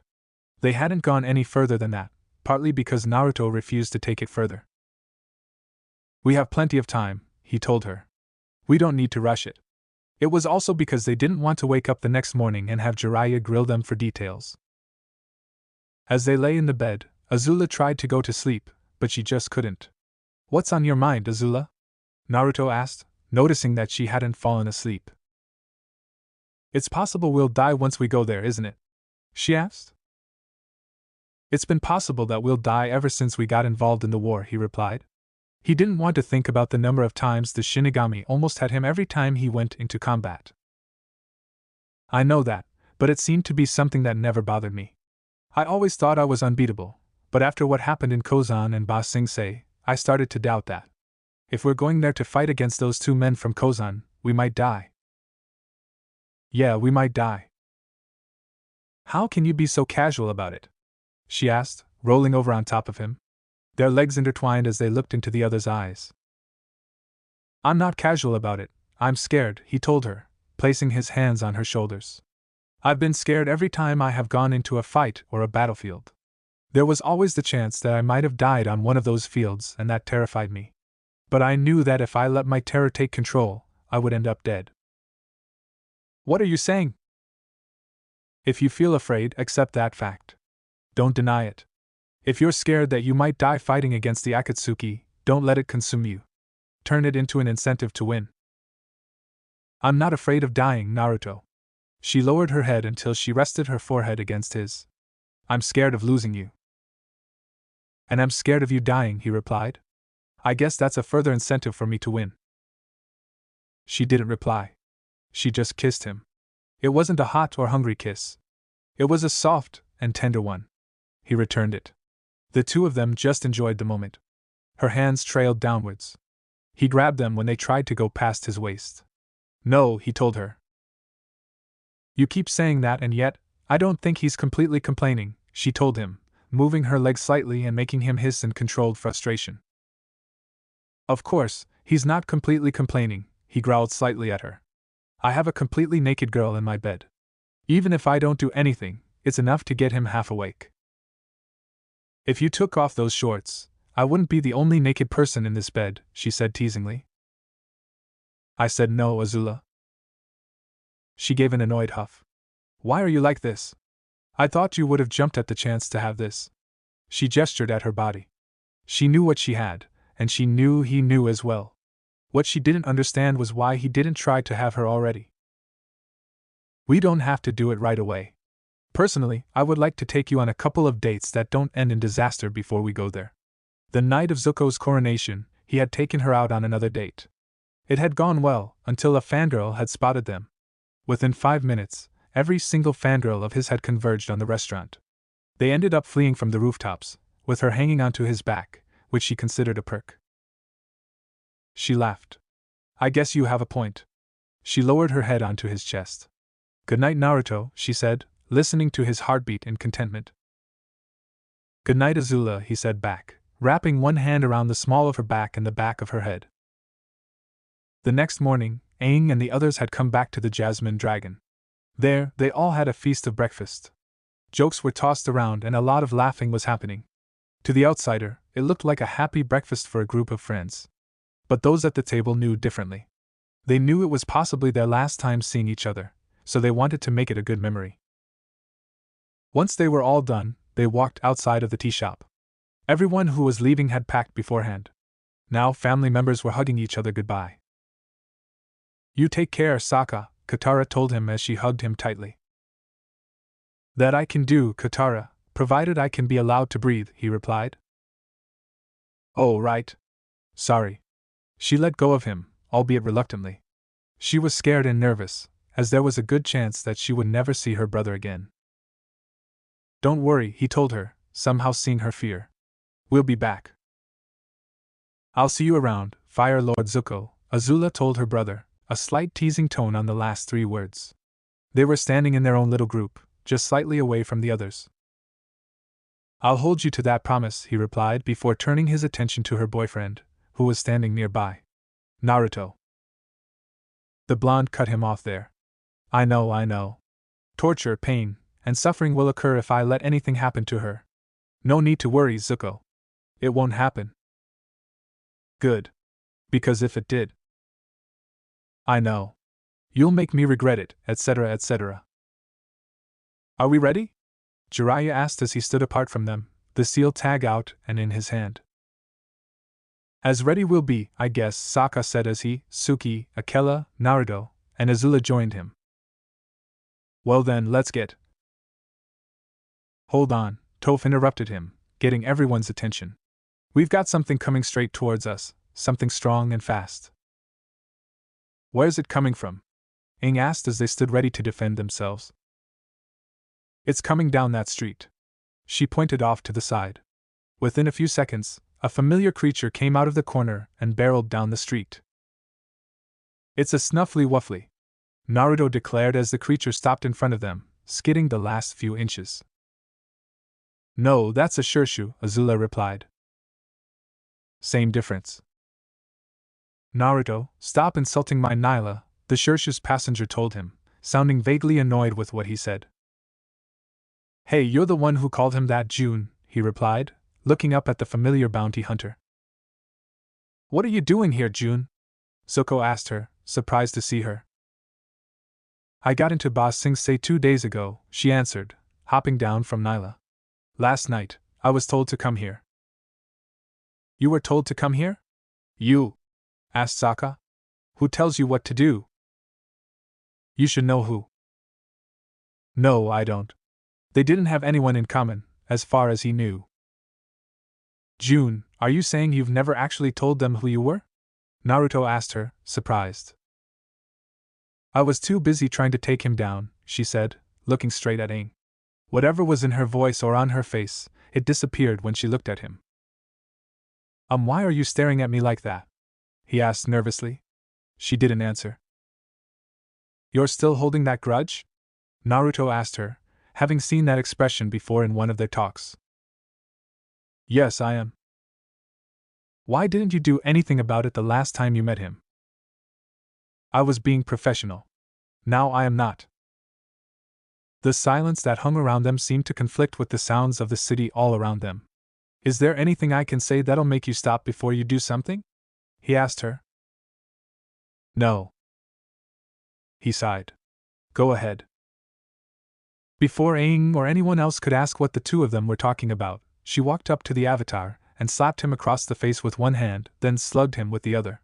As he fell to the ground, everyone else, except for Naruto and Jiraiya, took fighting stances. What do you think you're doing? Katara demanded, water at the ready. I gave him what he deserved, she replied calmly. She was still angry, but she also felt a bit better now. I didn't do anything to you, Aang protested as he stood shakily back up. He had not been expecting that 1-2 combo. It's not what you did to me, but to my people. What? I didn't do anything to your people. She didn't want to hear that. He wasn't going to get off that easily. You abandoned them when you ran away, she shouted, her anger fueling the shout. June, stop and start from the beginning. You're confusing most of the people here, Naruto told her as he stepped in between her and Aang. Do you want me to do the introductions? He asked, seeing that she wouldn't be polite now, or at least her version of polite. If you'd please, she said with a controlled effort. He turned to the others. Guys, this is June, one of the best bounty hunters on this side of the planet, and also the paragon of the air nomads. To prove his statement, she wordlessly pulled out a paragon medallion. The ancient elemental symbols are clear to see by all. Everyone else there was stunned beyond belief. You're one of us? Suki asked as she looked at the bounty hunter.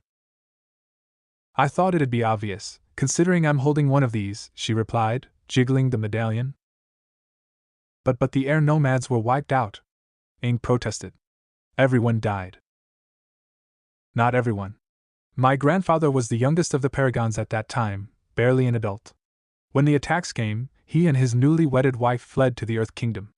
They stayed there in hiding for the rest of their lives. They had a daughter, my mother, who married my father when she was older. She died giving birth to me, and my father took me to live with my grandparents. When it came to choosing his student, my grandfather broke one of the original laws of the paragons and trained me. For the first 8 years of my life, I was trained as a paragon, before my father came back and took me with him. Wait, what law? Sokka asked. The first law, take only the student who holds your country in their hearts, Naruto said, reciting the laws. The second law, never take your own blood to learn what you offer. Could you translate that, please? It made no sense to him. The second law means that you can't take a member of your own family as your student. June's grandfather broke that rule by training June. I guess Sifu made an exception that one time. He realized the situation that my grandfather was in, June admitted. What does the first rule mean? Suki asked.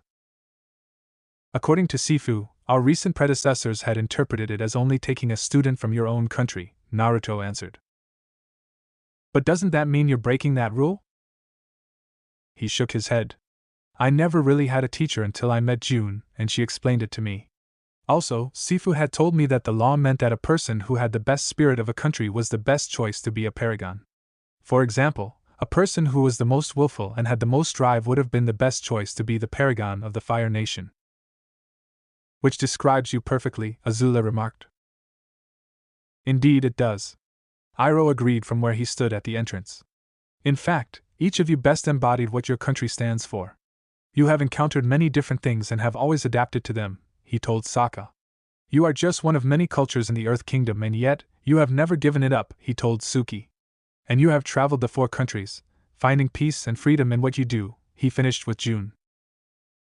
Yeah, that's about right, she replied before turning to face Naruto. So why exactly am I going with you? Didn't Sifu tell you to? He asked back. He did, but I want a better reason than a spirit telling me I have to. She folded her arms and waited. A thought struck him. Well, the people we're going up against are high-ranking criminals that have big bounties on their heads. Go on. So if we bring them in, dead or alive depending on the criminal, you'll get the bounty, he explained. With the amount of money you'd get, you'd be set for life. That sounded good enough to her. All right then, I'm in. Is that all it took to convince you? The chance to cash in on bounties? Asked Katara, completely stunned by what she had just watched. I told you guys before, she's a businesswoman, Naruto replied. He turned to June with a stern warning. The high-ranking criminals with huge bounties might also be strong enough to kill you, so be careful when you're engaging them as well. Okay, now that we have one more person and animal joining us, let's go, Jiraiya announced pointedly. Aren't you supposed to be the patient one? Sokka asked him as the group leaving gathered around him. I am being patient, he replied. Being impatient for me is knocking the people unconscious and then leaving. June scoffed. Like you could do that, old man, she told him. Actually, he could, Sokka replied. Sure he can. It was obvious that she didn't believe the tribesman. June, where we're going, this old man as you've called him, is a legend, Naruto told her. There's no doubt in my mind that he could beat both you and your Shirshu with ease. A little more respect wouldn't hurt. If you say so, but until I see it, I won't believe it, she said with a shrug. I'll take that. Now let's move on, Jiraiya told her. Naruto, make room for the Shirshu. Why do I have to move for him? I said so. Now do it. Fine, I'm doing it. He stepped over to the side and looked at Nyla. Well, come on, he told the Shirshu. It hissed at him as it padded up next to him. Yeah, well, I'm not a fan of the arrangements either. If the two of you are done, we're leaving now. The Toad Sage slapped the seal tag onto the ground. The kanji on the tag glowed, and as the others watched on, the group surrounding Jiraiya were engulfed in smoke. When the smoke cleared, they were gone. Location: Konoha.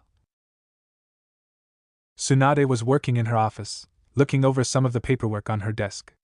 Kami, I need a distraction, right? She thought. That was when the door to her office opened and Jiraiya walked in, along with Naruto, Azula, Suki, Sokka, and a girl she didn't recognize. We're back, Jiraiya announced.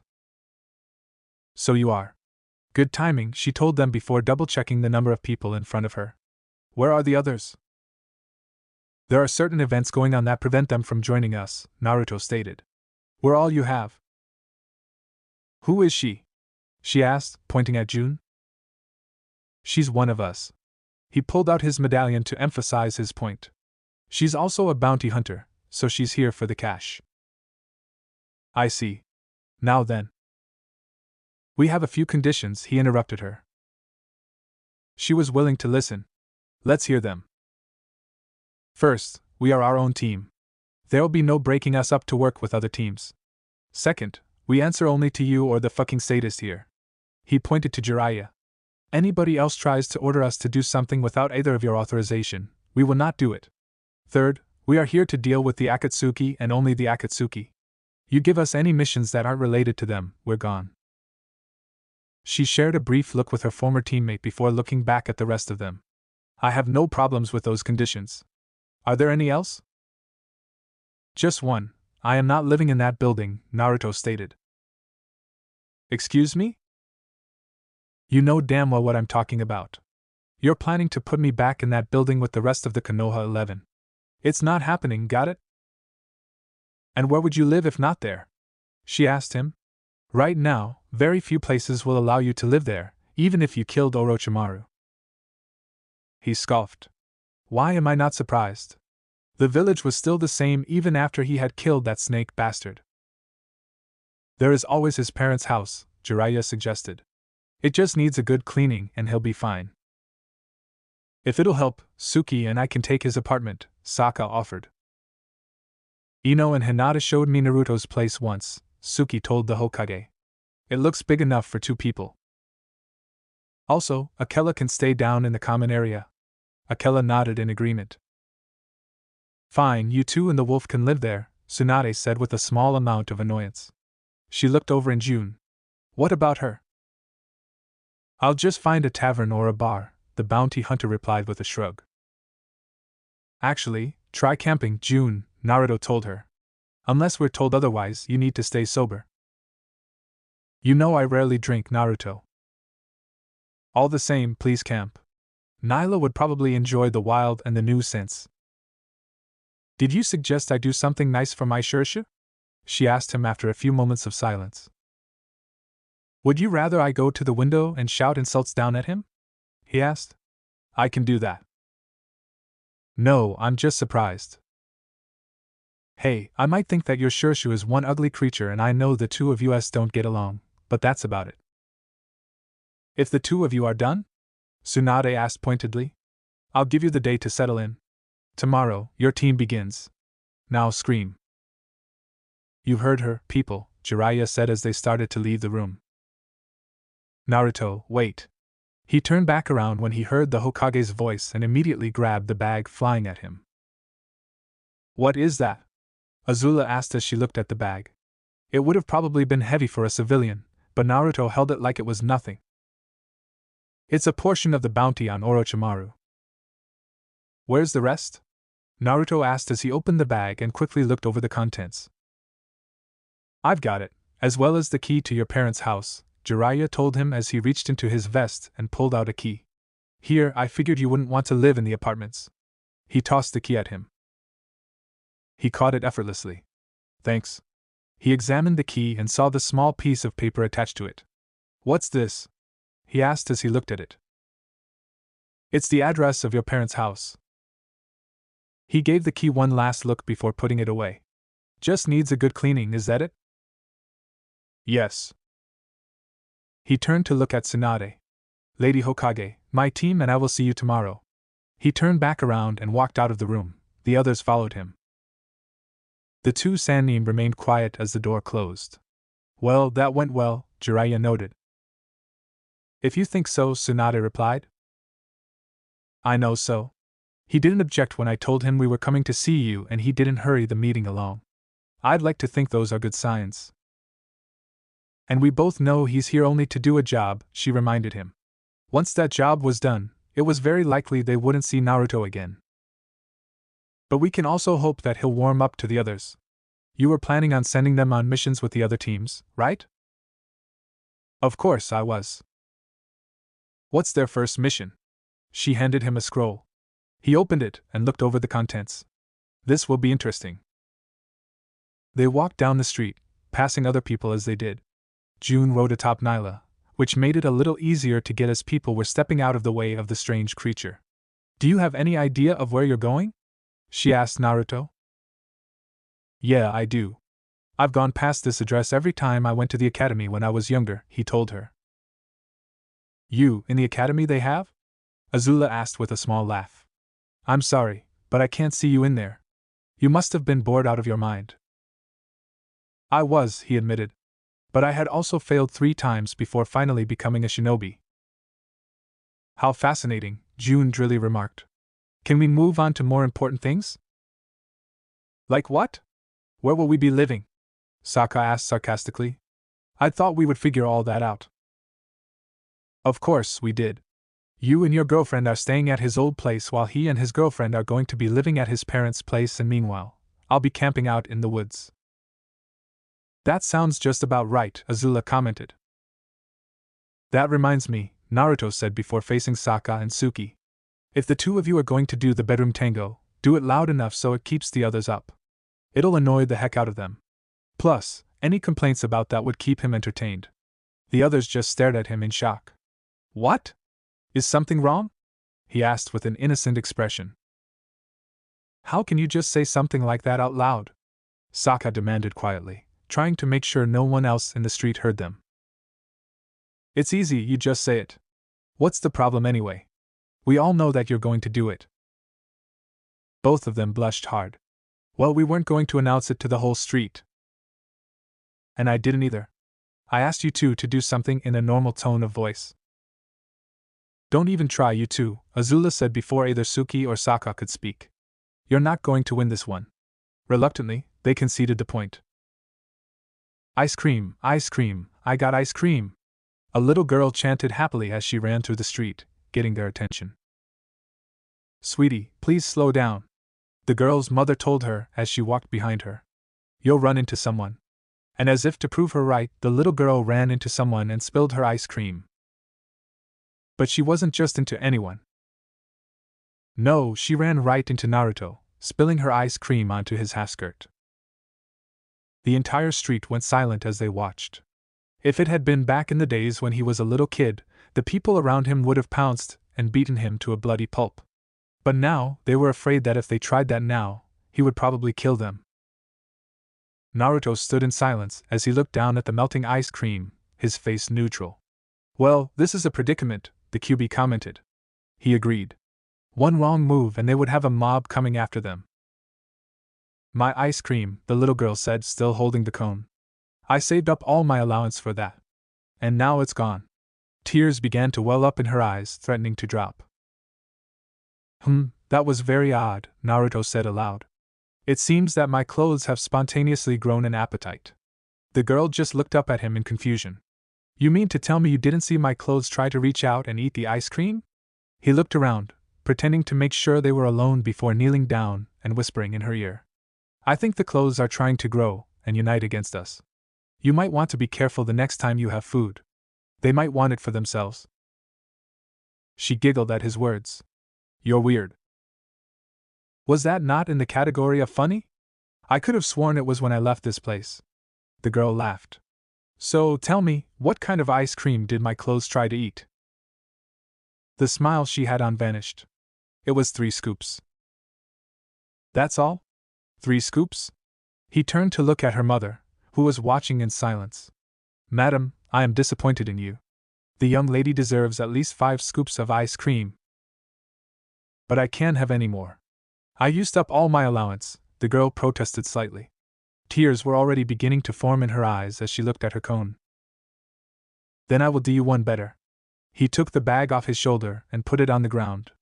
He opened it and pulled out some cash. Here's 20 real, he told her as he handed her the bill. Go buy yourself a sundae. You mean it? She asked, the tears drying up almost instantly. Of course I do, he said with a smile as he stood up. My clothes tried to eat your last one, so it's only fitting that I pay for the next one and make it bigger. Thanks, mister. She cheered with a big smile. Not a problem. You go and enjoy the sundae. She nodded and ran back to her mother, waving the bill in the air. Mommy, did you see what the nice man gave me? Yes, honey, I did. She looked up at him. Thank you? He shrugged. It was nothing. Let's go, guys. He walked away. The others followed. That was very decent of you, Naruto, Suki said with approval. Anyone else would have probably just told the kid to watch where she was walking and then left. But he didn't. It was the right thing to do. If anything, it should sway some people's opinion about you, Azula told him. It never hurts to make people have a good opinion of you. That doesn't matter, he told her. We are here to do a job, not change what people think of me. Must you be so serious? Sokka asked him. The sooner we're done with the job, the quicker we can go home. He was about to argue the point but decided against it.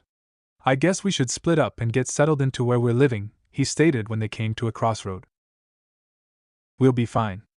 I'm sure the others kept the place clean, Suki assured him.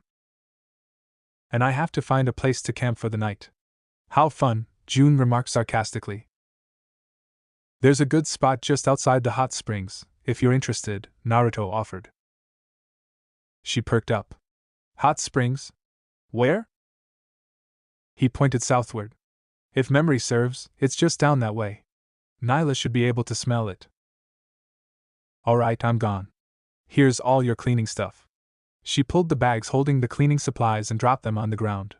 She urged Nyla on and the Shersha took off. Try not to hit the pedestrians, he called out after her. He wasn't sure if she had heard him or not. The others just watched as their teammates sped away. What was that all about? Azula asked the blonde, looking back at him. June is a connoisseur of hot springs, he explained as he picked up the bags. There's not a hot spring in the Earth Kingdom that she doesn't know about. Do you two want us to help you clean up the house? Suki asked. Do either of you actually like cleaning up? I know I don't. But I'll do it if it's necessary, Sokka told him. It was called being helpful to your friends, something everyone from the water tribes knew. If you don't want to, then don't. It's more for him, Azula said, pointing at Naruto. Wait, you enjoy cleaning? He asked the blonde. I like to think of it as a form of meditation. It's kinda soothing, if you begin to enjoy it. It helped him take his mind off things that bothered him. You're weird, the tribesman declared. We've already established that. The two of you had better get going. Odds are the others are waiting to surprise me with a party. You love disappointing them, don't you? Suki asked. His grin was answer enough. Then we better get through the entire disappointing part. We'll see you guys tomorrow. Both she and Sokka walked off, Akela trailing behind them. They stood briefly in silence as they watched the three disappear into the crowd. Are you ready to go? Azula asked Naruto. I might as well be. They walked in a different direction than the others. It didn't take them long to find the place. Azula had to double-check the address before she was sure they had it right. Why would they have the house up in a tree? She asked as she looked up at the house sitting at the top of the tree.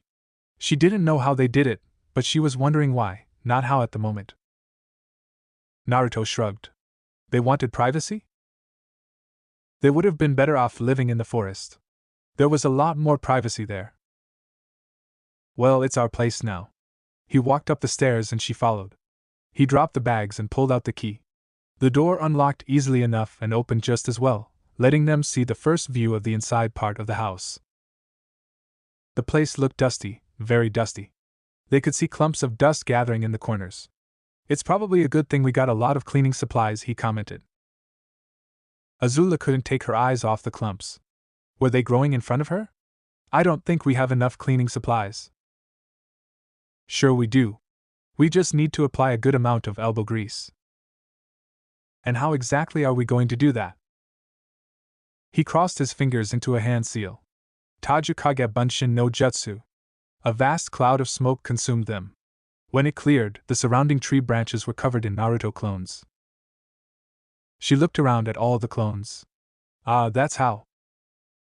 Alright guys, we've got a house that needs a very good cleaning, Naruto told his clones. Let's get to it. Yes, sir. The clones chorused before charging into the house. It soon became very nosy as they tried to eliminate every single speck of dust in the house. If someone were to pass by, it would have sounded like a war was going on. As they watched what was going on from outside, Naruto turned to Azula. Are you going to help, or are you going to stay out here? Are you sure I'm not going to get crushed in there? She asked back. He gave her a look. Azula, they're me. Why would we try to crush our girlfriend? I didn't say anything about trying. Come on, you'll be fine.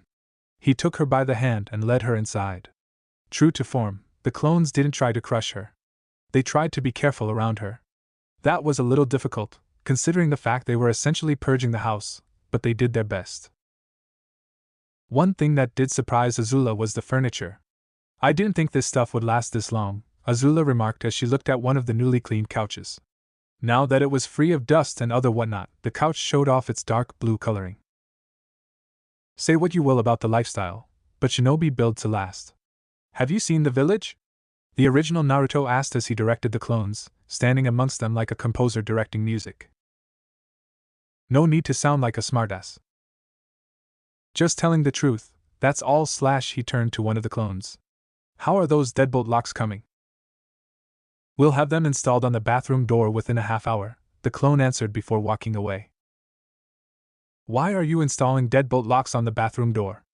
Azula asked the original. So I can feel safe as I take a bath or a shower. Or, at the very least, so I can have a few seconds to jump out of the window. Please remember, if a fandro can't break a lock open, they'll break the door open. He had a few experiences with that, and he didn't want to have them again. Naruto, you don't have any fangirls here, she reminded him with a pointed expression. They're all over in the bending countries. It never hurts to be safe, he replied. Besides, you would not believe how fast a fangirl club can be created around here and how long it lasts. Her eyebrow rose with a question. Are you speaking from experience? Oh Kami, no. I just knew someone who did have a club. Hey boss, one of the clones called out. We're moving the baby stuff out of that one room. You got any idea about what we should do with it? Just put it all in a scroll, I'll see if I can find someone who'll buy it. Alright, by the way, we found a safe in that room as well. I'll take a look at it later. The clone nodded and walked away, mostly to do as he was instructed. Baby stuff? Repeated Azula. Yeah, odds are that would have been my room, if things had gone differently, he replied quietly, looking at where that clone was going. Are you okay? Of course I am. I'm not a baby, so I don't need that stuff. If you're sure, I won't press it. She didn't exactly have a stellar family life, so she couldn't argue with him about it. The day continued as they waged war on the dirty house.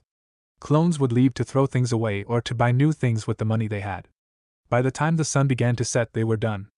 The house looked like it was freshly built, minus all the smells that went with a new house. Once he was sure everything was done, Naruto began to dismiss the clone in groups. Well, we're finally done, he declared as the last group disappeared in a cloud of smoke.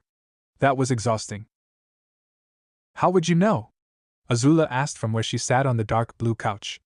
You didn't do any of the work. You just ordered your clones around. They might do the work, but I get the memories of what they did, and that includes the amount of energy they put into it. He collapsed onto another of the couches. Are you going to be all right? Just give me a minute. It had been really tiring work his clones did, and he was getting all of their fatigue. She looked around the house they had just cleaned. It looked completely different from how it looked when it was abandoned. It looked like someone could actually live in it. We're going to be living here, she said simply. Yeah, pretty much, he remarked as he relaxed and let the fatigue fade away. It was a thankfully quick process, one that he had been through many times before.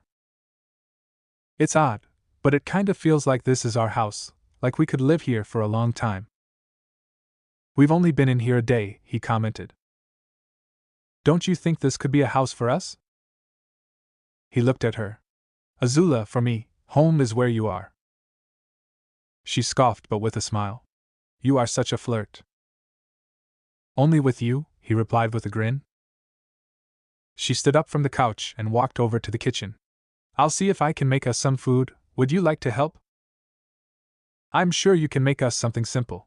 You were banned from the kitchen after you tried something complicated and decided to rush it. She scowled at him. How many times am I going to have to apologize for that? I don't know. You'll have to ask the head chief when we get back. He slowly stood up from the couch. Do you know where the clones put the pots and whatnot? Yes, I was paying attention, she told him with mock exasperation. The pots are to my left, the pans are to my right, and the other stuff is on the shelf above. Good to know. Why don't you take a walk around the village, Naruto? She suggested. He looked straight at her with a flat face. Why would you even suggest something like that? Well, you are going to be here while we do this job. You might as well get used to the place.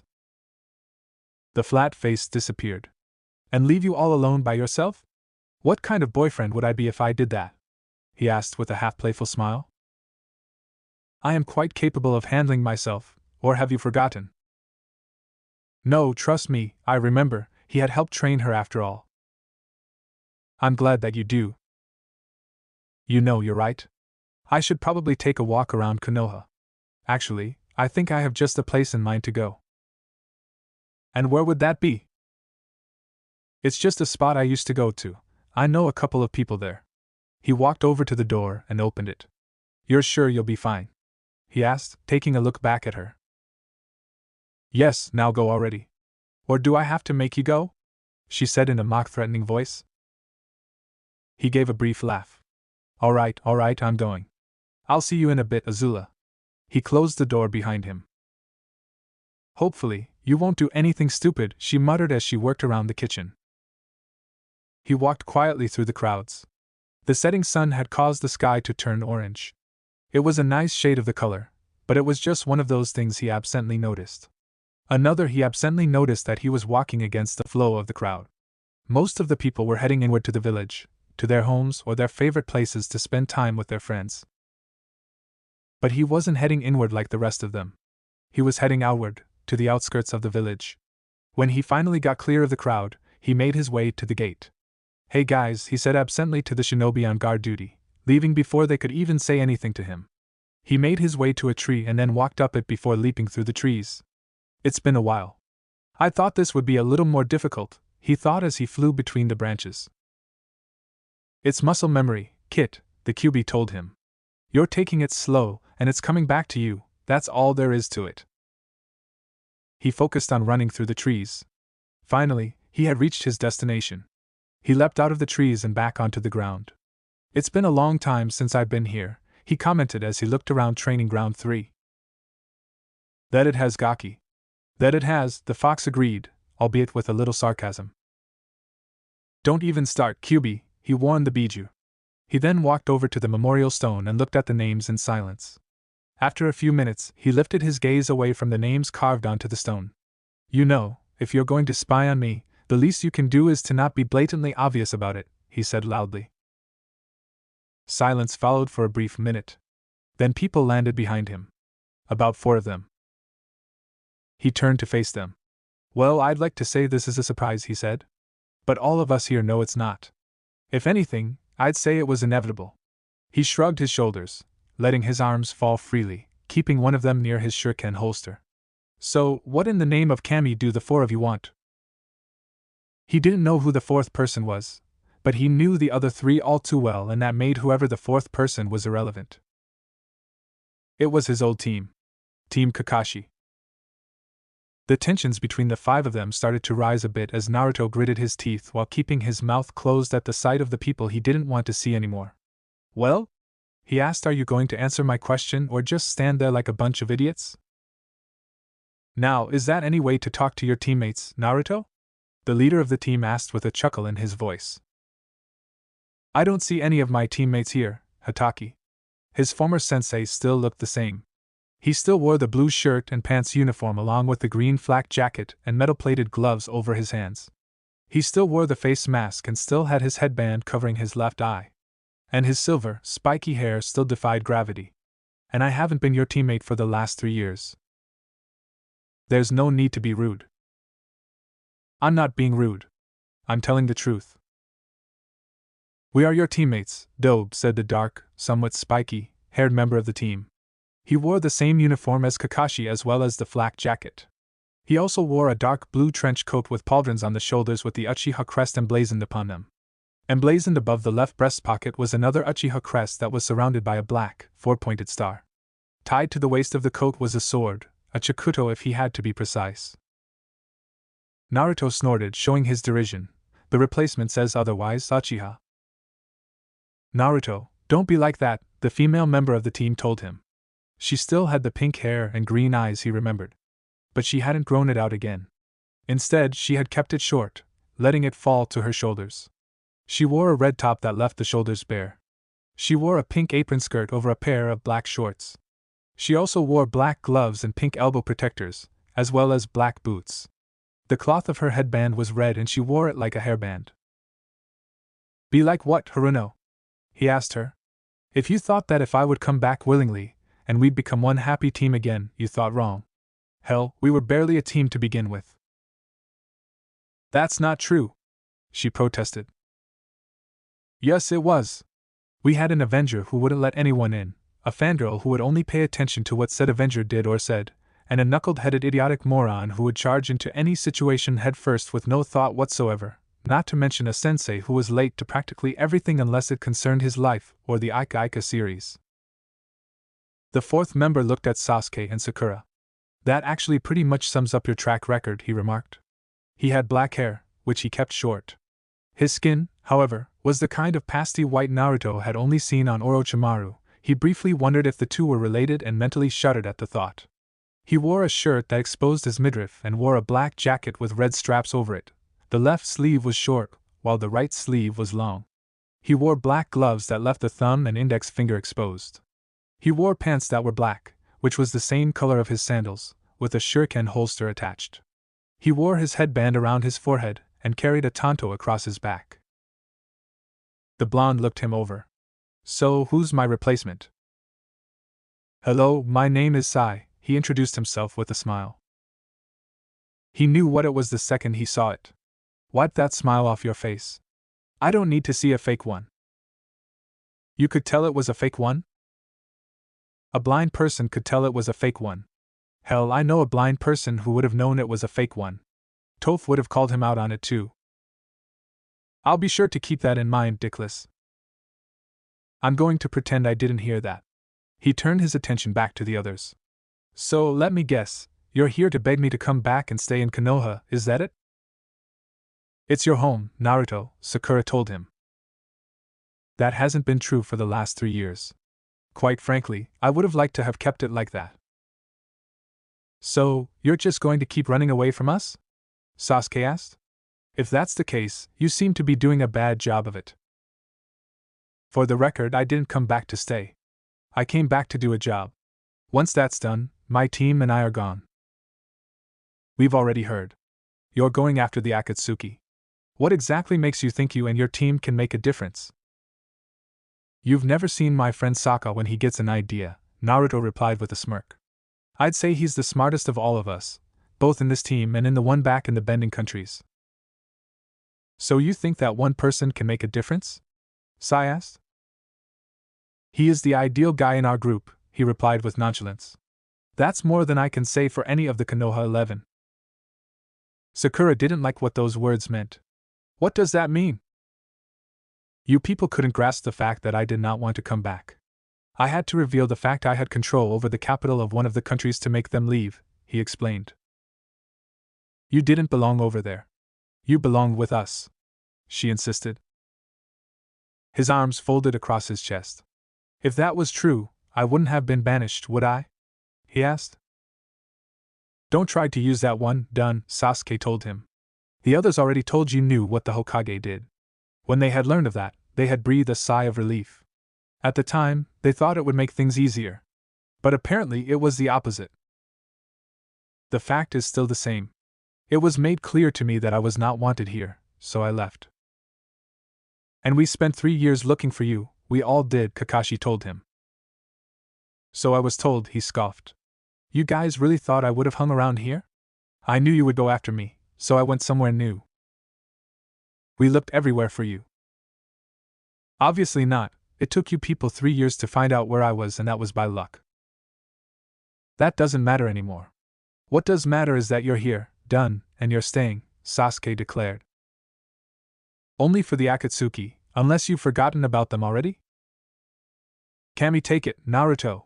We're trying to keep you safe. He shouted at the blonde, having lost his temper. The Akatsuki are looking for you. Of course they are.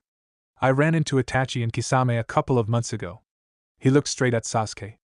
Why exactly haven't you killed him? Are you just waiting for him to come to you or something? You ran into Itachi? Shouted both Sakura and Sasuke. Haven't you been paying attention? I just said that. How are you still around? Sakura asked him. If Itachi had found him, he should have been captured. But he was right there in front of them. Your lack of faith is no surprise, he remarked. The sarcasm practically dripped off his words. Answer the question. He scowled. I am not a dog or a slave. Itachi and Kisame would have killed an entire city to capture you, Kakashi told him. Well, that would have happened. The problem was all 3 of us ended up being caught by an insane Earth Kingdom colonel who wanted his army to raise a colony to the ground. So, we ended up triggering a battle, and in the midst of that, I got to see Kisame get graphic with his massacre. Good times, he said with a sarcastic chuckle. You call a massacre a good time? Sai asked with a puzzled look. Not even he would qualify a massacre as a good time. That was a joke. Besides, they left when we were done. I left them a note. You left them a note? Sasuke repeated, like he couldn't believe what he had just heard. I told them not to come after me. Otherwise, they'd be leaving the bending countries with only their heads. Granted, he might not have been able to follow through with that threat on his own, but Itachi and Kisame didn't show themselves after that. So he'd like to think that it worked. You threatened them? And I can back it up. With what? Yourself? No, with them, he said with a smirk as he pointed behind him. They looked past him. For other people, along with a wolf and some other kind of creature, were standing behind the memorial. Nice job getting everyone, Azula. It wasn't that hard, she replied as they walked up to his side. You okay, Naruto? June asked Nyla. Yeah, I'm fine, June, the blonde told her. I've just been having a conversation with some people. What in the name of Kami is that thing? Sakura asked as she looked at Nyla. June frowned at those words. This happens to be my Shurshu, his name is Nyla. Call it a thing one more time and I will sick him on you. As entertaining as that sounds, try to keep the ugly creature under control, June, Naruto told her. Nyla hissed at him when he heard the words ugly creature. Yes, I was talking about you, you blind mole. What are you going to do about it? The Shurshu hissed again, eager to attack. Will the 2 of you knock it off? The bounty hunter told them with an annoyed frown. Fine. He looked at the Shurshu. But this argument is far from over. Nyla hissed in agreement. Akela just rolled his eyes at the whole thing. Sokka didn't care either. He was more focused on something more important. Are they who I think they are? He asked Naruto, looking at the team of shinobi standing before them. Naruto nodded once. Yep, pretty much. How do you know who they are? I asked Asuma and his team back in Ba Sing Se. I guess I missed that one. He briefly wondered when the tribesmen had asked Asuma and his team during the time in Ba Sing Se. What do they want? The usual crap.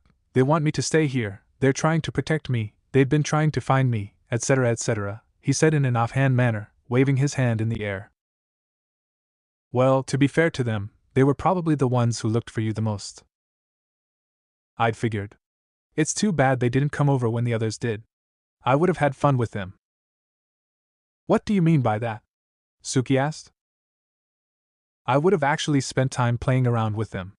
You know, taunting them, giving them false information so they could run off and leave you guys alone in a heartbeat, that kind of thing. I think you've been hanging around Jiraiya too long, Sokka commented. You say that like it's a bad thing. Are you planning to peep on naked women? He glared at the tribesman. You want to repeat that?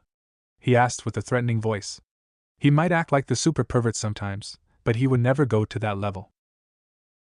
Sokka just grinned. Nope, glad to know you're still you. Thank you so much.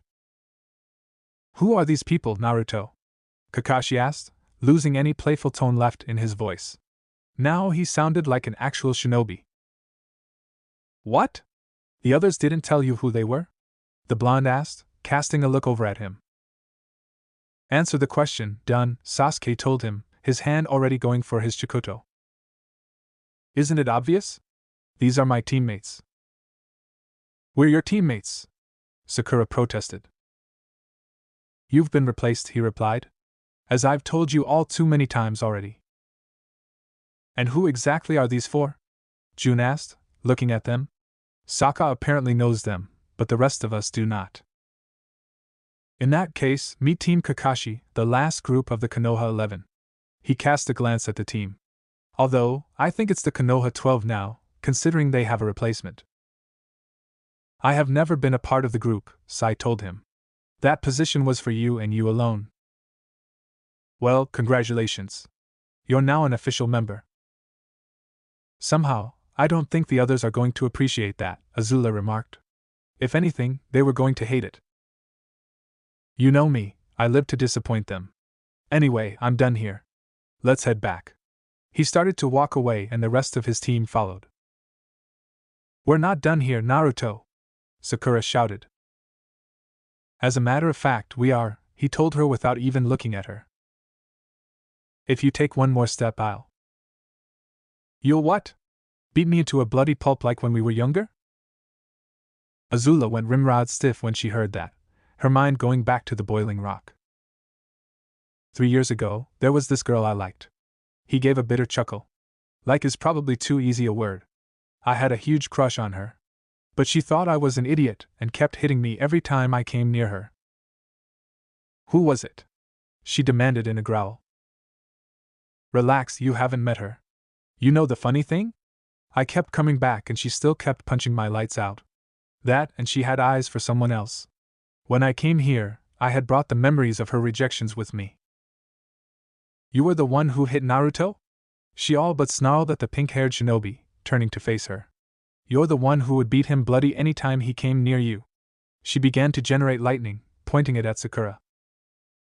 But before she could discharge it, Naruto grabbed her hand and redirected the lightning upwards into the sky. Azula, calm down, he ordered her, seeing the enraged look on her face. Why should I? She wanted to hurt the girl in front of her. Use your brain. If you attack them right now, we'll have an incident on our hands. And that's enough to have either one of the councils put bounties on our heads. If they make it large enough and give our whereabouts, it'll be safe to say that the bounty hunters will come after us even if we're in the bending countries. Oh, that'll be fun, June remarked sarcastically. Instead of being the chaser, I'll end up being the one chased. Azula began to calm down as she thought the facts through. Alright, I get it, she told Naruto. Are you calm?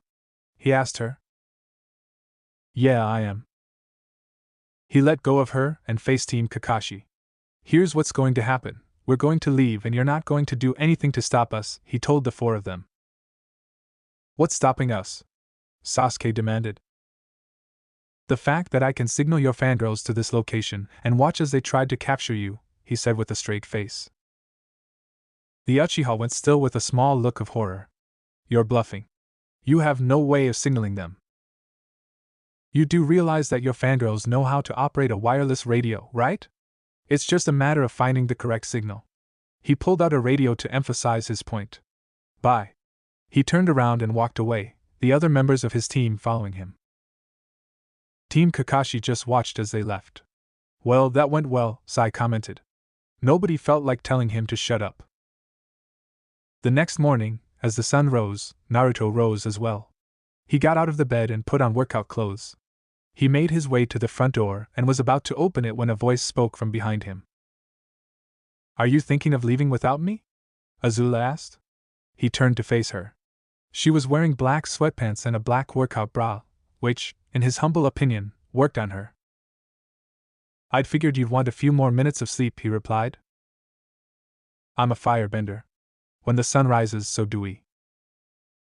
True, but even firebenders get a few extra minutes of sleep.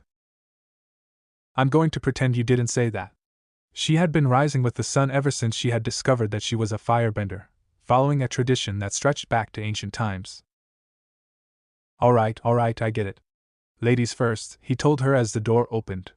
She threw him a look but walked through all the same. He followed behind her. You ready? Of course I am. Good.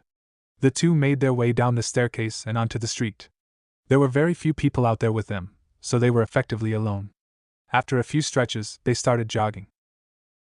They ran in silence for the first couple of miles. You're not going to ask why I got mad last night, are you? Asked Azula, breaking the silence. No, I think I know why, he replied as they jogged down the empty streets. In fact, the only other people who were up this early were the shopkeepers, and they were handling their shops. You remembered what I told you at Boiling Rock, right? Yeah, I did. She wasn't proud of the fact that she did now. Are you going to do that every time you see her? If she did, he knew it was going to cause problems. You don't need to worry, Naruto. I won't do anything unless she does. So instead of throwing the first punch, you'll just throw the second one, what about it? He asked. All she did was smile. You know me all too well. Besides, if she throws the first punch, we won't get into trouble. Don't be so sure about that. The civilian council might have entirely new members, but I'm willing to bet that there are a few of them who would use that potential incident to get us into trouble, Naruto warned. Plus, the last time we all came here to the village, Aang nearly pissed himself from seeing the regular inhabitants glare at us. That's true. Agni saves us from politicians, she intoned jokily. Kami too, he replied, making the both of them laugh. They fell silent as they kept jogging through the village streets. They finally stopped in front of the Hokage building, panting lightly. They turned around and looked back at where they came. Kick it up a notch? She nodded, eager for the challenge. They ran in different directions and began to climb up the building in front of them. Once they had gotten to the top, they took off across the rooftops. Naruto had always enjoyed doing this as a kid, running across the rooftops. He had found it even more enjoyable when he didn't use his chakra. He had continued to do it even after he came to the Bending Countries and had even got Azula to join him. He told her it was a form of training. They raced across the rooftops, ducking under obstacles and leaping across buildings. Adrenaline was pumping hard through their bodies. To them, the jog was just the warm-up. This was the real workout. Soon, things began to blur together, but they didn't care. All that mattered to them was the thrill of the run, the urge to win, and the rooftops in front of them. They landed in front of the door to the house, ending the race in a draw. How many draws are we at now? Azula asked as Naruto opened the door. Do you want an honest answer? Please. I lost count about a year ago. He focused on the priorities as they walked inside. You can go wash up first, he told her. How gracious of you, she remarked drily before she headed for the bathroom. He went over to the kitchen sink to wash the sweat off his face when he heard her call out. Naruto? How does this thing work? Right, forget that she's never seen a shower before, he thought to himself before heading to the bathroom. He found her standing in front of the shower. It's not that hard, Azula, he told her. You just do this. He grasped the handle and pulled it upwards. You should wait until the water gets to the right temperature before getting in. The water came on, hitting him full on. Ah, damn it, he muttered to himself as he stood back up. You got it? He asked her. Oh yes, I do, she answered in a half-strangled voice, like she couldn't believe what she was seeing. He went completely still. He had heard that tone of voice before. It was the same tone of voice any woman got when they saw him wet. He had also just been hit by a full blast of water coming out of the showerhead, so his hair was now all but dripping. Azula, close your eyes, he ordered. She did as she was told, albeit with a little reluctance. I'm going to walk out of this room. Once you hear the door close, count slowly to 5 and then open your eyes. He made his way out of the room and closed the door. He walked back to the living room and after quickly drying his head off, took out his book along with his notes on them. He worked on them as he heard the shower go. It lasted a while, until he heard the shower turn off and the bathroom door open. He heard Azula walk out of the bathroom and back to the bedroom. Then all was silent in the house. The silence ended when Azula, fully clothed, walked back into the living room. Sorry about that, Naruto, she said, a bit embarrassed. She knew what happened when he got wet and yet was about to do the same thing every other girl did when they saw it. You don't need to apologize. But you do realize now why I had those deadbolt locks installed, right? He asked. Yes, I do. It's just that you were dripping water? He finished for her, making her nod. Honestly, I still don't see why women get like that whenever that happens. I am not that good looking. That's a lie, she thought to herself. It's amazing, after all the attention he's gotten from women and fangirls, he still believes that. He closed the book and put the notes away. I'll go clean up. He locked the door behind him after walking in. Soon, he was underneath the shower as water pounded down on him. You know, if that had been one of your fangirls, I would have been laughing, the QB stated. That would not be a funny thing, he replied silently. For me it would. It would have been immensely funny, and quite entertaining to watch too. Of course. His Biju seemed to get a lot of kicks out of watching things like that happen to him. So, why exactly haven't you taken her yet? What are you talking about? Take who? Don't play dumb with me, Gaki. Why haven't you taken Azula to bed yet? In case you haven't noticed, we've been to bed, several times actually. What did I just say about playing dumb? The fox asked him, sounding a little annoyed now. Look, Fox. Just because I have a girlfriend, doesn't mean we have to have sex every 5 minutes. I did not say anything about every 5 minutes. I mean, what's the big deal? You're not a virgin. If he had been walking, that would have been the moment he would trip over nothing. How the hell do you know that? He demanded. Remember where I live, the QB said with complete and utter sarcasm. So, you were watching the entire time? No, I was asleep. I just looked through your memories the next day. Cammy, was I surprised at what I saw? You're not going to tell anyone about that. It may have been a while since then, but he still felt embarrassed that the fox knew about it. Who the hell would I tell? I'm stuck inside you. He forced himself to calm down. Well, if that's the case. Back to my original question, why haven't you slept with Azula? I'm only 16, QB. I don't need to go that far right away with her. Which is ironic, considering how old you were when you... We are not talking about that. Ah. There is no need to shout. Then don't bring that up. Alright, just answer my question already. I already did. The rest of the shower was spent in silence. Once he was done, he left and quickly changed into his clothes.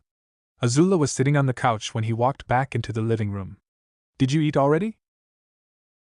Why would I when I have a very good chef at my disposal? She asked with a small amount of humor. He smiled at her and gave a formal half-bow. Your wish is my command, princess. Breakfast didn't take long to make. The two of them sat down to eat, talking about random things. When they were done, Naruto washed and Azula put away. Just as they were finishing up, someone knocked on the door. It's opened, Naruto called out. The door opened and Jiraiya stepped through. Is it time to start already? The blonde asked him as he finished the last dish. He nodded. Tsunade wants you and your team in her office. I'm going to escort you two there. Despite what you may think of, Sensei, I do know my way to the Hokage office. I know you do, but I want to talk to you on the way there. Of course you do. Both he and Azula walked out the front door and Jiraiya followed them. So, what do you want to talk about? He asked the Toad Sage as they started down the street, lighting a cigarette. I heard you ran into Team Kakashi last night, Jiraiya remarked. How'd you hear about that? I have my sources. That was cryptic. How did it go? How do you think it went? The blonde asked back. It was the same thing with the other teams. They want me to come back, they're trying to protect me, blah, blah, etc., etc. Be nice, Naruto. That was being nice. How did Azula know to get the other members of your team? That was something that baffled him a little. That would be telling, Naruto said with a smirk. Tell, he ordered. No, I don't think I will. Would you like another training session? He held his hands up in mock surrender. Alright, fine. Last night, Azula asked if she wanted me to have her make dinner. So? That doesn't tell me anything. There's a reason why we tried to stop Azula from cooking, or at the least, find some good cover. Do you want me to send you flying? Azula threatened, fist covered in blue fire. Would you relax? He asked her. It's the truth and we both know it. Besides, you like what I cook for you. Flattered, she replied, but with a small smile. The fist went down, the fire extinguished. So, you knew something was up once she offered to cook? Jiraiya asked him. Yep, once that was in place, we started to say something one thing, but mean another. For example, last night I asked her if she remembered where the clones put the pots and whatnot. She told me that the pots were to her left, the pans were to her right, and the other stuff was on the shelf above her. In other words, Azula continued, there was one person outside the house on my left, one on my right, and the rest were directly in front of me, on the side of the house I was looking at. Huh, that's fairly impressive, the Toad Sage admitted. If he had time, maybe he could devise a new cryptic language for the village from it. Thank you, they said together. Don't do that. But still, you'll have to at least get along with your former teammates, he told Naruto. I know that. Why do you think I stopped Azula from shooting a bolt of lightning through Sakura? Yeah, I heard about that. He looked at Azula. Why would you try to fry Sakura? You've never even met the woman. He asked as they entered the Hokage building. They knew the way to Tsunade's office, so no chance of getting lost. No, but Naruto told me about what she did to him, she answered with a small growl. Well, you're going to have to get along with each other. Why? Naruto asked as they stood outside the door to her office. He opened the door and saw Tsunade sitting at her desk. Sokka, Akela, Suki, and Jun were there, as well as Team Kakashi. If this wasn't planned before last night, one of you two have lost a few IQ points, he accused both Jiraiya and Tsunade. Just get in here, Gaki, Tsunade told him. Now, what exactly is your name for your team? We seriously have to come up with one? He asked as they entered. Seeing an ashtray on the desk, he walked forward and stubbed the cigarette out in it. It's for the mission record. Should I have known you as Team Avatar? No, the idiot isn't here. Who are you talking about? The last time she checked, there wasn't an idiot with them when they were here. Ain, he said with exasperation. If somebody didn't keep an eye on him, he would be doing something stupid all the time. That's a little mean, Naruto, Suki accused him. It's still the truth. Besides, you guys didn't exactly stop him on a few of those occasions. Just call us Team Paragon, all four of us are in it, Jun told the Hokage. Good name, Sokka complimented her. I will try. Alright then, the 5 of you are now Team Paragon, Tsunade declared, writing it down on one of the pieces of papers on her desk. What's the mission? Naruto asked, becoming all business.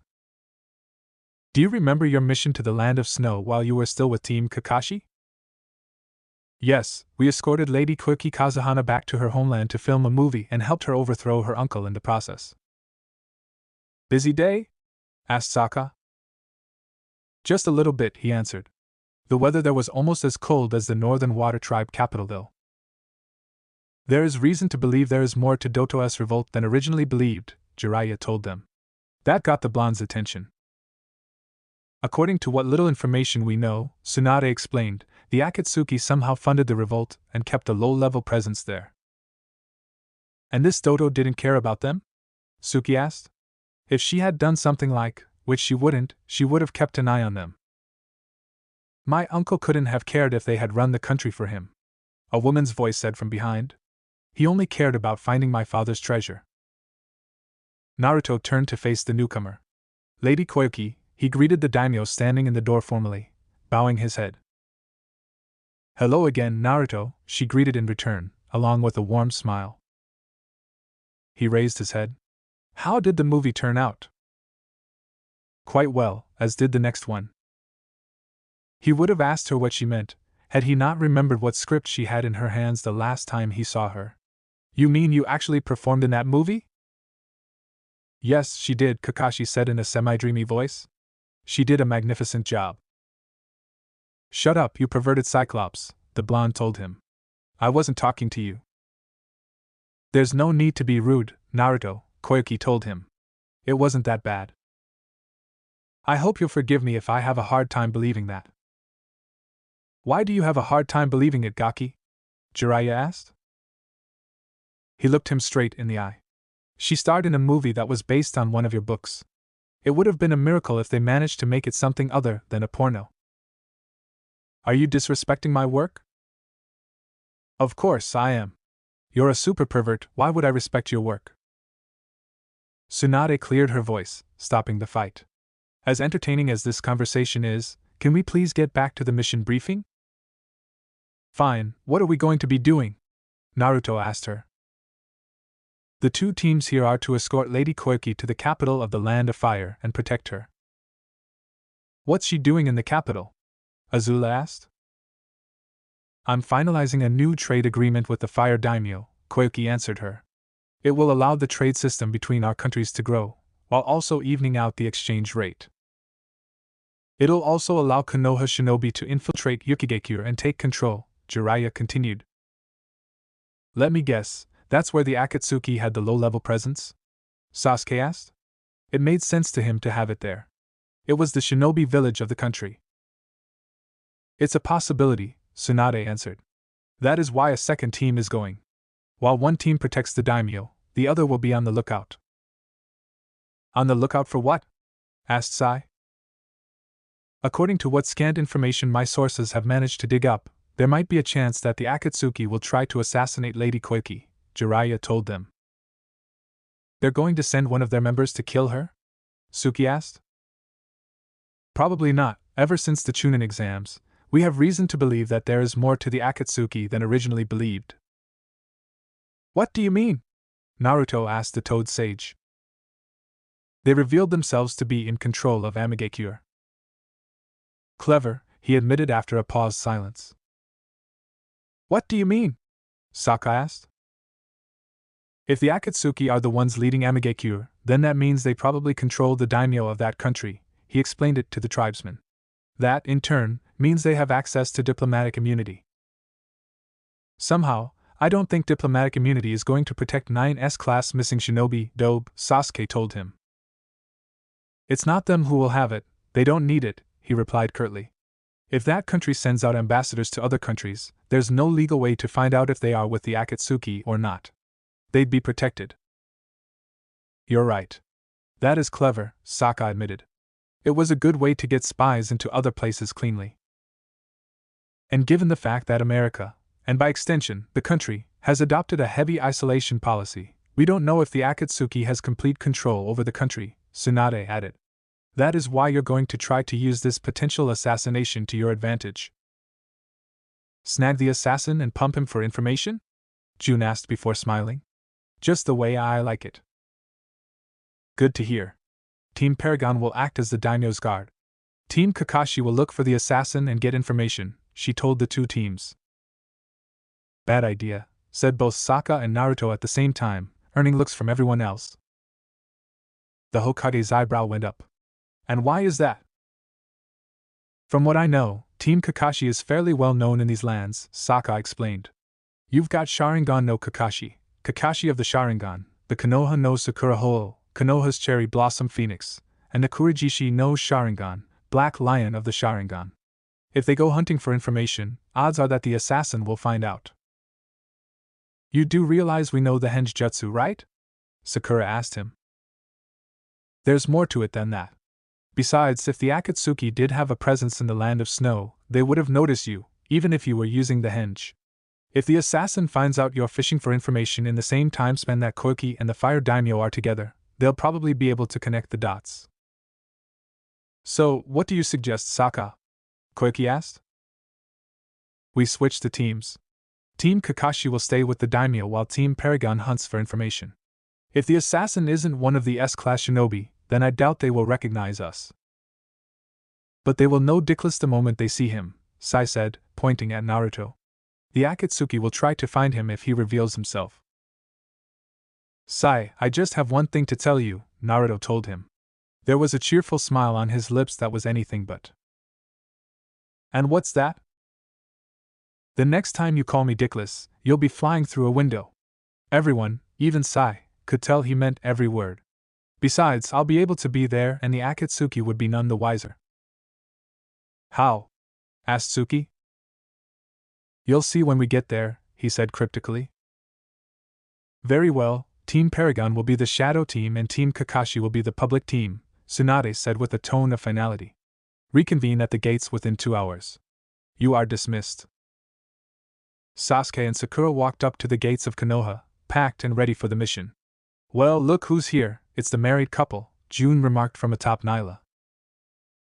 We're not married, Sasuke told her shortly.